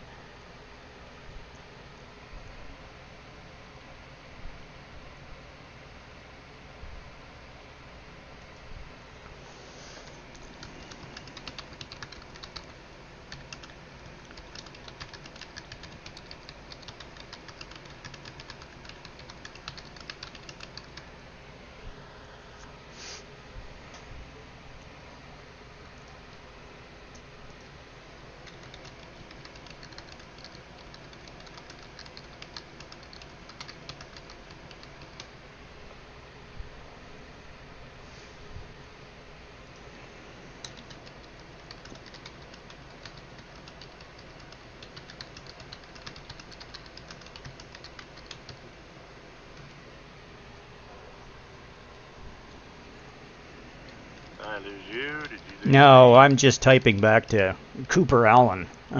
Okay, no worries. But he's Cooper Allen official, and he's, it is what it is. I actually messaged him directly because I've had 3 different accounts come at me trying to offer me $10,000 as a super fan. And I literally reached out to him trying to message him directly, and he's actually gotten back to me. And he says, I'm aware of it, so thanks for the heads up. And TikTok is actually trying to ban any more accounts from being created in his name. Because he's great. He's a great freaking young country artist that's been around for years. I've been watching him for years. But some of his new songs are awesome, man. But yeah, no, they've been just hammering me lately. I get so many. It's just all day, every day, scammer after scammer after scammer, and then it's not even scammers. It's literally everybody with an OnlyFans page, and, I want to show you my fucking tits. Pay me, pay me. Go fuck yourselves. Get a fucking life. I'm not interested in your tits. I love tits, don't get me wrong, but, yeah, don't need them. All they do is cost me money and trouble.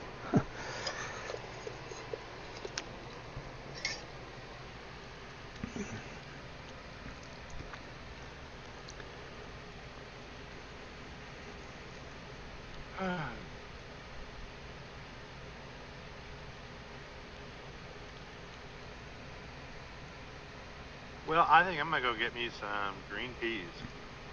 Well, yeah, well, I love snap peas, man. Fresh off the vine around here, but if you're watching the news, BC's had over 500 freaking 40 fires start in the last 48 hours or some shit. Like, we're crazy, man. It's nuts. Jasper got burnt. Jasper, the historic town of Jasper in Alberta, it's gone, man. Like, at least 30 to 50% of it's been burnt. Thousands of people evacuated. Man, I got history there. I've gotten a lot of memories in that place. It's really sad. But that's the thing. Between BC and Alberta, we've literally had, 4 towns burnt off the face of the freaking planet in the last 2 and 3 years. And they still haven't even been built. And right now it's crazy. Like that Jasper fire, all of the reports say that they were literally, they show you pictures of it. There's 300 to 400 foot flames, and it was raining for 2 days straight. But the fire was literally evaporating it and burning everything anyway, moving it over 15 meters a minute. And yeah, you can't outrun that shit, man. Like, fire's terrifying. Like, if you really have ever seen a true firestorm, like these things, they create tornadoes within them, and it creates its own winds and weather, and it's just scary shit, man. You wouldn't believe how fast fire can move. But I'm amazed at how there's a term, and I'm not real versed in it, but it's like it'll literally can create a jet flame. Oh yeah, it's nuts, man. Like, I mean, that's what my ex was. My ex that just left me and went and screwed some other guy and married him type thing, whatever. Fuck, she was a firefighter. Yeah. My neighbor was burning off, clearing his land, and he just set the trees on fire, and it got that jet force. It was sucking air, and flames were just nearly invisible, with a light blue tint to it, just burning, and it was just roaring. And, I really got an eye opener when I think it happened in Washington in the U.S. But it was a few years ago now. But it was literally a major interstate highway, and the forest fire. Like we're talking double lane traffic both ways type thing, and it was standing traffic, like bumper to bumper. Like there was shit tons of people on the highway, and the goddamn fire came across in a firestorm and went right across it. And those people were running for their lives, and there was, a lot of them didn't get out. A lot of them didn't make it. Some of them did. But there was a tanker truck in the middle of it. Like, you can probably look it up on YouTube. I'm sure it's there. But there was a tanker truck in the middle of it, like a fuel truck, like two trailers full of goddamn gas. The stupid fire went across the highway. When, like, it literally, and it was gone. Like, it shot across the highway, burnt these vehicles to liquid metal on the highway. There was nothing left. Like, this whole rig was burnt into a pile of molten steel. Like, holy shit. You have no concept of the heat that comes from these things. Like, these firefighters can't fight this shit. They can't even get close to it. You know, like, when these things are this volatile, all you can do is run for your goddamn life and get out of the freaking way, man. And lately, like, they've been dealing with winds. Like, we keep getting these 70k winds that drive, like 35, 40, 50, 70, 90k winds that drive these damn fires. And it's like, and then the fire gets big and starts generating its own winds, and then all of the heat waves and crap, it generates lightning storms later in the day every day. And then they literally had, what was it? I think it was 5-6 days ago, maybe a week ago. They had, the news reported that they had, I think it was 80,000 lightning strikes in less than 24 hours. 80,000 lightning strikes. And they're dry. A lot of them are dry.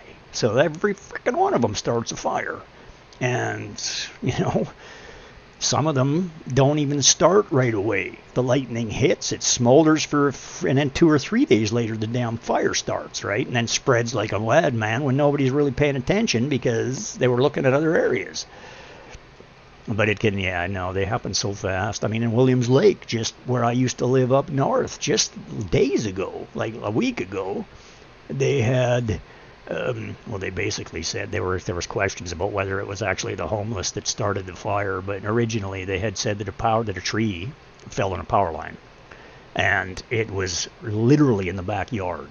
Like, it's 2 kilometers from my mom and dad's best friends, like their house type thing. But this is literally behind Blackie's car wash. Like, I have massive history in these places, man. Like, I lived there for 12 years. But they had to do tactical evacuations, like police, like running to people's houses, like, get the fuck out now. The fire's on your doorstep. Go. Like, leave everything, run. Like, this is the kind of shit that's happening in Canada, man. And it's happening in the U.S. and California and all these places too. But the problem is that we're used to being, everybody thinks we live in igloos and we're frozen, man. But yeah, no, but we do have, I mean, this is nothing. I mean, if this shit gets into the mountain passes, like, we're talking the Rocky Mountains here, okay? So the Rogers Pass, it's all of these famous destinations, like literally Golden is in there, and they literally lost 6 houses to a fire yesterday. It was in the news just this morning. I woke up and it's like, well, what the hell, man? Now there's 6 houses lost in Golden? Like, oh, for Christ's sake. And forest fires, you know, just interfaces, pops up, new lightning strike, comes right in, boom, your houses are gone. Because they can't fight it. You can't stop it. You can only do what you do. It takes time to get equipment to it. Like, these places are in the middle of nowhere on the top of mountains, and if it dries up to the top, like, if these heat waves for extended weeks, what it does is it literally gets to the top of these mountains, don't usually burn for centuries, because it never gets hot enough up there for there ever to ignite a fire. It's always wet and damp because there's so much snowfall. Well, we had such a mild goddamn winter, there's no snowfall, there's no snow. So it's already drier than it should be. We did have a milder spring than we usually do. Like, we really had 2 weeks of, like, everything started in the north in Alberta first this year. We've been really lucky, knock wood, in our region. But the last couple of years, like, it's, like, we're used to this. It's like 1 year, it's all around us, and it burns. And we lost 200 plus houses and mansions last year. It was crazy. But, you know, and the year before that, we burnt type thing as well. It was all around us, but nothing actually come into town. We never lost a single structure. But they get close, and they're surrounding us. And it's like, yeah, well, the whole other side of the lake is burning. We can see it every day.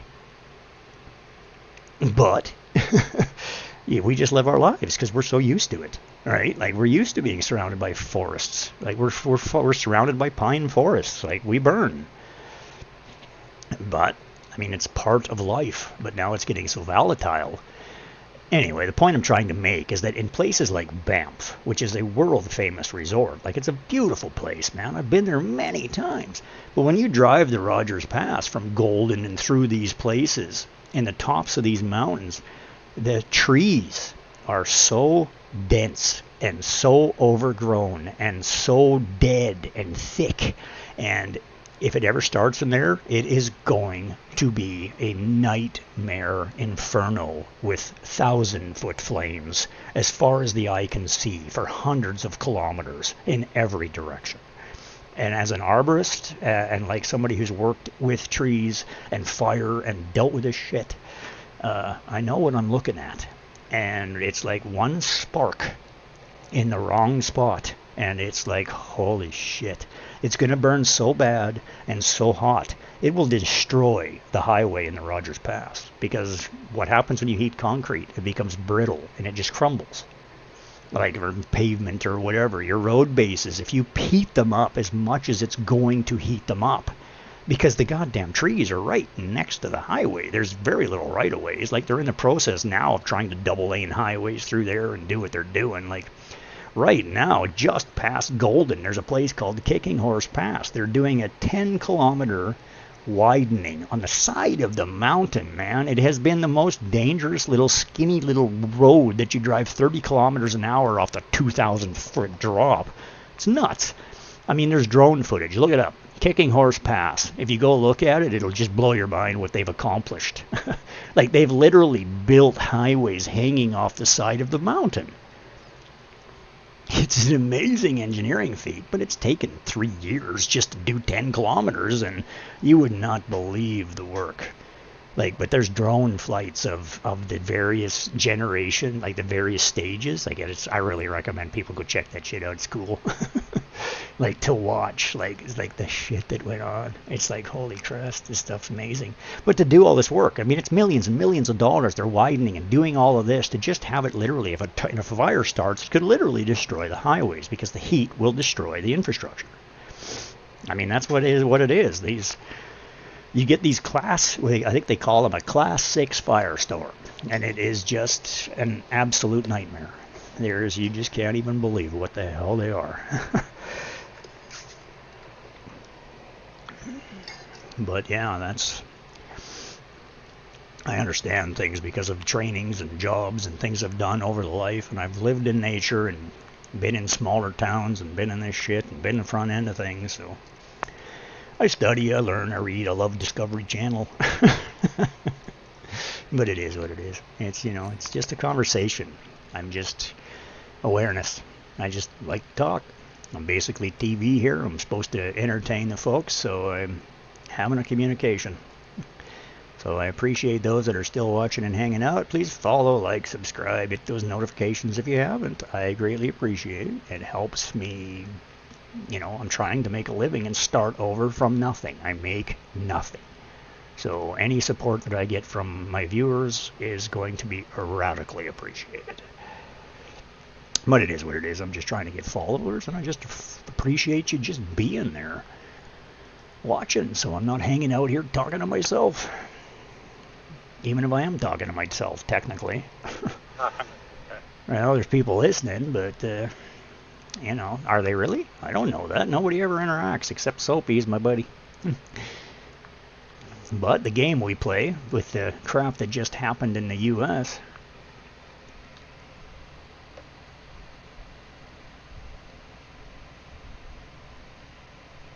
Did I lose you? no, I'm just reading a response from Cooper here. Oh, okay.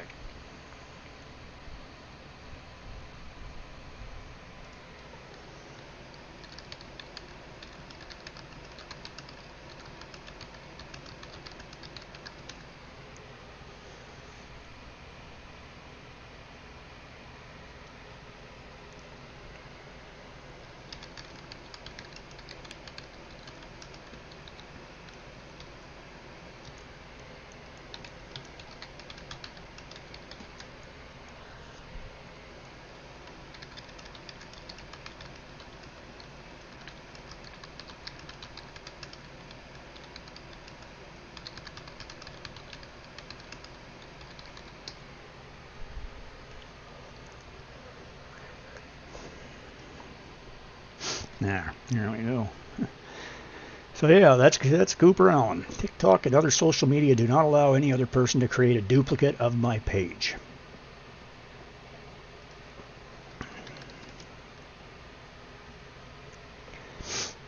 And this is what I've been talking about the last few days. These literally came to me and said, "Oh, well, are you a fan?" And they start asking questions, and it's like, of course I'm a fan. I'm following you.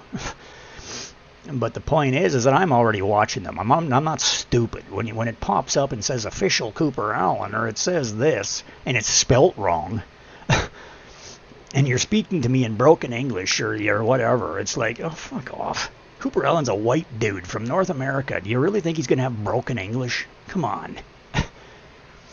And yeah, but anyway, I'm just explaining. It's like, yeah, the scam was that they literally come and they offer you, well, or do you like my stuff? And it's like, yeah, and ask you some questions about how long you've been listening to them and da-da-da-da-da. And they say, well, as a super fan, we want to give you a reward type thing and da-da-da-da-da. And then they put you through to their other person that's their agent. And all of a sudden, the first thing that person says is, well, you got to send us a $50 card for the transfer. And yeah, okay, have a nice life, goodbye. But they actually tell me that they're trying, oh, we're going to give you 10 grand, but you have to get a $50 credit card or get like a card so that we can transfer the money. Which means the minute that you give them the information for the card, they're just going to steal the card. Yeah. That's all there is to it. And people fall for this crap left, right, and center. If somebody wants to send you a gift of money, they do not need anything from you. It's called an e-transfer. It's called a bank transfer. It doesn't cost the recipient anything. You know, they take the fees will be taken out of the money that they send you for it. And when they're flat out saying, oh, well, I need to talk to you through this other platform, it's like, yeah, because you're not even in fucking North America, you lying piece of shit. Freaking just, people have no respect for freaking scumbag, scam pieces of shit.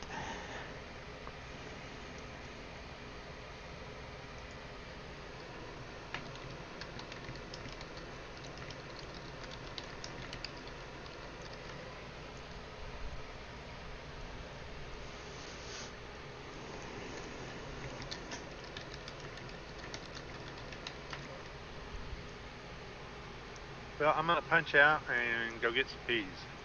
All right, sounds good, brother. Talked your ear off now for long enough. And you see what happens when you say, well, I want to ask you a question about this, and then like 3 hours later, Jesus, I'm terrible. All right, well, I will chat with you again soon. Sounds good, man. Thanks for popping in. Good to hear from you, brother. Be well. But yeah, be careful with trees and the interfacing with the city because it can cost you shit tons. Will do. All righty. Night. Night. Bye-bye.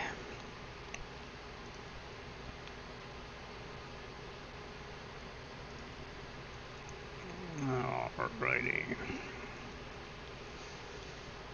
Maybe I can actually get doing what I'm supposed to be doing here now, instead of being all sidetracked and scatterbrained. Okay, we have Radiant.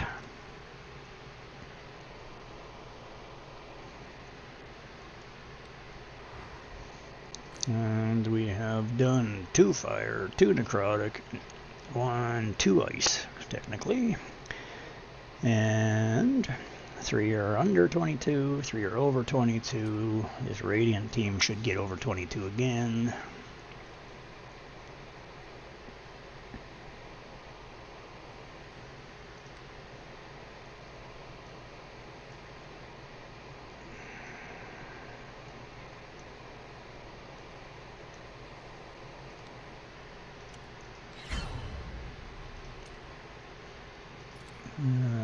That's going to be 30, and then we're going to hit go.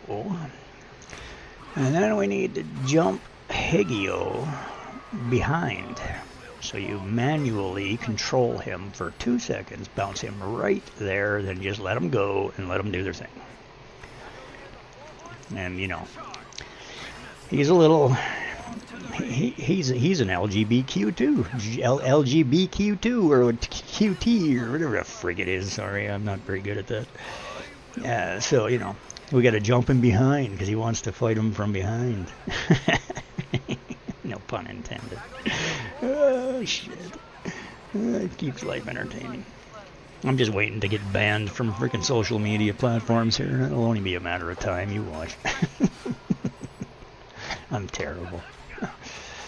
Not really. I'm a pretty good guy. But now I'm going to start another interview here. Welcome to the podcast. A pleasure to have you here. If people listen to this interview and they get a chance to step into your world, what is possible for them when they understand the true power of neuroplasticity and they combine that with the power of source and manifestation? So give us a little bit of an idea. What's possible after this conversation? So what I would say about visualization is that the way it works in the brain is if your brain has never seen or experienced something before, it would consider it as a threat. So when seeing or experiencing something for the first time, there would be some fear involved with that. And that would likely mean that your stress hormone levels would go up. That then changes the blood flow around the brain and makes you less likely to take risks because it wants to keep you safe. So if you have visualized something, whatever it is that you want, then to your brain it's like it's experienced it before. So it makes that first real event easier. So I advise people to either create actual images in a collage, like, you know, what we call a vision board or an action board, or to regularly visualize the outcome that they desire, to start to really tell your brain that it's already come true, so that when it starts to happen, you notice all the things about what it sounds like, what it smells like, what it feels like, and then to give gratitude for the fact that it's come true. Because gratitude is like the opposite of fear. When you're in a state of gratitude, of love and trust and joy and excitement, you're releasing the bonding hormone oxytocin, which makes you feel warm and open, and it lowers your guard and allows you to take healthy risks. I'm so glad that you start off with gratitude. And by the way, thank you so much for being here. I super appreciate it. I know you're highly in demand. I find that gratitude, to add another layer to what you said, what you shared, is that many people forget about how far they've come in life so far. So we tend to focus a lot about what do I want to manifest and bring in from the future. And great, that's important, and that's a big part of what today's conversation is going to be about. But we forget that 5 years ago, 10 years ago, there's things that we have in our life that we had been working on that we would have, you know, shouted from the top of the roof if we knew that we would have achieved that thing or brought it into our life. So I think loving the life that you have, is that also part of training the brain and stepping into the power of manifestation? That's so true, what you've said, and you put it really well, which is that, you know, I like the way you said, like 5 years, even 1 year ago, there might be things that you think, if that ever happened, it would be so amazing. But when it happens, we don't really tend to acknowledge it that much. We, you know, when something like that happens, we just think, okay, what's the next thing that I can try to manifest? So there's a serious lack of acknowledging and celebrating, you know, the things that we've already achieved. And the importance of that, apart from just enjoyment in life, is that the more evidence you can give yourself that you had a goal and you achieved it, and the more understanding you have of how that worked in your brain, what the circumstances were that made that come about, it's obvious that that makes it more likely for you to achieve the next thing. I often find with high achievers, especially, a lot of people who are listening today are high achievers in their life, it feels like, okay, check, I'm ready to move on to the next thing. What does celebration look like for you in your life, right? You have gone on so many podcasts and you've talked about different examples, we'll share some of them today, of manifesting. In fact, I might even ask you, what's something a year ago that you were putting attention on that has shown up in your life maybe today or in the recent, you know, few weeks? And what was a way that you solidified that in your brain and body by having even a small little moment of celebration? So what does celebration look like, and what is something that a year ago you wanted to bring in? Such great questions. So in my journal, so journaling is an important way of marking down a lot of these things that have happened. But I have a separate section which is a list of accomplishments and achievements. So when I'm feeling like nothing's manifesting at the moment, there's something I really want, but there just feels like there's an obstacle every time I try to make it happen, I go back and look at my list of achievements. Some of them I've looked at frequently enough now that I can summon them to mind. But when you feel like things aren't working out, like I said, the blood flow in your brain changes, and it can actually go against you, because to keep you safe, it will say, well, don't take a risk, don't try to get onto that podcast, don't, go to America and do, whatever you've got planned, stay at home, it's safer. So then when you go and look at this list of achievements, you think of the times that you felt like that thing wasn't going to work out, but then it did. And so, as you were saying, a year ago, I can hardly believe that a year ago I hadn't even launched my podcast. So I launched my podcast in September 2022. That's huge. Yeah, and it was quite a sudden decision, because I've, as you mentioned, I've been working on creating a TV show for quite a while. Yeah. And then we came up with the brand of Reinvent Yourself with Dr. Tara, and TV shows don't happen overnight. So it was kind of like that excitement of wanting to get that out there, but knowing that it was going to take quite a long time. Sure. I always say with writing the book, it's like you're pregnant for a year, but then you don't get a baby at the end of it, because you have to wait till the book gets published. Right. So launched the podcast in September 2022, and my team, the studio in the USA, sent me this massive bouquet of pink flowers. Pink's my favorite color, and I love flowers. So, and I wasn't expecting it at all. So, even if it's something small like that, so occasionally I will buy myself something and say, this is because you launched the podcast, or this is because your book came out. And then that object becomes more than just what it is. It's a constant reminder every time I see it, whether it's, a pen or a piece of clothing, that's related to a certain achievement. Yeah, it's a reminder of the power that's inside of you, that's inside of everybody who's listening today. And we all need reminders, because so much of the media that's so pervasive that's around us, even without even trying to, can pull us into a place where, if you look at the subtext, it's reminding us that we are powerless, that we can't impact the world, that we're all victim to circumstances, and that there's a lot more bad in this world than there is good. So do you feel like people have to become resilient in sort of being able to push back against that onslaught that's there? Two things I would say about that is, one, that most of the neuroscientists that I know, all the ones I know personally and other ones that I've heard of, don't watch the news or read newspapers. That's powerful. And it's not because we don't want to be informed, because obviously we do manage to stay informed in other ways of important events around the world. But if you just look at the nature of news, the proportion of it that is bad news and the impact that has on your brain is disproportionate. So the first thing is to curate your news feeds, your social media feeds, so that you're not getting bombarded with so much bad news, and you balance that out for yourself. Of course, life can be hard. So yes, you have to be resilient as well. But the first thing is to take charge of what you're actually feeding your brain. And that's everything from your diet to information.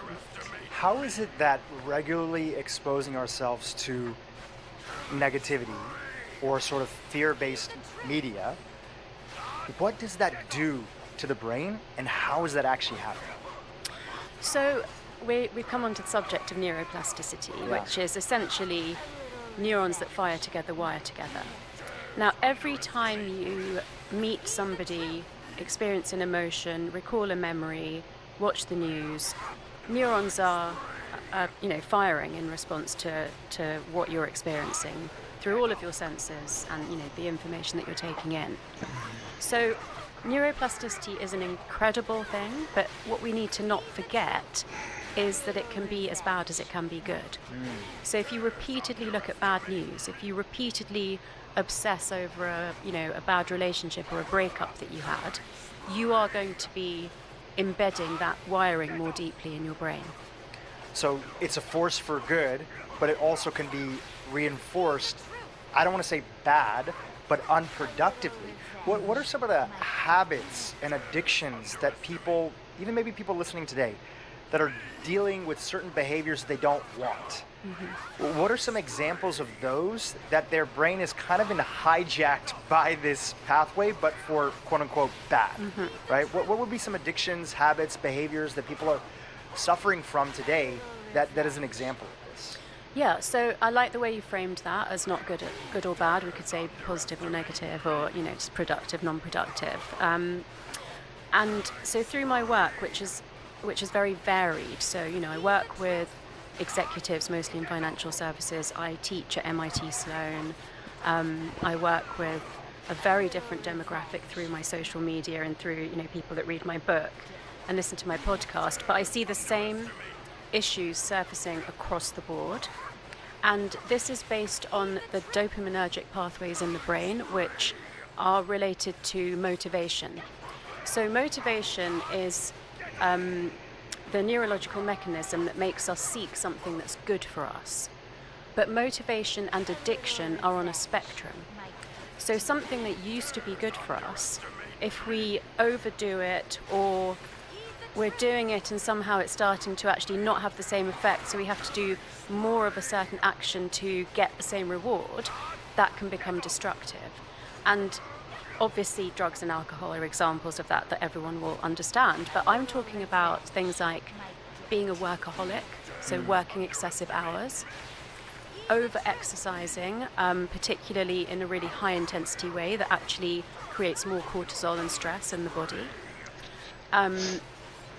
So basically screen time, and the story that I hear with this is it's really important in my job to be responsive. I always reply to emails straight away and I get rewarded for that. And then that can, at the other end of the spectrum, be I'm constantly scrolling social media, I'm working across time zones, I'm looking at my phone in the middle of the night. So you can see with all of those things how, having a good work ethic is great, but working excessive hours and damaging your health and your relationships isn't. Doing, not being sedentary is good, but exercising to the point, and I see it with the most high achieving people, the high flyers, the professional services, the lawyers. I met a lawyer at a lunch party, and as soon as she said she does this intense, super intense, high, really challenging exercise, the first thing I said to her was, you're exactly the kind of person that shouldn't be doing that. You should be doing yoga and walking, and she sort of said, I know, straight away, which means that you know that it's bad for you, but you still keep doing it because that original driver is exercise must be good for you, and I'm sweating out my stress by doing it. But it's just really good to step back every so often and check, is this still good for me? And the same with obviously using screens and social media. I'm going to jump around a little bit as we sort of stack and build a little bit of your background to the audience. We're of course going to come to your story, which is so fascinating. I'm going to go back to a little bit of the beginning of the interview because I think, my audience here, this podcast used to be called the Broken Brain Podcast. We've done a lot of episodes on brain health. What my audience is not used to hearing so much about is an Oxford, MIT trained, doctor, professor talking about manifestation. That is new for them. And maybe even some people thinking, is manifestation real? Is it not real? So I'd love to start off here. Tell us what manifestation is and tell us what it isn't. Yeah, so it's definitely had a bad, sort of rep. And I think that is just for all the different definitions and possible journeys to manifest, the umbrella term of manifestation, that one can have. But as a scientist, if I were to say to you that manifestation is not much more than you setting a goal and making that come true in real life, then there shouldn't be any argument that it could be quite scientific. And when I wrote The Source, which came out in 2019, so I was writing it in 2018, I'd always personally been interested in spirituality and visualization and manifestation, but I felt like there was no overlap with my professional work. At the time, until recently been a psychiatrist. And I already had my PhD in neuroscience. So when I started looking into the science behind manifestation, for me personally, I had to be able to explain it based on cognitive science, which is psychology and neuroscience, just for it to make sense to me. That wasn't necessarily even the book that I was going to write, but I had to feel like, okay, I really understand how this works, and then what am I going to do with that? How am I going to share that with people? But the fact that explaining manifestation through cognitive science means that it's your brain that makes these things come true felt extremely empowering.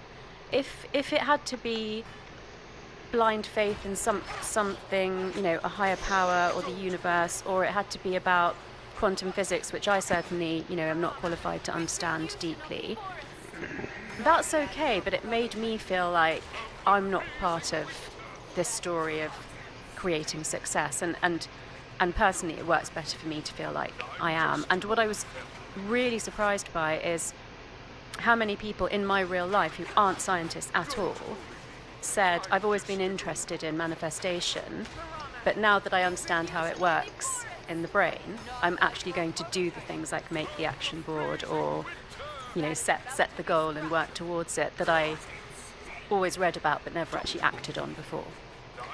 I think that's a beautiful phrase. You set a goal and you work towards it, but what you are clearly stating, if I got right, and please feel free to correct me, is that if you're tapping into the power of manifestation, you are just tapping into what is the most effective way to go about that process. Is that correct? Yeah, that's correct. And it kind of marries up very nicely with the brain science, which is that the brain is a small organ if you look at it in proportion to your body size, but it's very energy hungry. So it uses up 20 to 30% of the breakdown products of what we eat each day. When we're asleep, it's using up 20% of what we've eaten that day. So it likes to always choose the path of least resistance. It likes to be efficient. So therefore, being efficient and effective in your real life in terms of what you do to achieve the things that you want makes sense to the brain. So that's already kind of started aligning quite nicely. And I was smiling internally when you said, oh, I'm going to jump around a bit, because in the brain it's all about interconnection. So I hope this makes sense to the audience, and I'm sure the podcast will get edited beautifully, but for me, jumping around completely makes sense because it's all connected. And I'm sure as we draw to a conclusion, all of those threads will come together, and hopefully people will have really great insight, even if it sounded like we went from brain science to manifestation to like different topics. We're weaving threads like the brain is weaving neurons inside of neural pathways. Yeah. And there's a deep connection that's there that you explained beautifully with that and manifestation. Now, one question about manifestation is it that everybody, even the people who don't realize it, they're still tapping into the power of manifestation. They may not realize that they're actually manifesting things in their life that they say they don't want, but that their mind is completely preoccupied. How does that fit within your wheelhouse? Yeah, so like you said, it is a subject that has attracted skepticism in the past, and still does to some extent. And what I'm always amazed by is the small number of people that I see that I consider to be the biggest negative manifestors that I've ever come across in my life. And I always think, and we've all been guilty of it to a certain extent. Oh, that will never happen for me. Oh, that goal is a bit too big for, let's take it down a notch kind of thing. Or worse than that, which is, it's just my luck. Bad things always happen to me. Nothing ever works out for me. As I said in neuroplasticity, if you are continually saying and thinking those things, it's more likely to come true. If you're so powerful at manifesting that, imagine what could happen if you decided to say, that will work out for me. That will work out better than I even dreamed that it could. And I just invite people to try that for a day or a weekend or a week. Or I have a very close friend who is also an executive coach, but not particularly into manifestation, who one year said, I'm just going to say yes to everything that I would normally say no to. You know, for me, sometimes learning to say no to things has been an important part of my journey. And I'll share something with you that I've never shared before, apart from with my close friends, which is just from the sort of upbringing and education that I had. So, you know, you'll understand the expectation of first-generation immigrant Indian parents, and then I was very fortunate, had a very privileged education, but it was very competitive. And, you know, I was absolutely expected to go to the best universities and be professional. And that does leave this little girl inside that always thinks she's never going to be good enough. And so I remember when I was filming my online program for MIT Sloan, I said to one of my best friends that, you know, it was super hard work. I was in lockdown in the UK, so it was on a, you know, different time zone as well. And it was, you know, a sort of run of deadlines every few weeks to get it ready. And I remember saying to her, it's not perfect, it's not going to be good enough. I'm so stressed and there's just not enough time left to get it right. And she said to me, I have never seen you not knock the ball out of the park and beyond. And I said to her, this is the one time that's not going to happen. I'm absolutely sure of it. And I think I made like my family's life quite miserable for a few weeks around that time. And then it came out, and I can't remember all of the like statistics now, but I mean it was literally the number two program, second only to the AI program at MIT Sloan. Wow. Yeah. Wow. It had a net promoter score of 98%. It had like over 200 people sign up for the first iteration. And for the first time in my life, I actually thought, you cannot at this age keep saying nothing's going to be good enough, and then it turns out to be that good. Like, you got to make a change here. And so the next big project I took on was my podcast, and I didn't have a lot of expectation around it, something that I just really wanted to do, and I had a great team around me. But they also said, you know, it's brand new, so if we want to get kind of, you know, supporters on board, then it would be better if we can do that before it launches, just because once it launches, people will ask for analytics, and it's just new. And I wasn't offended by that. I thought, you know, it's going to take some time to grow. And quite quickly, but certainly by the end of season 1, it had charted to #1 in the UK and the US on life sciences on Apple Podcasts. And for the first time in my life, I didn't say, I can't believe that happened. I said, I'm not surprised that happened. And that was a huge neuroplasticity change for me. So I still have to prove myself a bit by doing that again, because I've only done that once in my life. But it's things like that, like more intangible things like difficulty saying no, you know, not prioritizing yourself, because your level of self-worth and deservingness are pivotal to manifestation. If you don't believe that you deserve something, you immediately make it less likely to happen because of every action that you portray in the outside world based on what you believe about yourself. That's so powerful. It really brings up this theme that I've heard you talk about and you write a little bit about in the book, is that many people are not aware about how their early either childhood insecurities or early belief systems they didn't choose to believe, they kind of just inherited from their environment. They don't realize how powerful these are and how these narratives shape what they pay attention to, right?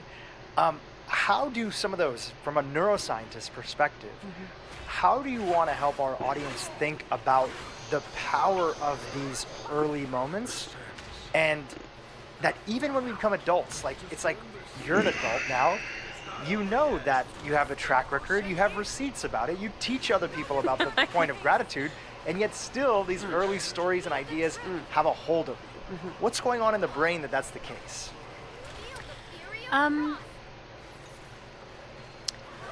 Well, there's several mechanisms that we could discuss here. So, but probably from the neuroscience point of view, the most fundamental one is that the longer that pathways have existed in your brain, the deeper they're buried, the more powerful effect they have on you, and the less conscious you are of that.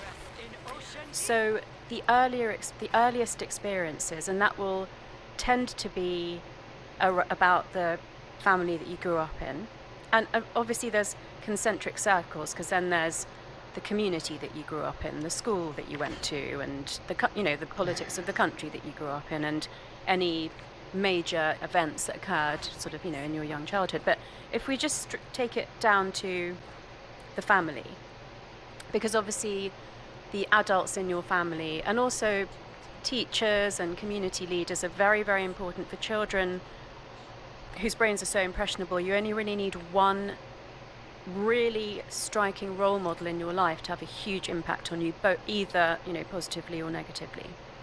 And so your survival depends on the love of your caregivers. And so you learn at a young age what is okay to do and what you shouldn't do to keep that safety and security around you. And I'm talking about things like the values that your family hold, the boundaries that are, acceptable or not acceptable in your family, the secrets that are kept in your family, who you identify with, and that will have been put onto you as a child, because you won't decide that by yourself, but it will be things like, oh, you're just like your mother, or you're just like your uncle, and that will... Or you were mentioning in your family, like, we're a high-achieving family, we have to do it this way. Yeah. So, there's a sort of a few things like that have a very, very strong impact early in life. And there's a whole other area that we could go into of epigenetics, which is a really quickly growing field. But we certainly know that what happens in the womb is we know a lot more about. That's not epigenetics. We know that is also very critical to what happens to you. So just at the most basic example, if a mother is stressed and she has high circulating levels of the stress hormone cortisol, that will of course affect the baby because they share the same blood supply. We know in animal experiments that pregnant mice that were given the smell of peppermint and given a mild electric shock at the same time, that when the baby mice were born, they were never given an electric shock, but they would have a stress response to the smell of peppermint. So that's the part about being in utero. And then we also know that now we know more about the fact that what happened to your parents throughout their lifetime and your grandparents and possibly even beyond that also has an effect on your neural wiring. So so one thing that I find really interesting is that you don't inherit the genes that your parents were born with, you inherit the expression of their genes at the time of conception. And further back than that, we know from Dutch famine disease and the Holocaust that there are switching on and switching off of the expression of certain genes that will affect you in your life. And that can sometimes, it can be good, even if a bad thing happened. Like if a stressful thing happened, it can make you more resilient, or it can make you more prone to anxiety. So even there is a level of, I don't know if choice is the right word, but let's say maybe agency over how you use what you've been given to make the most of your, the life that you've got now. And certainly, like you said, in adulthood, there are things that you can look back on and reframe. And, in more popular psychology, these things are known by phrases like reparenting or inner child work or mirror work. Where you basically obviously accept what's happened to you in the past, but see if you can reframe some of the emotions around it, or so either reframe emotions or manage that memory in a way that allows you to move forward in a different way to how you have up until now. Yeah, I appreciate you going into that, because I brought it up from the context of sometimes people feel like, well, I'm trying to manifest. I'm trying to put attention on the things that I want to create in my life, the things that I want to attract, the things that I want to bring in. And they don't often know, if they're not paying attention to it, that there might be still some background thoughts that you have to push up against, which, by the way, everybody has. Of course, there's degrees of trauma that people went through, but everybody's gone through some version of an imprinting. And your parents were just doing the best that they could. They have their own imprinting. And a lot of times it wasn't even that they sat down and said, it's, they didn't tell you to your face, like, you're not good enough, right? They would say certain things and we would infer from those situations. Some people did, and my heart goes out to them, have a parent that, just to straight up say, you're not good enough, so go around constantly in your life, even when you're trying to achieve, even when you're trying to manifest, all you can see is that I'm not good enough, I'm not good enough, I'm not good enough. So I think that when we start to become aware that these thoughts are there, as we begin to put some of our resources into action boarding, vision boarding, manifestation, really take advantage of the power of the brain, we can say, okay, great. That's not my. It's funny when people believe everything that they think. Some of your thoughts are like popcorn. That's like your old high school coach, or that's your elementary teacher who said you don't have good handwriting or you're not creative. Yeah. In fact, I think at one point in time, one of your beliefs, as an example, was, I'm not creative. Yeah. What were some of the earliest experiences that you had that left that impression for you? Just as an example for our audience. So I'd like to just say something before I go on to that, which has just come into my mind. Please, what you jump just into said. Really important. So if you think about a pendulum swing of the formative experiences that you might have had as a child, and on, one side is extremely good, which may be, parents or teachers that have said you can do anything you set your mind to. On the other extreme, there may be not something as obvious as you're not good enough, but it may just be something like that's not the kind of job that you could end up in. That's not going to work out for you. It's better for you to do something else. So those two things are very obvious. We often remember those things consciously. And even the bad things, like that will never happen for you, some of those things have spurred me on to achieve those things more because somebody told me that I couldn't do them. I think the most potentially dangerous but also area with highest potential is the very middle of that pendulum swing, where there are small, what we would call perhaps like, micro experiences that you may not even remember consciously that really affect what you still do in adulthood. So that's why it's really worth doing inner work like journaling or therapy or meditation to try to find out what it is that you're not conscious of that might be driving a lot of your behaviors. So yeah, mine is a very classic example. I found out once I started sharing it, and that's something I'm a big fan of, that there are lots of things that we hold secretly because there might be some shame around them. And when we share them, we tend to find out that a lot of people have, had similar we think we're the only person. Exactly. And then we start sharing, and then other people raise their hand. Well, so my one, which was that, it's not like traumatic or anything, but my art teacher at high school said that because I wasn't good at drawing, that meant I wasn't creative. So I think I was about 15. I fully 100% believed that till I was at least 35. And that was okay, because I did my science A-levels, I went to medical school, I became a doctor. It wasn't that relevant to my life, but it was certainly a lingering thought. It was only actually when I was giving a lecture at Stanford at the D School, which is a really interesting concept where they have... It's a design school, right? Yeah, it's a design school, but they take people from all the different faculties like medicine and engineering and, the arts, and they get them to sort of brainstorm and come up with ideas that you wouldn't come up with if you just stayed in your own.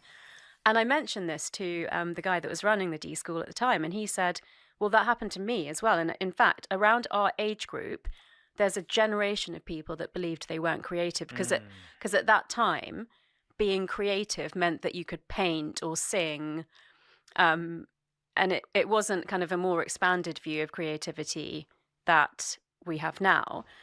But even then, and that then for me went hand in hand with the fact that my English teacher said to me, you're so talented at acting that you should read English at Oxford and go to RADA and become an actress.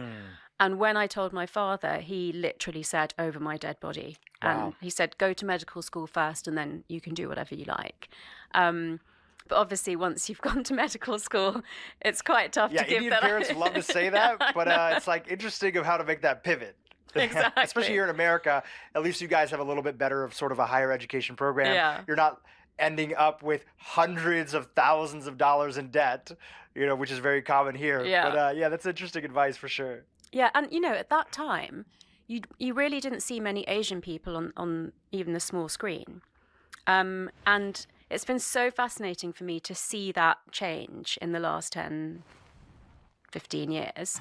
And so another thing that's really important in terms of manifestation and us overcoming some of these beliefs that we might hold about ourselves is giving ourselves examples of people that we identify with for whatever reason. It doesn't have to be actual skin color or anything like that, but that is somebody that feels like they're like you, that's achieved something that you want to achieve. I mean, your own past successes are great things to, write down, as I've said as well, so that when you're moving on to the next thing, you can say, here was something I didn't think I would achieve, but I did, so I know I can do it. If you really don't have an example of the specific thing that you're trying to achieve, then, I could have looked at you or Rongan or Rupi and said, well, they launched a really successful podcast, so, that should help me to believe that I can as well. It's possible for me. Yeah, exactly. Yeah.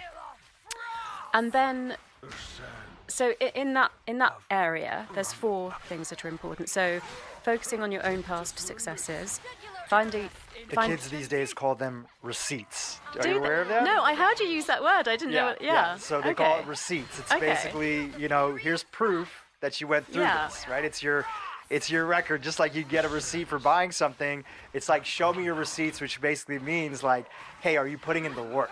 That's so cute. I love that. I'm going to take that lingo on.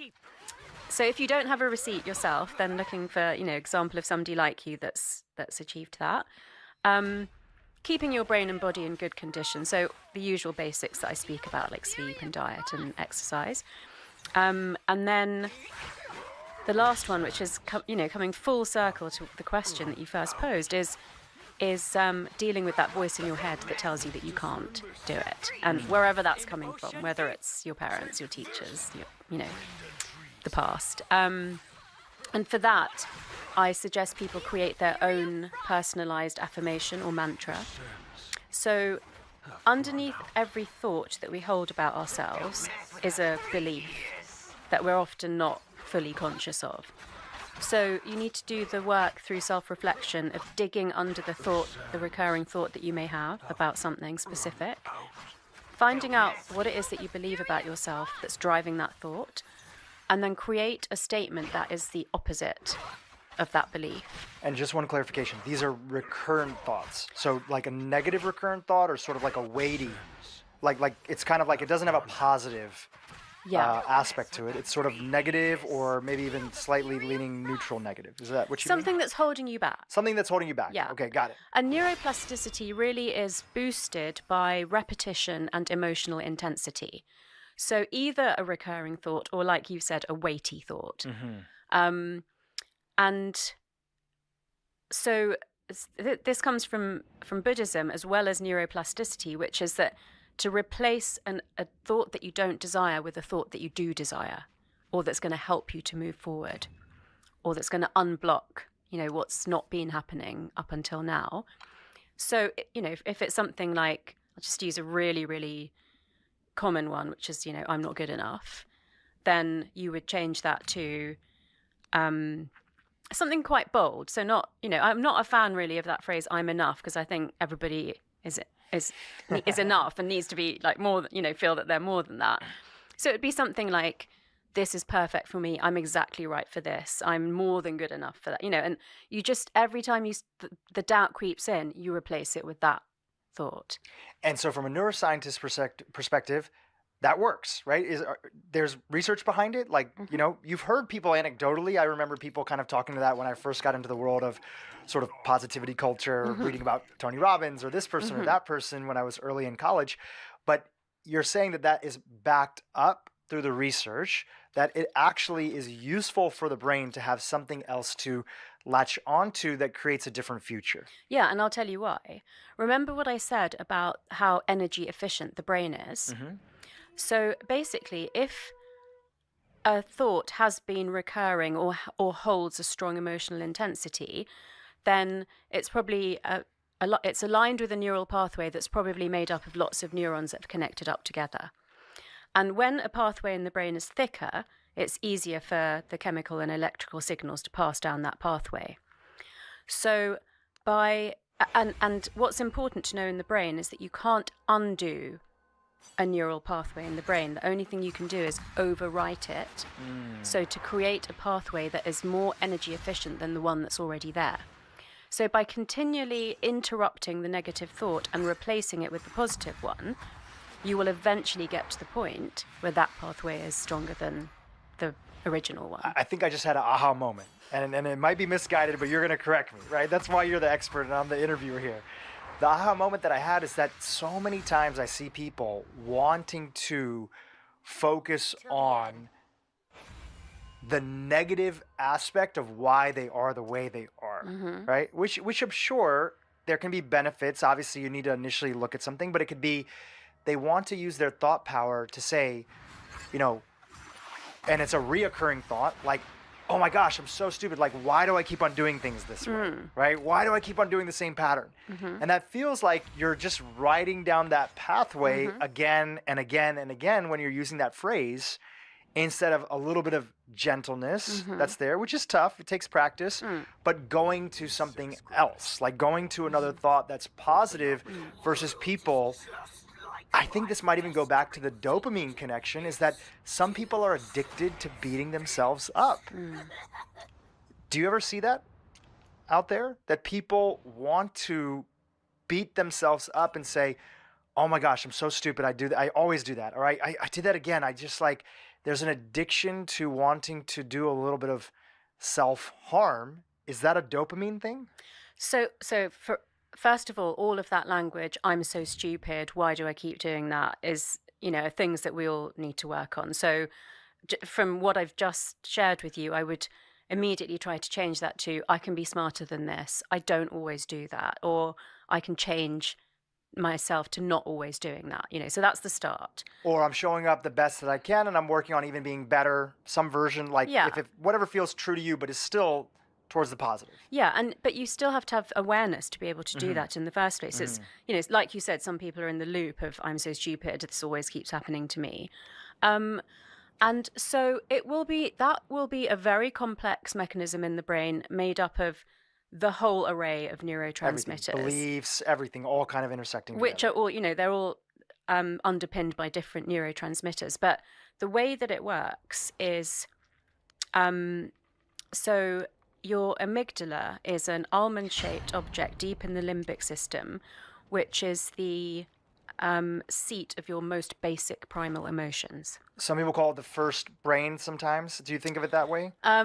We've kind of, our earliest brain, we've kind of moved beyond that. Yeah, we've kind of moved beyond that. It used to be called the reptilian brain, but and there are kind of, it's easy to think of the brain in like sort of three sections that have grown around each other, but our understanding of the brain is much more sophisticated now. So we like to think of it as systems that interact with each other, that are underpinned by these different neurotransmitters. And, you know, the brain is just a lot more complex than that, which we believed for a very long time. And it was only when we got scanning technologies that we understood it a bit differently.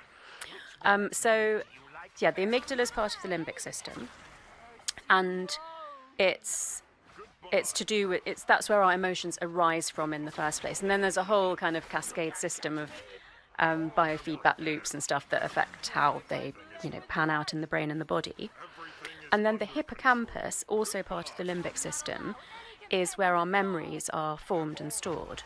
So those two parts of the brain interact with each other a lot, because obviously we lay down memories that are associated with emotions. And when, again, going back to what I said about when we're under stress, not feeling good about ourselves, that we have higher levels of cortisol, the stress hormone. When the brain detects that levels of cortisol are higher than they should be and they're staying high, one of the things it will do to keep you safe is that the amygdala and the hippocampus will get together and dredge up every bad memory of you having failed at something, telling you why you shouldn't take a risk and, you know, go out there and try to make it better, telling you that you're stupid, that this will always happen to you, that you can't change it. Because if in that mode, let's say I was feeling like that this morning and then I came here to record the podcast with you, probably wouldn't be, you know, I wouldn't give my best performance. You'd be cautious, you'd be worried about saying stuff, you'd be second guessing yourself. Exactly. And, I wouldn't want to share as much personal information because I would think that that could lead to me being criticized or ridiculed or humiliated. So it basically makes you hold back on, in a way, I feel like in that mode, the brain, when you need it the most, doesn't give you the things that can really help you. So, for example, let's say I'd had a bad day today and I thought, well, I've never met Drew before, so I'm obviously not going to tell him like what's happened this morning because then he'll just think I'm a bad podcast guest. That's the way the brain will start justifying. Yeah. But if that had happened and I came here and I said, look, Drew, you've heard me on podcast before, you know what I'm capable of. I've just had this, really unexpected bad morning. How can we work together to make sure that this interview comes out the best that it possibly can, with you knowing that that's what's happened in the background? That would, completely change it. Yeah.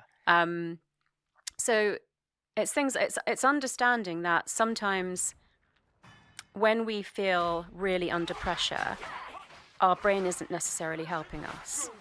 And the more work that we have done when things are, good or all right, the more we can have access to that awareness, which is so important in the moment, to be able to override this potential safety mechanism of the brain that's telling you, for actually survival reasons, that's telling you that you're stupid, that you shouldn't take a risk, that things will go wrong. Do you think that that's the brain's version of, also, for some people it's fight and flight, but for other people it's maybe, is it the brain's version of pulling into the stress response of freeze? Like, do you think that sometimes comes in? We have fight or flight, but then we also have freeze, that some people just play dead when they feel like maybe they're not literally playing dead like the way that animals play dead, right? When they're being hunted and other things. And that's some ways, there's a ton of videos on this on YouTube and Instagram of an animal plays dead for a little while. The predator that was chasing it kind of gets distracted for a second because it thinks that it made the kill. And then the animal is able to dart off, right? The rabbit or whatever. Is part of us sort of tensing up in a moment, is that also tapping into that freeze response? Yeah, so basically fright is the thing that triggers us. In response to fright, we can either take flight, which is literally run away, or we can fight.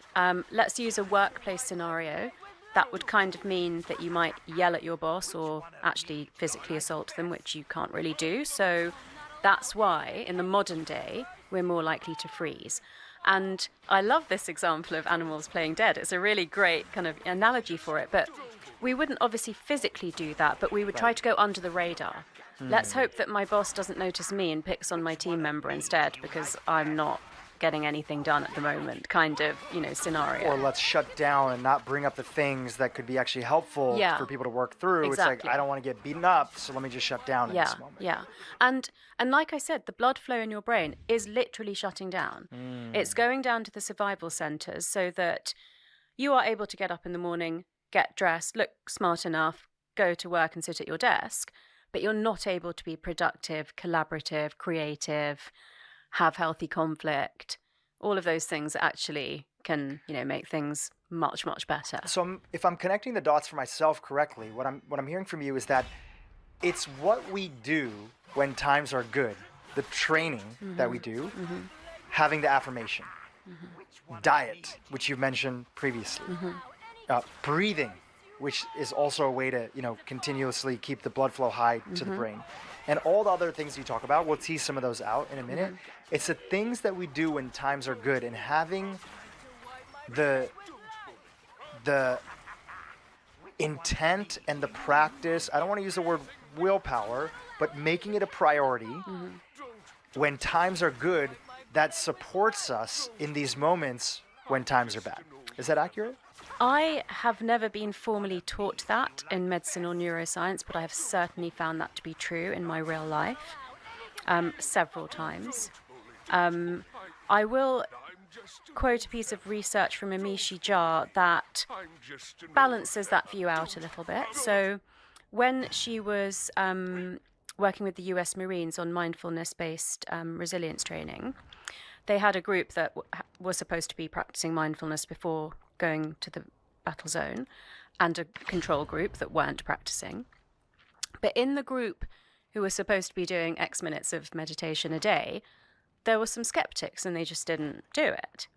And so they went with their group to the battle zone and very quickly noticed that the colleagues who had been meditating could sleep at night, even though there was gunfire going on all night.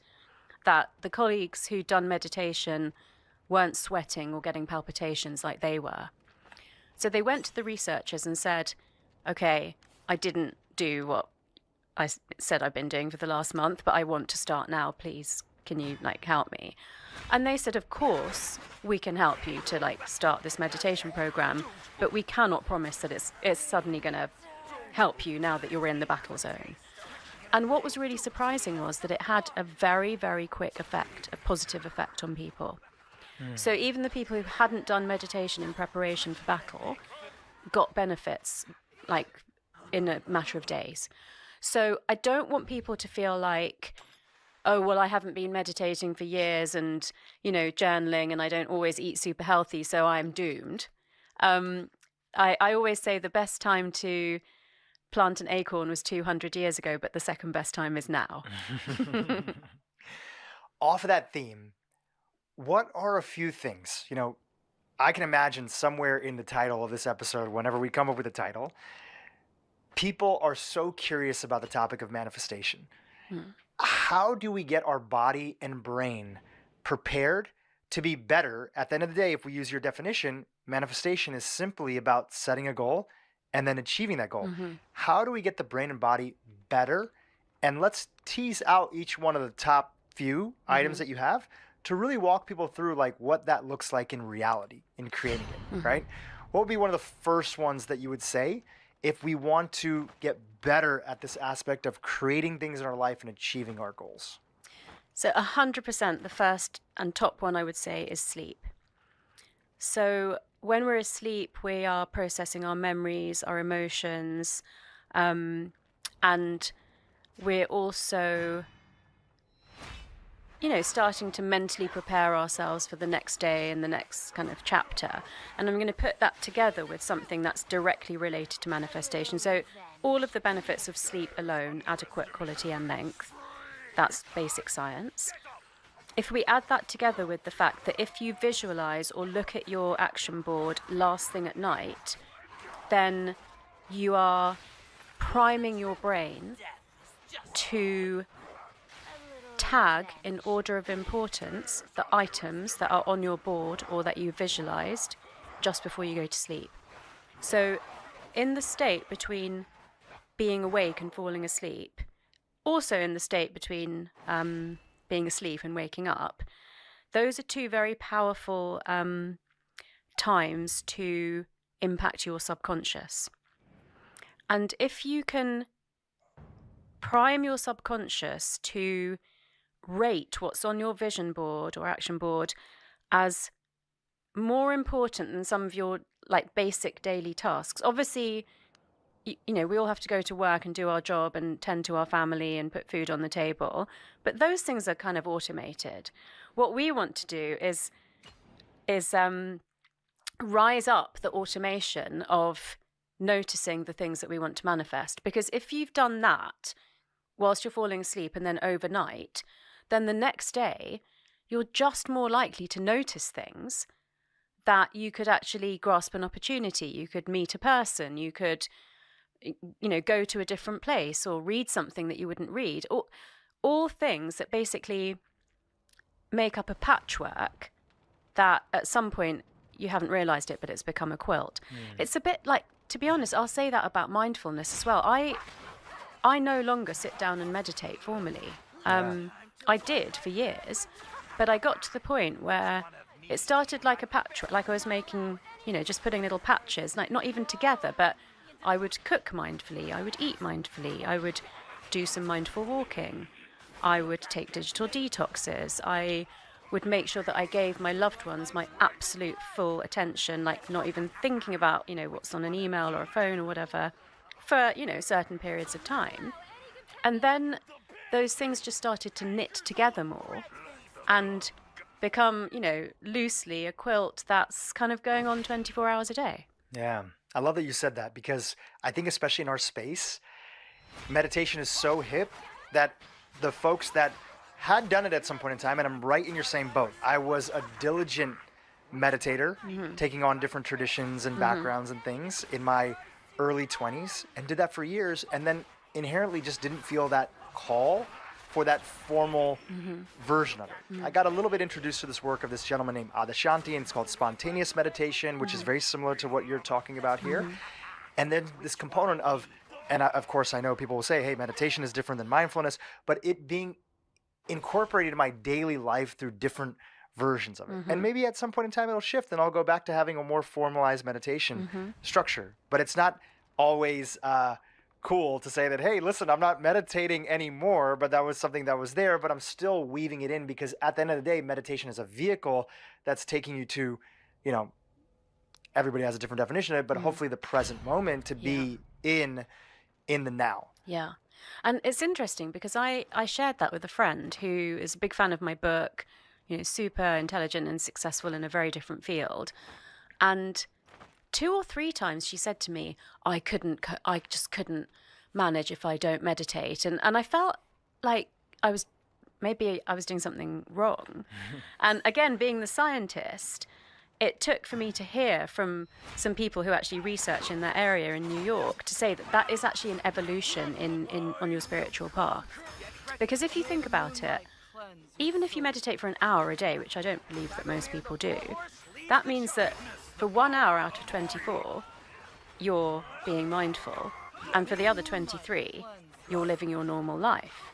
But if you can merge those things so that all day is, you know, somehow, not every single hour, but more of your whole day is somehow incorporating mindfulness or a form of meditation, whether it's walking meditation or tasting meditation, then that's both more integrated, but it's also more time that you're spending in that mode. For sure. And everybody's going to have a different version of getting to that destination, but it's good that people speak up and say, hey, this is how my journey has evolved, because I think a lot of people, just like when you said, I was like, actually, I'm in that same boat over here. I've had to tell people who were huge fans of it, they're like, oh yeah, you're obviously a meditator, right? You're like so calm and chill and other stuff. And I'm like, I used to a lot, and I'm not scared to admit that I'm not as much of right now, but that was a conscious choice that was there, and I'm sure it might change in the future. You know, another thought that I had is that this idea of looking at, going back to the last question I asked you, your idea of the action board, and we're going to get into like why you call it an action board. This idea of looking at that right before bedtime, because you're prioritizing sleep as one of those important things to tap into, to really supercharge your ability to step into manifestation and the power of manifestation in the brain. People know that this is inherently true. I mean, how often is it that you watch, either for some people it could be a scary movie, or it could be a really intense film, or it could even be a subject that you are even looking forward to. And then that night, what ends up happening? You have dreams all about that all evening, and the next day it's still kind of on your mind. It was occupying space all the night before just from watching something so intense the night before, which makes me feel so much for people who are literally watching news right until they sleep. CNN, Fox, MSNBC, all this stuff. You know, it's funny, there's a gentleman here in Los Angeles. Don't know if you've come across him before, Reverend Michael Beckwith. Yes. Okay. He's the founder of the Agape Center. He's very close with Oprah and did a bunch of her Super Soul Sundays. He has a great phrase. He says, you know, the news is simply a collection of the lowest common denominator of human society. So basically, if you want to find out everything that's wrong, and increasingly you're starting to see that social media is kind of becoming that same sort of way, because even if you try to curate who you follow, I don't know if you've noticed this now, Instagram, TikTok, Facebook, Twitter even, they show you things that they know are going to excite you even if you don't follow them. Have you seen this a little bit? So you get shown all this information. You're like, I'm not following that. Why all of a sudden am I getting connected to it? Anyways, I digress, but my heart goes out to people who right up until that very vulnerable space of, you know, in Buddhism they call it like ego death, right? Like going to sleep, there's a little bit of baby ego death that happens when you go to sleep each night. You're very vulnerable. And you're getting exposed to all this negative imagery. No wonder that people wake up the next day and they're in a bad mood. They feel that there's no support for them. they feel that nothing works out. They feel that the world might be out to get to them, or they feel like they're not enough for all their creative ideas, visions, and goals that they want to bring into their life to better themselves and the people that are around them. We have to, and I love that you said it. I'm going to probably clip it for social media. You know, that neuroscientists that you know are not watching the news, at least on like that regularity of a basis. Yeah. I feel like that's one big hack that could help so many people, even with people addicted to their phones right before bed at nighttime. We're so impressionable, and I don't think a lot of people understand how it's impacting us. No, and I'd like to add something to that, which is that, and I'll also share that, I mean, I love a scary movie. So, yeah. I'm all about like people watching to watch whatever they want to.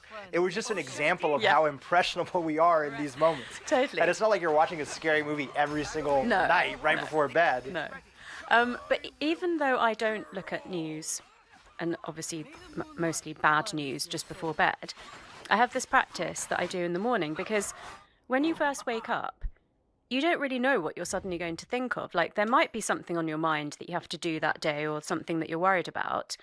And I'm not saying that you don't come to those things and deal with them at some point in the morning, but before I even have time to think, the first thing that I do when I become aware that I'm awake and I'm still lying in bed is I say, I love my pillow.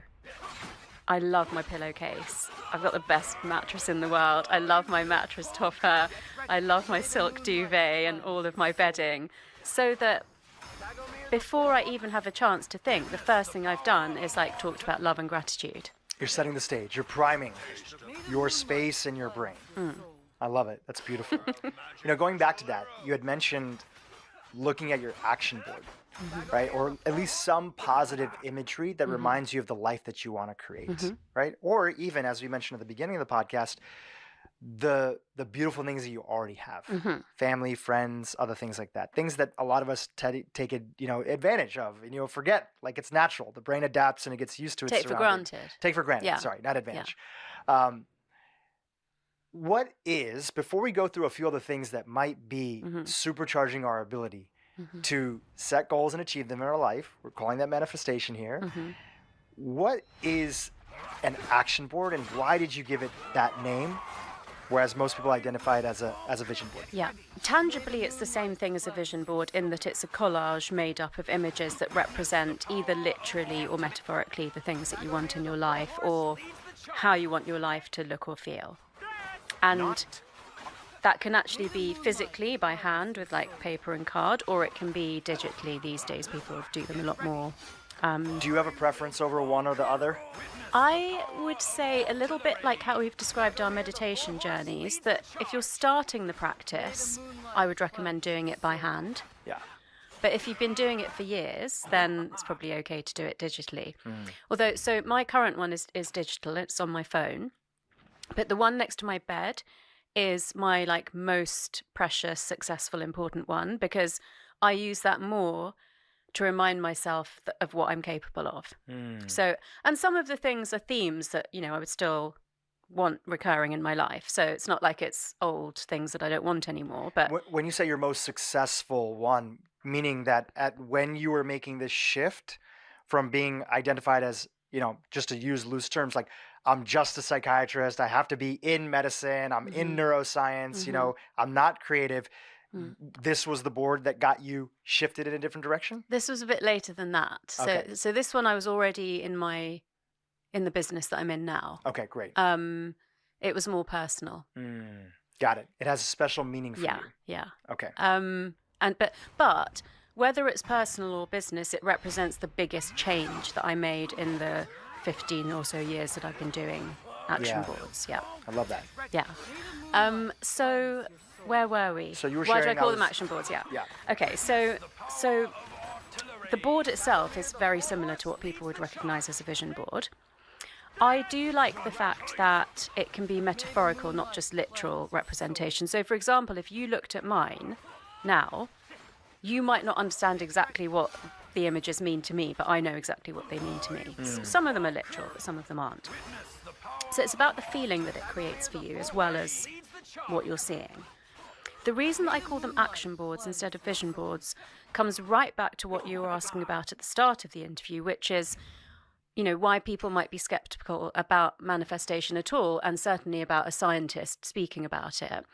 It's because I feel that prior to me using that different terminology, there was definitely a sense that you can create these images or create a fantasy in your mind and do nothing but sit at home and wait for it to come true. And it's all going to come true. Yeah, and I don't believe that at all. I would go as far as to say that if you create a vision board and you don't do anything to try to make it come true through your own hard work, it will never come true. It might even create a negative reinforcement because you feel like, well, this is all bullshit. But you have to take the visioning and combine it with the action and actually take a step forward, which takes courage sometimes. Yeah. Which is why we were trying to prime the brain, because the brain is reminding you, like, hey, you've done this in the past, or somebody else has done this in the past. And yes, you're stretching, or yes, you have to take a little bit of a leap, but it's possible because you're seeing that imagery every single day. There's two things. So there's that. You're absolutely right. The priming is the key between the visioning and the outcome manifesting in the real world. But it's exactly what you said, plus the fact that, which I've already explained, which is that we're automated to do certain things that we need to do to survive, like go to work, eat, look after our families, have shelter. But we're not automated to get all the things on our vision board necessarily. So the priming is also to bring it to the front of your mind so that it doesn't just get ignored in a busy day. We're also busy. A lot of people will say, I don't have time to manifest. Or there are other things that are more important in the short term that I need to do. And that's why my manifestations always just, are in the background and never quite get the priority that they need. But if you prime your brain, then the first step is that you'll be more aware of, these are the things I'm looking for. Oh, that's a book that's relevant to something that I want to manifest, so I should read it. And then the second step is what you've said, that you then have the courage and you go out and you do some things that you might not have done that are likely to bring you closer to that outcome. There's a quote I heard a few years ago. I can't remember where I got it from, so I'll have to look at the end of the episode and we'll put it in the show notes. But I'd love to hear your take on it.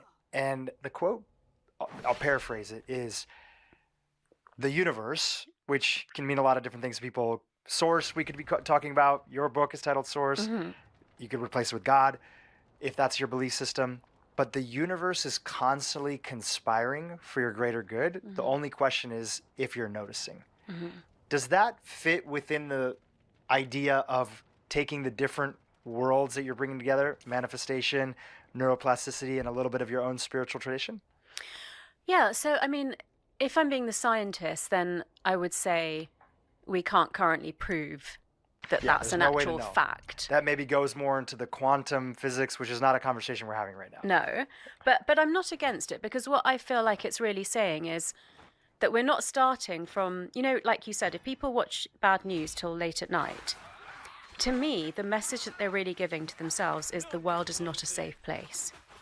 That is the most basic belief that you are carrying around if you're constantly bombarded with news of violence and death and unfairness and poverty.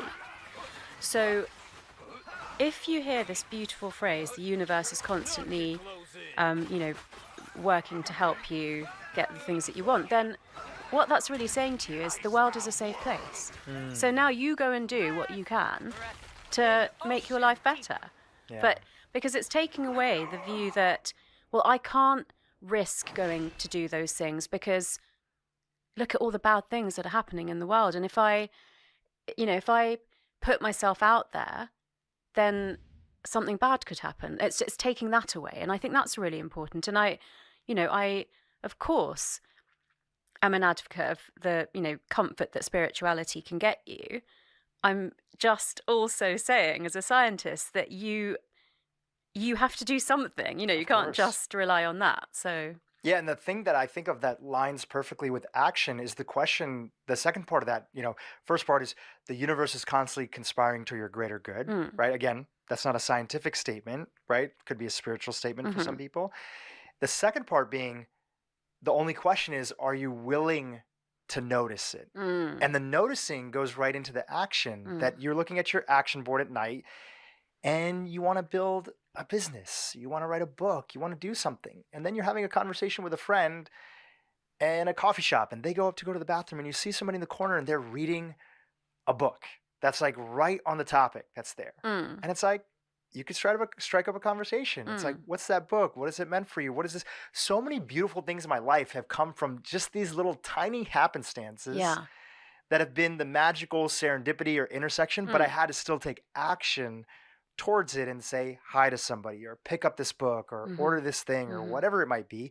And that took me down a whole rabbit hole that led to momentum, more action, and eventually some outward version of success on that particular project. Yeah, and it might not even be that you see someone reading that book, so you go and have a conversation with them. I definitely believe in signs, but for me, if I notice signs, it's because my brain is primed for something that I know I want. And then it's like, okay, what is it that you keep noticing and why are you noticing that? And what does it mean that you actually want to manifest?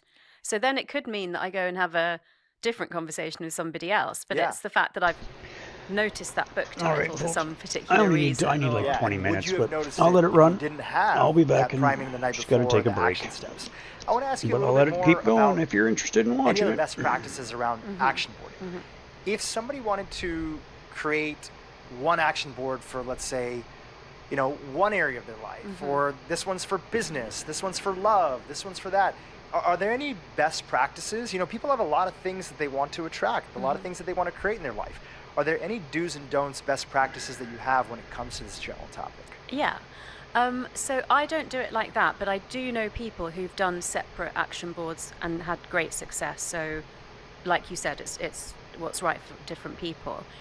I think because I'm a neuroscientist, but also because I'm a real people person, I'm all about interconnection. So for me, I like to have everything on one board. And I even like to think about, I do have sections, so it's not completely random. It is in sections like work and, family and health and stuff like that. But sometimes I might make sure that they touch each other because to me, there's a connection between... The pattern recognition between them, as you were saying earlier. And even like the order that they are like arranged in next to each other and where they are on the board. So again, it doesn't have to make sense to anyone else particularly, but like for me, like top left is usually about love because your heart's on your left hand side, and to me, like, love is the most important thing in the world, so I'm always going to put it on the top.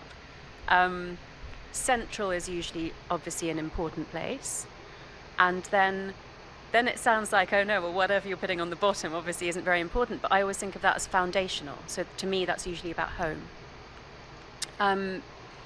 But that's like 1 year I did it like that, and other years I might change it around, but it will always make sense to me. So it's not everything on it makes sense to me. That's really important. And then I used to, and I said, well, I didn't ever like crowd my board up too much, but it used to be fairly full. But I see people really, really crowding their boards up, and I always say if I see that, is that what you want your life to look like? Because to me, that's really hectic. Like, I would like to have some space in my life. So I usually leave some space just because when I look at my board, I want to feel calm. I want to exhale. I don't want to look at it and think, oh my God, there's so many things on there. I feel like it's just like overwhelming. So that's a feeling, but equally, what I've come to realize over the years is that I don't know everything. And there might be things that could happen to me that I haven't imagined yet, and I want to be open to those things as well. So one of the reasons I now justify leaving space is that I'm allowing room for magic to happen that I can't even envisage yet.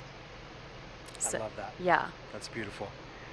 What are some of the things that you see that get in the way of people actually taking action on creating an action board, right? I think one that I'll just acknowledge that we talked about before is that people feel, which is why you're on this podcast today, that it's like, this is kind of bogus, it's not going to make a difference. Mm-hmm.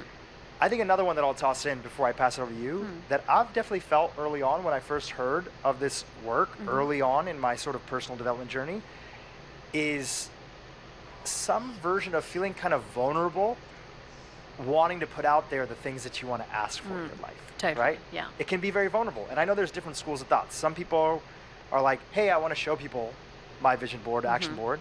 And some people are like, no, I want to be more protected. I definitely, in the early journey of mine, was more like, hey, this is kind of for me. So I'm just kind of holding space for it. But part of that was I didn't feel at that time ready to be able to say, like, well, why is that thing on there? And what does that mean? I didn't want a lot of questions, especially from people who I was kind of the first in my friend group and family to really go down this, path of personal development, spirituality, visioning, all that sort of world. So I would have felt more vulnerable, and I would wanted to protect my goals and visions in life. I didn't want people saying like, oh, that's crazy. Why do you think that you could achieve that? Right, which I think is a real thing, right? Totally. You don't want that negative sort of thing. No, I'm laughing with you because I know that happens, and I'm imagining that, for the amount of time that you've been in this area, that it was probably harder as a guy to be open about things like that. I think, when I started being open about it, and I started being open about it when I started, and I maybe kind of went the other way a bit in that, like, as time's gone on, I'm a bit more private about my boards, but I think that, along with the skepticism that comes with it, is that it is a thing more that women do than men, for example, maybe. More that it's a feminine sort of thing that people have. That it's seen as quite feminine. It's certainly seen as more spiritual than scientific. I guess there's many ways that it's seen, but let me address your first question, which is that it's bogus. Well, okay. Maybe it is bogus, but try it once, because if it doesn't work, it's not going to harm you. If somebody's going to give it a real shot, how long should they try the process for? And I even say that with, if you go in thinking like, okay, let's see if this thing works, and your hands are crossed, for those people who can't see me on YouTube, you're already coming in with a little bit of negativity, to that component. But if somebody's like, no, I want to do this, I want to pay attention, I want to kind of follow the methodology that's there in the book, link in the show notes for anybody who wants to check it out, the source. What is a good amount? What is some time? You're saying try it. What is an appropriate amount of time to give this a shot? Well, I do my boards, and I recommend that people do an annual one, because it's not too short term. These things do need time, and the only reason they need time is that manifestation is based on neuroplasticity, and that means that you have to change a neural pathway in your brain, and that takes time. It depends what it is. So usually I say that if there are some what look like quick wins on your board, do everything that you can to make them come true, because then you're giving yourself evidence that it works, and it's You're cumulative. stacking up the receipts. Yeah, you're stacking up the receipts. It's cumulative. And some things will naturally take longer, but if you're still staring at this board and there's absolutely nothing on it that's happening, then that can be quite demotivating, and it's really important to stay motivated. But I do want to say as well that although I'm a huge advocate of action boards, it isn't the only way that you can manifest, and there are some ways that may be more appealing to people with more masculine energy or who are less spiritual. And so an obvious one is a list. So a list of things that you want. That I think seems less bogus, right? And there'll be a lot of people who will say, well, I'm not going to do a vision board, but they might already have a list but they don't talk about it. Yeah. Or they have a list and they do talk about it. And then there's a small group of people who neurologically cannot visualize. So for them, I've suggested creating a soundtrack of success. So you can basically choose song titles or music that make you feel that same way, like that you've achieved something that you want. You can even create a smell of success, so you can have a particular essential oil or combination that represents to you that you've achieved, whatever it is that might be on your manifestation list or board. So there are other ways of doing it, and the amount of time really does depend what it is. Like, to me, it's similar to that question, how long does it take to form a habit? It really depends what it is. If it's, I'd like to be doing some form of exercise 3 times a week, then you could probably, get that going in a few weeks. But if it's, I need to completely change how emotionally intelligent I am, that's going to take 9, 10, 12 months. But both are achievable. The simplest analogy for me is how long would it take you to learn a language? And basically, what languages do you speak? I speak Gujarati and English. Okay. Yeah. So you're bilingual. So let's say you you probably would find it easier than somebody that's not to learn another language. Let's say you decide to learn Spanish, okay? So you could either use Duolingo and be self-motivated with no particular end goal, and you can imagine like how well that might go. Or you could go to a Spanish class every week, and you could book a vacation to Mexico in 6 months' time. And it's likely that you would be much better at Spanish if you did that than if you did the first way. So it's like that with a habit and with your manifestations, which is that it depends how difficult the thing is. And it also depends how much effort you put in to make it come true. And I would say, I think this is kind of what you were asking before as well, is there's also an element of self-sabotaging behaviors. And the first thing I see is not so much people who don't do action boards, because they wouldn't really be talking to me. So people who talk to me want to do an action board. But I've seen quite a few people who find the images but do not glue them down. Oh, interesting. Yeah. What do you think is going on there? And actually, we have a friend in common who's done that. I'm not going to say who it is on the podcast, but I'll tell you. You don't want to put them on blast? I was actually on her podcast when she shared that, though, but it was years ago. And I said to her on the podcast, from my experience, there's only one reason that you are not gluing them down, and that's because you don't believe that you deserve them. Wow. And that really resonated for her. So I think there's the desire to do it and the knowledge of what it is that you might want, but then there's the deservingness. I mentioned that at the start. It's really important. If you don't believe that you deserve those things, you're not, not gluing them down is really what's going on inside is I don't really think that's going to happen. So if I put it there, it's going to lead to failure. Similar with sharing. I mean, I think people are different levels of private, right? So I'm not saying that everybody has to share their vision board at all, but if you feel confident enough about it, like when my first one, I had a small apartment with like one bathroom, and it was on the wall in the bathroom. So if anybody came to my apartment and used the bathroom, they would see it. But obviously, the only people that were coming to my apartment and using the bathroom were like close friends. So that was okay. And what I experienced from that was that it was very inspiring for people, and they were genuinely interested. And not only was it inspiring in terms of they might do something similar, but because it was my closest friends, I would literally get text messages and phone calls saying, "Oh, you know that thing on your vision board? Well, I know somebody who's doing blah, blah, blah, and I can introduce you to." Yeah, exactly. That's beautiful.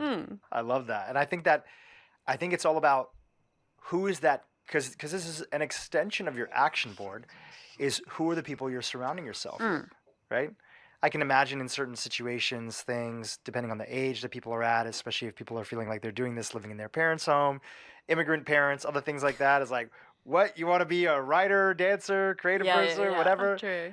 But as you get older, you are able to curate your friend group. I have a weekly men's group that has met for the last 7 years here in Los Angeles. It's an incredible group of highly evolved, caring, thoughtful men who all just happen to have a business as well too, so they're very driven in that side. Yeah. And we get together every week, rain or shine, pretty much out of like 52 weeks in a year, it's like 30 weeks we get together. Wow. As long as there's like 3 people that are in town, we get together. And with that group, I do regularly share all sorts of different things. In fact, one of the questions that we prompt the group that meets on a weekly basis when we don't have a question of the day, that's really designed to sort of open up conversation. And we do this walking, by the way, which is like a whole big part of, I don't know if you know any of the research around EMDR and that sort of space, but a question that we often ask as a default is, tell me what you're celebrating today, right? Because men in particular are not really good at celebrating. Like, what did you achieve recently? Even if it was tiny, that might have been, you hadn't called your parents in a while and you called them and that made them feel really happy. Could be something as basic as that. And then also, like, what are you navigating? What's something that's important to you in your life that's something you're trying to make progress on? Maybe a new workout routine. Maybe there's a few authors in the group, so you're trying to write a particular section in your next book, but it's a little sticky. and get it off your chest, right? Not that we're here to complain about anything and nothing wrong with that either. Just here's a open place to be able to share whatever's on your mind, right? I can imagine with that group being like, hey, like, here's my action board, here's what this means, here's what that means, because you feel that even if people have questions, it's going to be brought up in a way that's going to be supportive for you and designed for your greater good. So I think this idea of an action board is also a reflection of people thinking about that sort of old adage, you're the average of the 5 people that you surround yourself with. So there might be some people you go more in depth with, and there might be other people that you can be a little bit protective on until, things change. Totally. And can I just say and really congratulate and celebrate? I think that is amazing what you do. I wish more people, but, particularly men, would do that. It's such a healthy, positive, productive, lovely thing. I feel like, thank you for having me on your podcast, but actually that's the one thing that everyone should take away from this episode. Well, it can stack along with everything else that you're saying, because the thing that I feel is that, the bigger your goals and dreams, the more you need supportive people in your life to make it happen. Like, I look at all these worlds that intersect, right? And shout out to my mother-in-law who's here also listening, who was the first person to tell me about your work. Nilu, thank you so much. And, all the people that we know in common and all the people that are also have been supportive of you. Hey, you should talk to this person on their podcast. Yeah. Oh, check this out, or check out this speaking event, or have you thought about this? Or this could be a good idea for, the new TV show, whatever it might be. Totally. It's our friends, it's our community, it's the people that we surround ourselves with that are there to encourage us, especially when times get tough, right? Have you seen your friend group evolve over the years that has changed according to kind of what's important to you? So I am extremely fortunate in that regard, but probably not non-consciously, if you know what I mean. So probably consciously. I mean, you worked on it and you crafted and created a really positive group. Yeah, and my I don't want to say best, actually. I have to say now, my core or oldest group of friends are people that I've known for 30, 35 years since we were children. So I think that is just, I'm so lucky to have those people, still in my life. And then when I changed career, that was definitely an opportunity for me to choose some new people that could come into my life. And it's just interesting, I think, what kind of friends you make at, in adulthood that's different to the ones that you make in childhood. But the ones in childhood have very similar values and you have lots of memories with them, but they may be doing very, very different things to you. And the ones that you meet later, especially after a significant career change, might have just more in common with the person that you are now. But for me, it's really, really important that they are, that we're all people that support each other, that absolutely want the best for each other, that would do anything for each other, and that I could tell anything to. Another reminder, your friends and your core group is a reminder that the world is safe. Kind of goes back to that Albert Einstein quote, which I'll paraphrase here. But I think he said that the most important question that a human being can ask himself is that, is the world, the universe, a force for good? Yeah. Right? Yeah. Or is it a force for evil? Yeah. Yeah. No, I think not only do I personally think that is so important, but when we look at, you're asking me what are the factors that contribute to manifestation. Let's just, because they're similar, but in a way kind of more vital are the factors that contribute to successful aging and longevity. And in a healthy, the best possible way. And those are sleep, like I mentioned already. And I'm going to say hydration quite sort of higher up than I normally would, just because for the chemical and electrical signals to pass along the neural pathways, you've got to be adequately hydrated. So it's just such a basic one. And then obviously exercise, because oxygenation of the brain. So these are factors that contribute to manifestation, but also successful aging. And then diet. And for diet, let's just assume that people know the basics, that you eat a healthy, diverse, mostly plant-based diet. Above that, you need to focus on eating as many dark foods as you can. So the dark-skinned foods, and that includes coffee for your mother-in-law, who I know is but just not at the wrong times.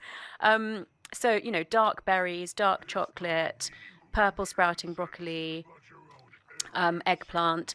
The polyphenols in that skin contributes to neurogenesis, which is the growth of new nerve cells. So not just the connection of existing ones.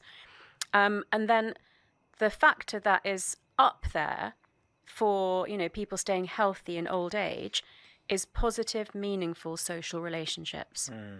And so that must not be underestimated. And you've just reminded me through this conversation how vital that is to manifestation, because if everywhere that I looked or spoke, people said, "Don't be silly, Tara. That's not going to work. Why are you doing that?" And a lot of people live in that reality. Yeah, then, I might stop doing it. I might be ashamed to talk about it. I might not want to share my accomplishments. I think it's really important to be humble, but, part of the joy of life for yourself is to be able to give that inspiration to other people of like, look, I said this is what I was going to do and it's happened and I'm so grateful. I think one important point, because I would tell you that core aspect of loneliness that the world is suffering from right now, there's an increasing number every year of people who feel that even if they have a lot of friends or people that they know, a lot of family, there's people that feel, I don't have people in my life that truly understand and get who I am, right? That number's kind of seen, at least from the data that I've been seeing, kind of ticked up and has been ticking up. And I think that for those people in that category, just one thing I'd like to add is that if you've ever had somebody in your life, even when you were younger, or maybe it was in university, or maybe, just somebody, it might take a little bit of work depending on what age that you met them in, but see if you can get back in touch with that person. And even on the topic of manifestation, can you set up, I literally call it with friends, I'll say, you know what, I missed you, right? And by the way, how good does it feel when somebody tells you, like, I missed you, especially if they haven't talked to in a little while? And by the way, guys who are listening, guys can say that to other guys, right? Yeah. And you don't have to be worried about that. Say, you know what, I really missed talking with you. We had some really incredible times. How do you feel about putting a monthly check-in on the calendar? And we can just check in on each other's goals and dreams and what we're working on in life. If you've ever had one person, but you don't feel like you have that person now, reach out to that old person and see if a monthly check-in or something can be a way to at least keep some of that energy in your life. And then before you know it, you'll probably add in a second, third, fourth person. And now you're surrounded by people who are rooting for your success. Yeah, I think that's a really good idea. And funnily enough, some people from way back have come back into my life recently. And when I look at the messages, it's interesting because you don't know how much people have changed over that time. But the messages are just all like, I'm so happy you're back in my life. I love you so much. I've thought of you over the years. And of course, I'll pass a message on to that friend that I'm still in touch with. And it's just like, it's oxytocin boosting. And I just would like to add to this as a human, not just a neuroscientist, that you don't have to check in on your monthly goals. You can just check in and laugh about something silly, Yes. Yeah. No, thank you for adding that in. That's very important. It could just be an opportunity to say hi, hello, tell me what's going on in your life, right? Give me the latest. Or even tell me something really embarrassing that you did so I can just laugh at you, Anything. Yeah, exactly. Whatever way you guys connect. Yeah. Right? Whatever way you guys connect. I want to go back to this idea of, I think a lot of people would be surprised that from a manifestation standpoint, that you were listing a lot of things that were about taking better care of the body, right? I often like to ask the opposite version of that question just to really drive that point home. What happens when we don't take care of our body? How does that impact manifestation? So you already went into a little bit of a deep dive on sleep, but if we are not taking care of our diet and getting, adequate levels of protein in our diet, adequate levels of diversity of the rainbow and fiber that comes from eating a lot of fruits and vegetables, how does that affect our ability to manifest and create our goals and dreams in life? Yeah, it's a very simple answer. So manifestation is a higher function. It's not a survival function. It's a, I have actually been challenged on it by people saying, isn't that a luxury for people that have, the basics that they need in life?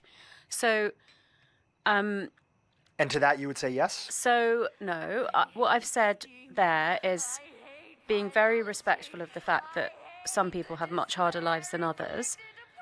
I still hope and believe that everybody could make their life a little bit better if there was a little room for manifestation on top of the basics. And I've always tried to be very diplomatic about that because I realise, you know, there's a whole spectrum of lives that people have. I had a guest on my podcast who, when I said that to her, actually, it was like paused for dramatic effect and said, manifestation is not a luxury, it's a necessity. And that changed it for me, you know, so that was great to have someone be so bold about that. But so given that it is a higher function, what I would say is that if you're compromised in any way, tired, hungry, dehydrated, inflamed, stressed, sedentary, anything like that, then that's the priority for your brain and your body to heal that. It's not going to be manifesting if it's got all that to deal with. So if there's the gap is there any compromise in your body? If there's compromise in your brain or your body, that's what your body is going to focus on. Once you're just at least neutral, then you can do manifestation. That's a powerful answer. Thank you for driving that home. I really think that that connects the dots for a lot of people. Yeah. I want to ask you a question that I hear often that comes up in the topic of manifestation. And it's a question that people say, well, what if I don't know what I want? I'm sure you've heard this before. For somebody who's listening today, who's like, I believe in this, I think it's amazing. My challenge is not coming up with an action board. My challenge is not sort of doing the work. I want to put in the work. I want to take care of my body, and I'm doing good at that. I just don't know what I want in life. In fact, I feel confused and maybe even a little bit conflicted as to what I should be going for. How do you help that person navigate? I do get that question on DM sometimes. Not too often, but sometimes enough that I've had to think about it. So what I usually say at first to the person is maybe tackle it by thinking, how would I like my life to feel? And then what I add in that's more specific than that is two kinds of things. In the book, I actually start it by saying, has your life panned out exactly how you always dreamed it would? And if not, then manifestation is, you know, a potential channel for you. The other thing is, at what stages in your life did you know what you wanted, or what were the things that you wanted when there were times of more certainty? And then if that's not enough to kind of start the thought process going, then just journaling in general is the way to start untangling that confusion and conflict and lack of knowing. Could it also be that people can just get started with what they have right now and they can always add to it later on? I'll give you an example in my life. Is that when I got clear, a big driver for me in my life has been, okay, how do I figure out to create a situation that I can work with my family and friends? That was a big motivator for me, right? And then I found out that, okay, if you get a traditional job, you can't necessarily be hiring your family and friends. In fact, that's looked down upon, as even if especially if you're a manager, you got to pursue the path of entrepreneurship. And I said, okay, well, I have no idea about business. I have no idea what I want to do. I've been studying computer science over here, you know, following that sort of Indian path of, you know, a secure job and profession. I said, okay, I don't know what I want to do, but I know the feeling that I want. I want to be with my family and friends working on interesting projects. Okay, what is the feeling? Literally, my first vision board was like this. Okay, we're traveling together. We're a small team that's working on interesting projects. What projects? I don't know yet, right? I don't know what we're going to be doing, right? We are having interesting conversation, but our world is a little bit of a blend of profession, but also personal. So if we want to, you know, take off in the middle of the day because we're going to go celebrate somebody's birthday or, you know, talk about some big win in our lives or whatever, I saw that blending in. And I would have different imagery. Sometimes I would write on different words onto my vision board of what I would want. But I still didn't know what I wanted to do. But I think the unique thing was I didn't put too much pressure on myself of needing to know what I wanted to do. Yeah. I'm really glad you said that because it kind of validates what I've been saying to people about how would you want your life to feel, because I don't always get to know the end result of those stories of, you know, people that DM me. So the fact that you went with a feeling, and that's been really positive, is great for me to hear. And I'll also share that, you know, I do an action board annually, but I have always really struggled to do like a 5-year plan or a 10-year plan. I've never done that. And I always used to think I can't for some reason. But at some point I realised that if you and I, I am a planner. I'm not that spontaneous. I like everything to be in order. I don't think you make your way to MIT and make it through some of these other schools and lecturing at Stanford if there's not a little bit of planning that's in the mix. Honestly, that happened really randomly. Okay. Yeah. That's interesting. And I can tell you the story of that, but I think it's a bit over, like not necessary for this particular episode of the podcast. But it was actually a complete mistake that I ended up where I did and got found by those people. Wow. So you completely put me off. Sorry, I threw you off target. So you were saying that. Oh yeah. I had 3 hours sleep. Having so not pretty been tired. able to do that and kind All of of a thought, sudden. is there like something wrong with me that I can't envisage, like that 5-year plan? Yep. What I kind of learned, with maturity was that things can come from left field. Like life can throw things at you that you had no idea were coming. And so I actually now prefer the fact that I don't have such a fixed plan, so I'm able to be a bit more flexible to what happens. And yes, you've got to be resilient because sometimes like bad things happen, but it also means that when an opportunity like becoming a senior lecturer at MIT comes up that I had never planned, I could take it. I mean, so I will share a very summary of how that happened. There's a conference called Unicon where all the heads of business schools around the world meet. And my co-author from my second book was invited to speak at that. And he's like an older male mad professor type. And he had moved to Asia, so he couldn't do it, so he recommended me. I promise you, when they saw me, I was not their idea of a professor that they wanted to speak at this conference. And so, it was far out of London, and it was a really small honorarium, and I was like, it's going to cost me more to go there than I'm going to get paid. But my friend said, look, you should do it. It'll be good for you, and you'll be doing me a favor too, because obviously I can't do it. So I went and did it, and I remember just having all these people towering over me, saying, do you ever come to Boston? Do you ever come to California? Do you come here? And I just put my hand out and got this stack of business cards. They all wanted a piece of you. I flew to Stanford 3 weeks later, and I just thought, no, I remember saying to my friend, I'm so bad with jet lag, I don't want to go. And he was like, are you stupid? You have to go. So I did. So yeah, that would have been quite a hard relationship for me to have regularly because, coming to LA from London or San Francisco from London is a lot of jet lag, and I'm not good at jet lag. So then a while later, I went out to Cambridge, Massachusetts for a week, and I attended some classes and I met some professors. And then, what happened, but I promise you there was no plan to go back into academia. Yeah. That's a little bit of the magic that you talk about. Yeah. How do your spiritual beliefs, if you feel comfortable getting into it, so, we all wear different hats. You're a neuroscientist, you're a psychiatrist, these are all different labels that we have. Talking to you as the person, not even saying that this has to be backed up by any particular science that's out there. How do your spiritual beliefs layer on top of the message that you share with the world? So I was brought up in a Hindu household, so I, have that cultural heritage in my background. So things like yoga and meditation and spirituality have been a part of my life since I can remember. There was a time as a teenager and perhaps into my 20s that I rejected a lot of that stuff because I just wanted to be like my friends.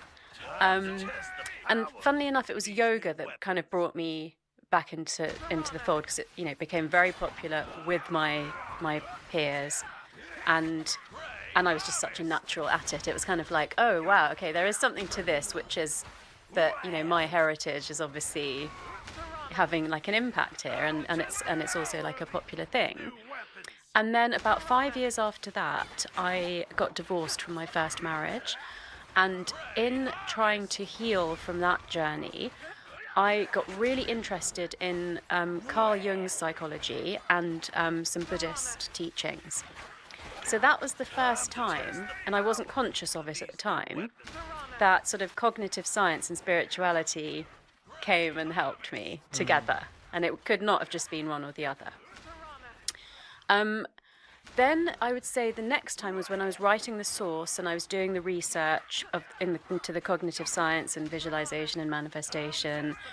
That was quite a risk for me at the time. I don't think I was aware of how much of a risk it was for an MIT professor, and and my business was really like consulting to hedge funds to write a book on manifestation and It was vision. a bold first book to put out by yourself.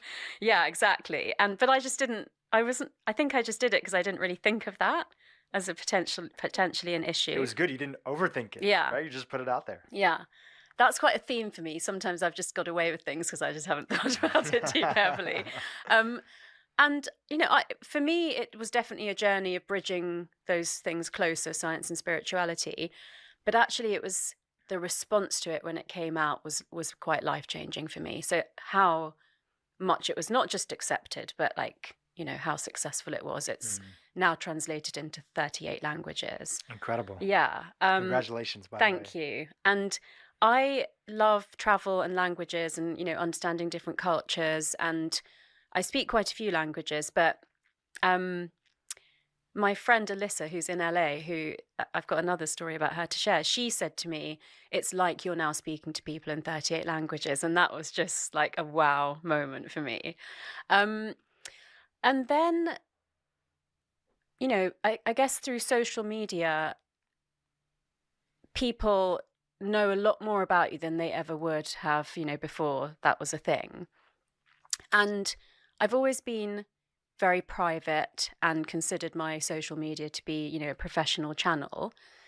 But I had dinner with my friend Alyssa in LA last night, and she said, I look at your Instagram and I think, has she got an MD or a PhD? She might even have both. I mean, my friends, they don't care about my qualifications or anything at all. And she said, but now I look at your Instagram and I see restorative yoga and, you're like, you've got beauty endorsements, you're getting sent clothes to wear to show people, and you're like really like bringing out your spiritual side. And she said, it's just wonderful to see. And I said, it's for the first time in my life, I'm really like showing all aspects of me that I've never really shared before. And that massively includes spirituality. And I'd even go as far as to say it doesn't always have to be backed up by science. So Owen. How are you? I remember when I was on Dave Asprey's podcast and I said that, he was like, wow, you're going to lose your position at MIT. He was saying not everything has to be backed up by science. But no, it's been a really, really great journey for me. And, the will, there's the way. Having That's had correct. a lot of parental and societal and educational expectation on me that I felt under the weight of as a young person. What do you mean you can't see the screen? I'm right I here. feel like very free to express kind of all facets of me now. And I'm not a neuroscientist, no, as I'm you not. can My probably tell. I camera's. can talk about I'm running my neuroscience camera for through my hours, software but, now instead of I through think Discord. I've always treated my patients and my clients holistically. And I feel like I said able I'm to be like running that my more now as well, software, and that's really nice. my camera through You my can pass on the next software right question, now, but not just through my curious, Discord. As somebody who also comes from a similar background, Yeah. Oh, I understand. in the Hindu tradition, I come from the Hindu tradition on my dad's side, my mom's side, culturally Hindu, but it's the Jain Oh, yeah. tradition. Okay, yeah. And the belief Yeah, in you betcha. reincarnation Well, is they could if I something was that doing anything. both sides feel. And people would ask me when I was younger, I said, okay, Hindus believe that the soul is never created nor destroyed. Yeah, it's doing its thing in the background there, but Life experiences on a soul, different aspects. This dimension, another dimension, whatever people have different. yeah, it's 147. When I was younger, I would say, I believe in Drinking reincarnation coffee just because already? I was toting the line. Nope, of the things I that actually I quit did. early tonight. Interestingly enough, as I I've got only older, had 3 as I hours got of older, sleep I had since some like pretty freaking profound yesterday. experiences So, with, psychedelics, which I've talked but about. all previously, of a sudden, I seem to have. I was just about to get off when, as soon as this podcast is over, I was thinking about ending, but I don't know. I'm getting a second wind here, so we'll see. I more felt it than I believed it. So I don't walk around with the belief of, hey, Go to sleep earlier today. It's good. the reason you got to be good Yeah, is because yeah. karma's gonna I don't. I'm an bite you in the insomniac, butt in the man. next I don't lifetime. sleep That's well. why you should be good to everybody. No, you should just be good because it's the golden rule. Yeah. How would you want to be treated? But I do feel like there's Usually some you go to sense sleep of at 6, 7 in the energy morning, is right? neither created nor destroyed. And so Yep. people would ask me, Or later.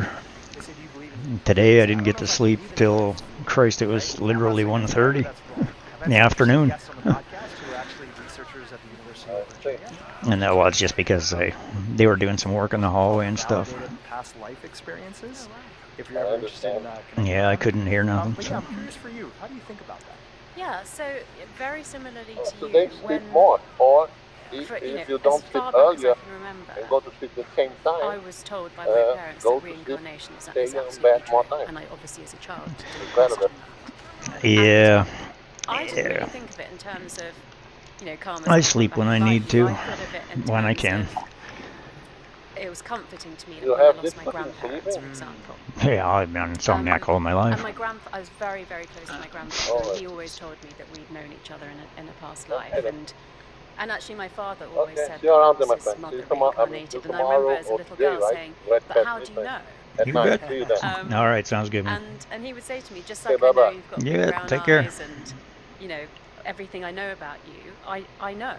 And if that's what your father tells you, you believe it, So I believed it, like, with a kind of, not without question, but I believed it. You grew up in it. Yeah. And then, obviously, when you study Western medicine and neuroscience, it's kind of hard to put those two things together. But like I said, I find it very comforting. So I kind of, like, chose to keep that belief.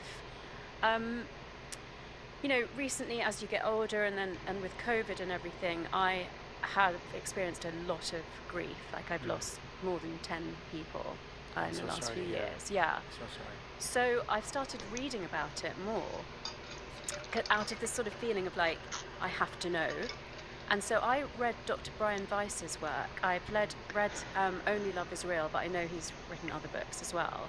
And I've just, like, researched it on the internet. And so he's an MD and a therapist, so that's kind of convincing to the scientific side of me that he's, has all these case studies.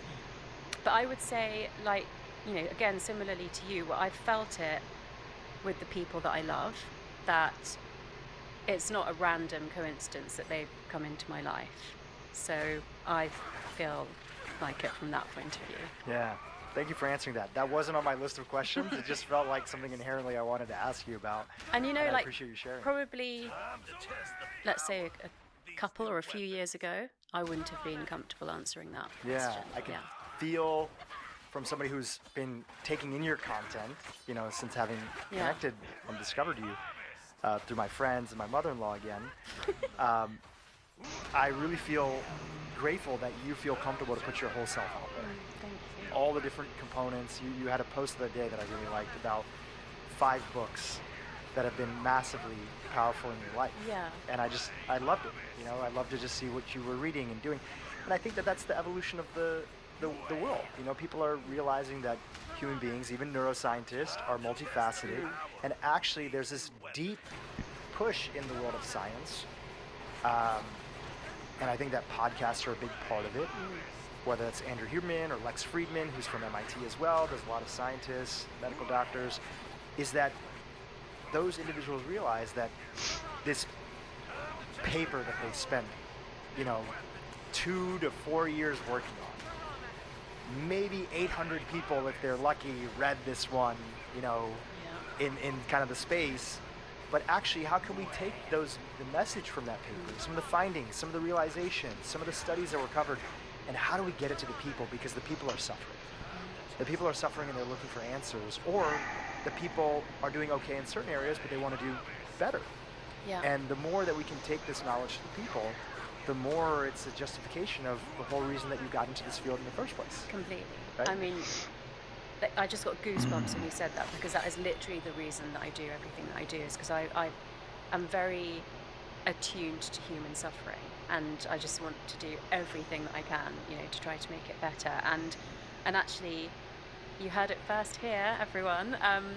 People have been asking about season 2 of my podcast, and I've just been saying we're strategizing about it, and we, not quite sure yet. But I think we're very close to confirming that the theme is going to be me getting to speak to some incredible people from various indigenous cultures and spiritual wisdoms, and applying that to modern mental health struggles.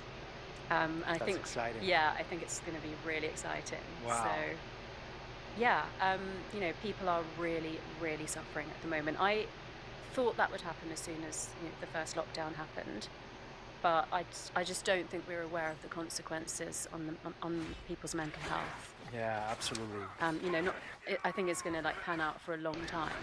There'll be books written about it, documentaries that will be made, but at least in the meantime, as much as people can be helped, that's really the mission and goal, and that's what you're doing with your work.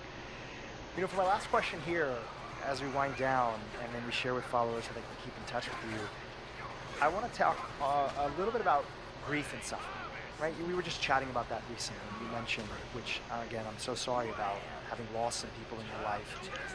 And even if you have an incredible life, everybody will experience some form of loss, some constriction in their life. Even two people who love each other and care about each other might realize that they're not a fit and they don't want to continue building a life together, and that they're better off going in different directions. That's something that happens, of course. I think that sometimes when people think of the world of manifestation, there can be the sense of it's all rosy glasses, it's going to be fantastic and everything's going to happen. But you have been so transparent to share with people is that there can be bumps along the way, and that doesn't have to be something that takes away from the stuff that you want to create. So could you talk a little bit more about that? Yeah. On the topic of grief and the intersection of how that is still a part of our journey and life, even in the power of manifestation. Yeah, so I'd like to reiterate a point that I made about something slightly different, which is about all the work that you do when life is good and how that serves you when life is tough. So we were speaking about mindfulness, but that includes resilience building includes mindfulness, but there's a lot of other things you can do to build your mental resilience, and I believe that it's helpful to have done that. There's a theory that throughout life we experience lots of micro stressors, like on a daily basis or a regular basis, and then at some points in our lives we will experience stressors that are so great that they could break you. And if you have built up your resilience, then you've just got a larger bucket to draw from, when that happens. And then I think how I would relate that to manifestation is that at any one point in time, it looks like your life is going to go in a straight line. And then suddenly there's just going to be a right or left turn or a crossroads that you hadn't factored in. So of all the things that I've done to try to prove to myself that I'm creative, the one I think that's like the cherry on the icing on the cake is that I co-wrote a song with a rock star last year. I heard about this. And there's a line in it where it says I'm standing at a crossroads and I don't know which way to go. And that song, in some ways was about grief, but it's not necessarily like the death of a loved one. It can be like the loss of oneself. Could be the loss of something. Could just be like a change in your way of life. Like that's happened a lot for people since the pandemic. So, grief in its many forms is both about how you deal with it given your resilience, but it's also an opportunity to change course. And of course, part of that, the default can just be that you go downhill and, you never recover. But given everything that we've spoken about, mental resilience, manifestation, friends, support, community, the fact that you can evolve and grow your brain and change, the best way to look at it is an opportunity to grow and maybe do things that you wouldn't have done if you stayed on the path and nothing had changed. I think there's also an element too that even if something's happened in your past, it's like we're all human. We all have had something that's happened. Maybe even something that we're not proud of, how we treated somebody, or some area where we were rightly maybe wronged or not cared for in the right way.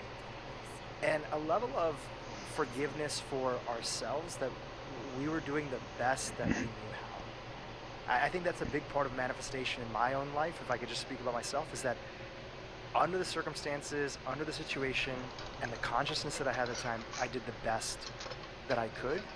And sure, with, you know, we call it in America, we call it armchair quarterbacking, right? It's related to football. Okay. So it's basically like, it's easy to say how the game should have went. Oh, okay. Yeah. On Tuesday after the big Monday night football game. Yeah, yeah. Everybody can look back at their past and say, I should have done this, or why did I do that, or why did I get in this relationship, or why, you know, I should have this thing or that thing, whatever. But a sense of gratitude that also the things that didn't go right in your life also are part of the things that make you who you are today and your potential, right? There's that quote, which is, everything I'm not made me everything I am. And I think that when we step into that power, we can truly tap into, again, this is just me speaking from my own experience, we double down on what we're best at, and we don't too much hyper focus. I want people to get better at anything they want to get better at. But I truly feel we'll get farther in life if we double and triple down on what we're best at and meant to do, versus on the small few things that didn't go well or how we should have focused on. Oh, So, the neuroscience completely backs that up. So that whole idea of like, play to your strengths. And it's not that you don't at all work on your development areas, but in terms of the efficiency of the brain, playing to your strengths is absolutely the best way to move forward. this has been a fantastic podcast. Thank you so much. I'm glad that our friend Dr. Rupi connected us and we got a chance to have this conversation. And just thank you for having the courage to go down the creative path. If it wasn't for that, which for people who look on the outside and think, what are you talking about? You're a physician and you're a researcher. You could have done anything you wanted, but they may not know, if they haven't grown up in those family structures and systems, that just like anything, you're taking a bold leap when you start to dabble and go direct to the audience. And that takes a lot of courage. So thank you for having the courage to put out your message. Thank you. The world has benefited. I feel like there's a lot of really interesting projects that are coming in the future. I've heard about a TV show that maybe is going to be there, so I can't wait till you're ready one day to share about that. Yeah. But in the meantime, on projects that you are willing to share about, season 2 is coming up with the podcast. Can you remind our audience what the podcast is called? The podcast is called Reinvent Yourself with Dr. Tara. There is going to be a bit of a break before season 2 comes out, because I'm absolutely determined that if it's called Reinvent Yourself, it can't just be a rerun of season 1. So there's going to be a twist. Amazing. Yeah, we're still kind of working on exactly how that's going to look. And while they wait for season 2, of course, they can follow you on social media, and they can also get a chance to pick up a copy of your book, which is now in, you said 38 languages? Yeah. So pick your choice, whatever it is, and get a chance to dive into it. Anywhere else you want to send our audience? I'm most active on Instagram, so that's where I tend to reply the most to people. I'm at Dr. Tara Swart, and Twitter, Tara Swart. And yeah, the book's available on Amazon and all bookstores. Beautiful. All the links in the show notes, everyone. Dr. Tara, thank you so much for coming on the podcast. Thank you for making my mother-in-law's day and getting a chance to meet you. You know, we got to grab a selfie together with her too after the podcast. Definitely. And again, thank you for being here. I truly appreciate you. Well, thank you so much for having me. I'm really pleased that we did it. Hey YouTube, if you enjoyed what you just saw, keep watching for more great content on how to improve your brain and your life. Just look at yourself. How are you behaving? How are you showing up? What is the impact of how you speak and how you act on other people? What is the impact on yourself? What is driving that behavior? I wrote the book every weekend for a year, and that was a great part.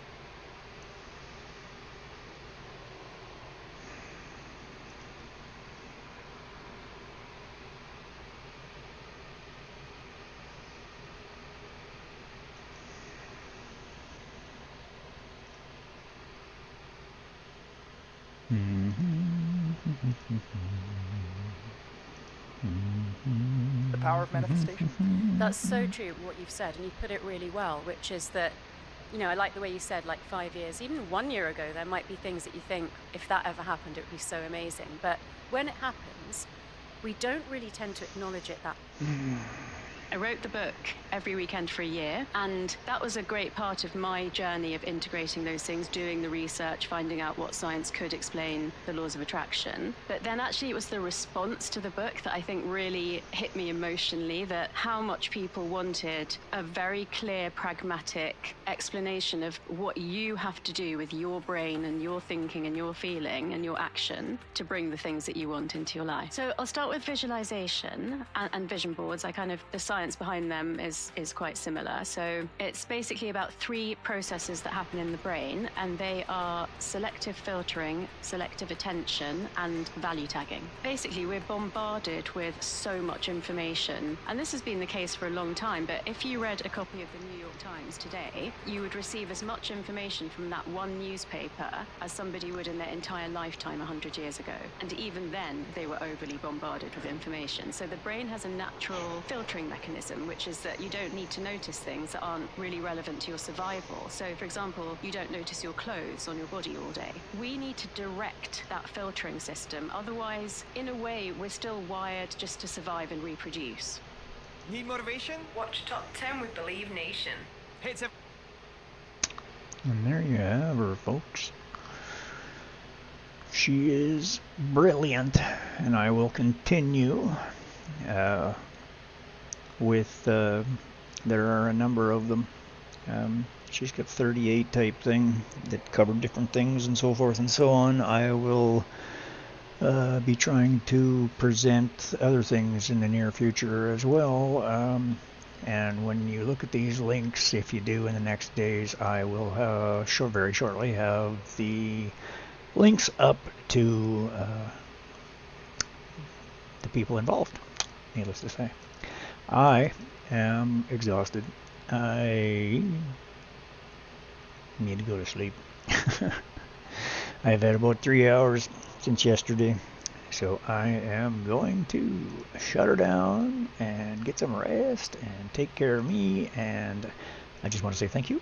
I appreciate you all most extensively. You are fantastic. Thank every one of you. If you haven't followed, please do hit that, those notifications and all that fun stuff. Thank you so much for being around. It's better than being alone. And that's all there is to it. Enjoy your day, and all of them that you, if I don't see you soon, all the rest that come. Needless to say, I hope you enjoyed the information that was presented. We're just watching a game in the background and having a listen is basically what it's all about. This information, as far as I'm concerned, is absolutely brilliant. It's just completely invaluable. If I would have known this stuff, this is the type of stuff that I've been trying to learn in the last 8 years and trying to really change my life. But before that, these are the things that she discusses and talks about are literally the things that messed my life up in many, many relationships for years and years and years. And, it took a long time to learn the communication and the things, and the things that I'll be presenting over the next days when I'm streaming are literally going to list the books that helped me through my journey, and they're all simple reads for the most part, and I'm going to put up links to the videos that are available online that have helped me to learn about emotions and these things and so forth and so on. So, needless to say, you're all fantastic. I appreciate you. Hit those likes, follow the notifications, and all that fun stuff. Subscribe depending on where you are. And I love you all. Have a great day. Thanks for being here, and I will literally return later today. And have a great night. Take care, folks.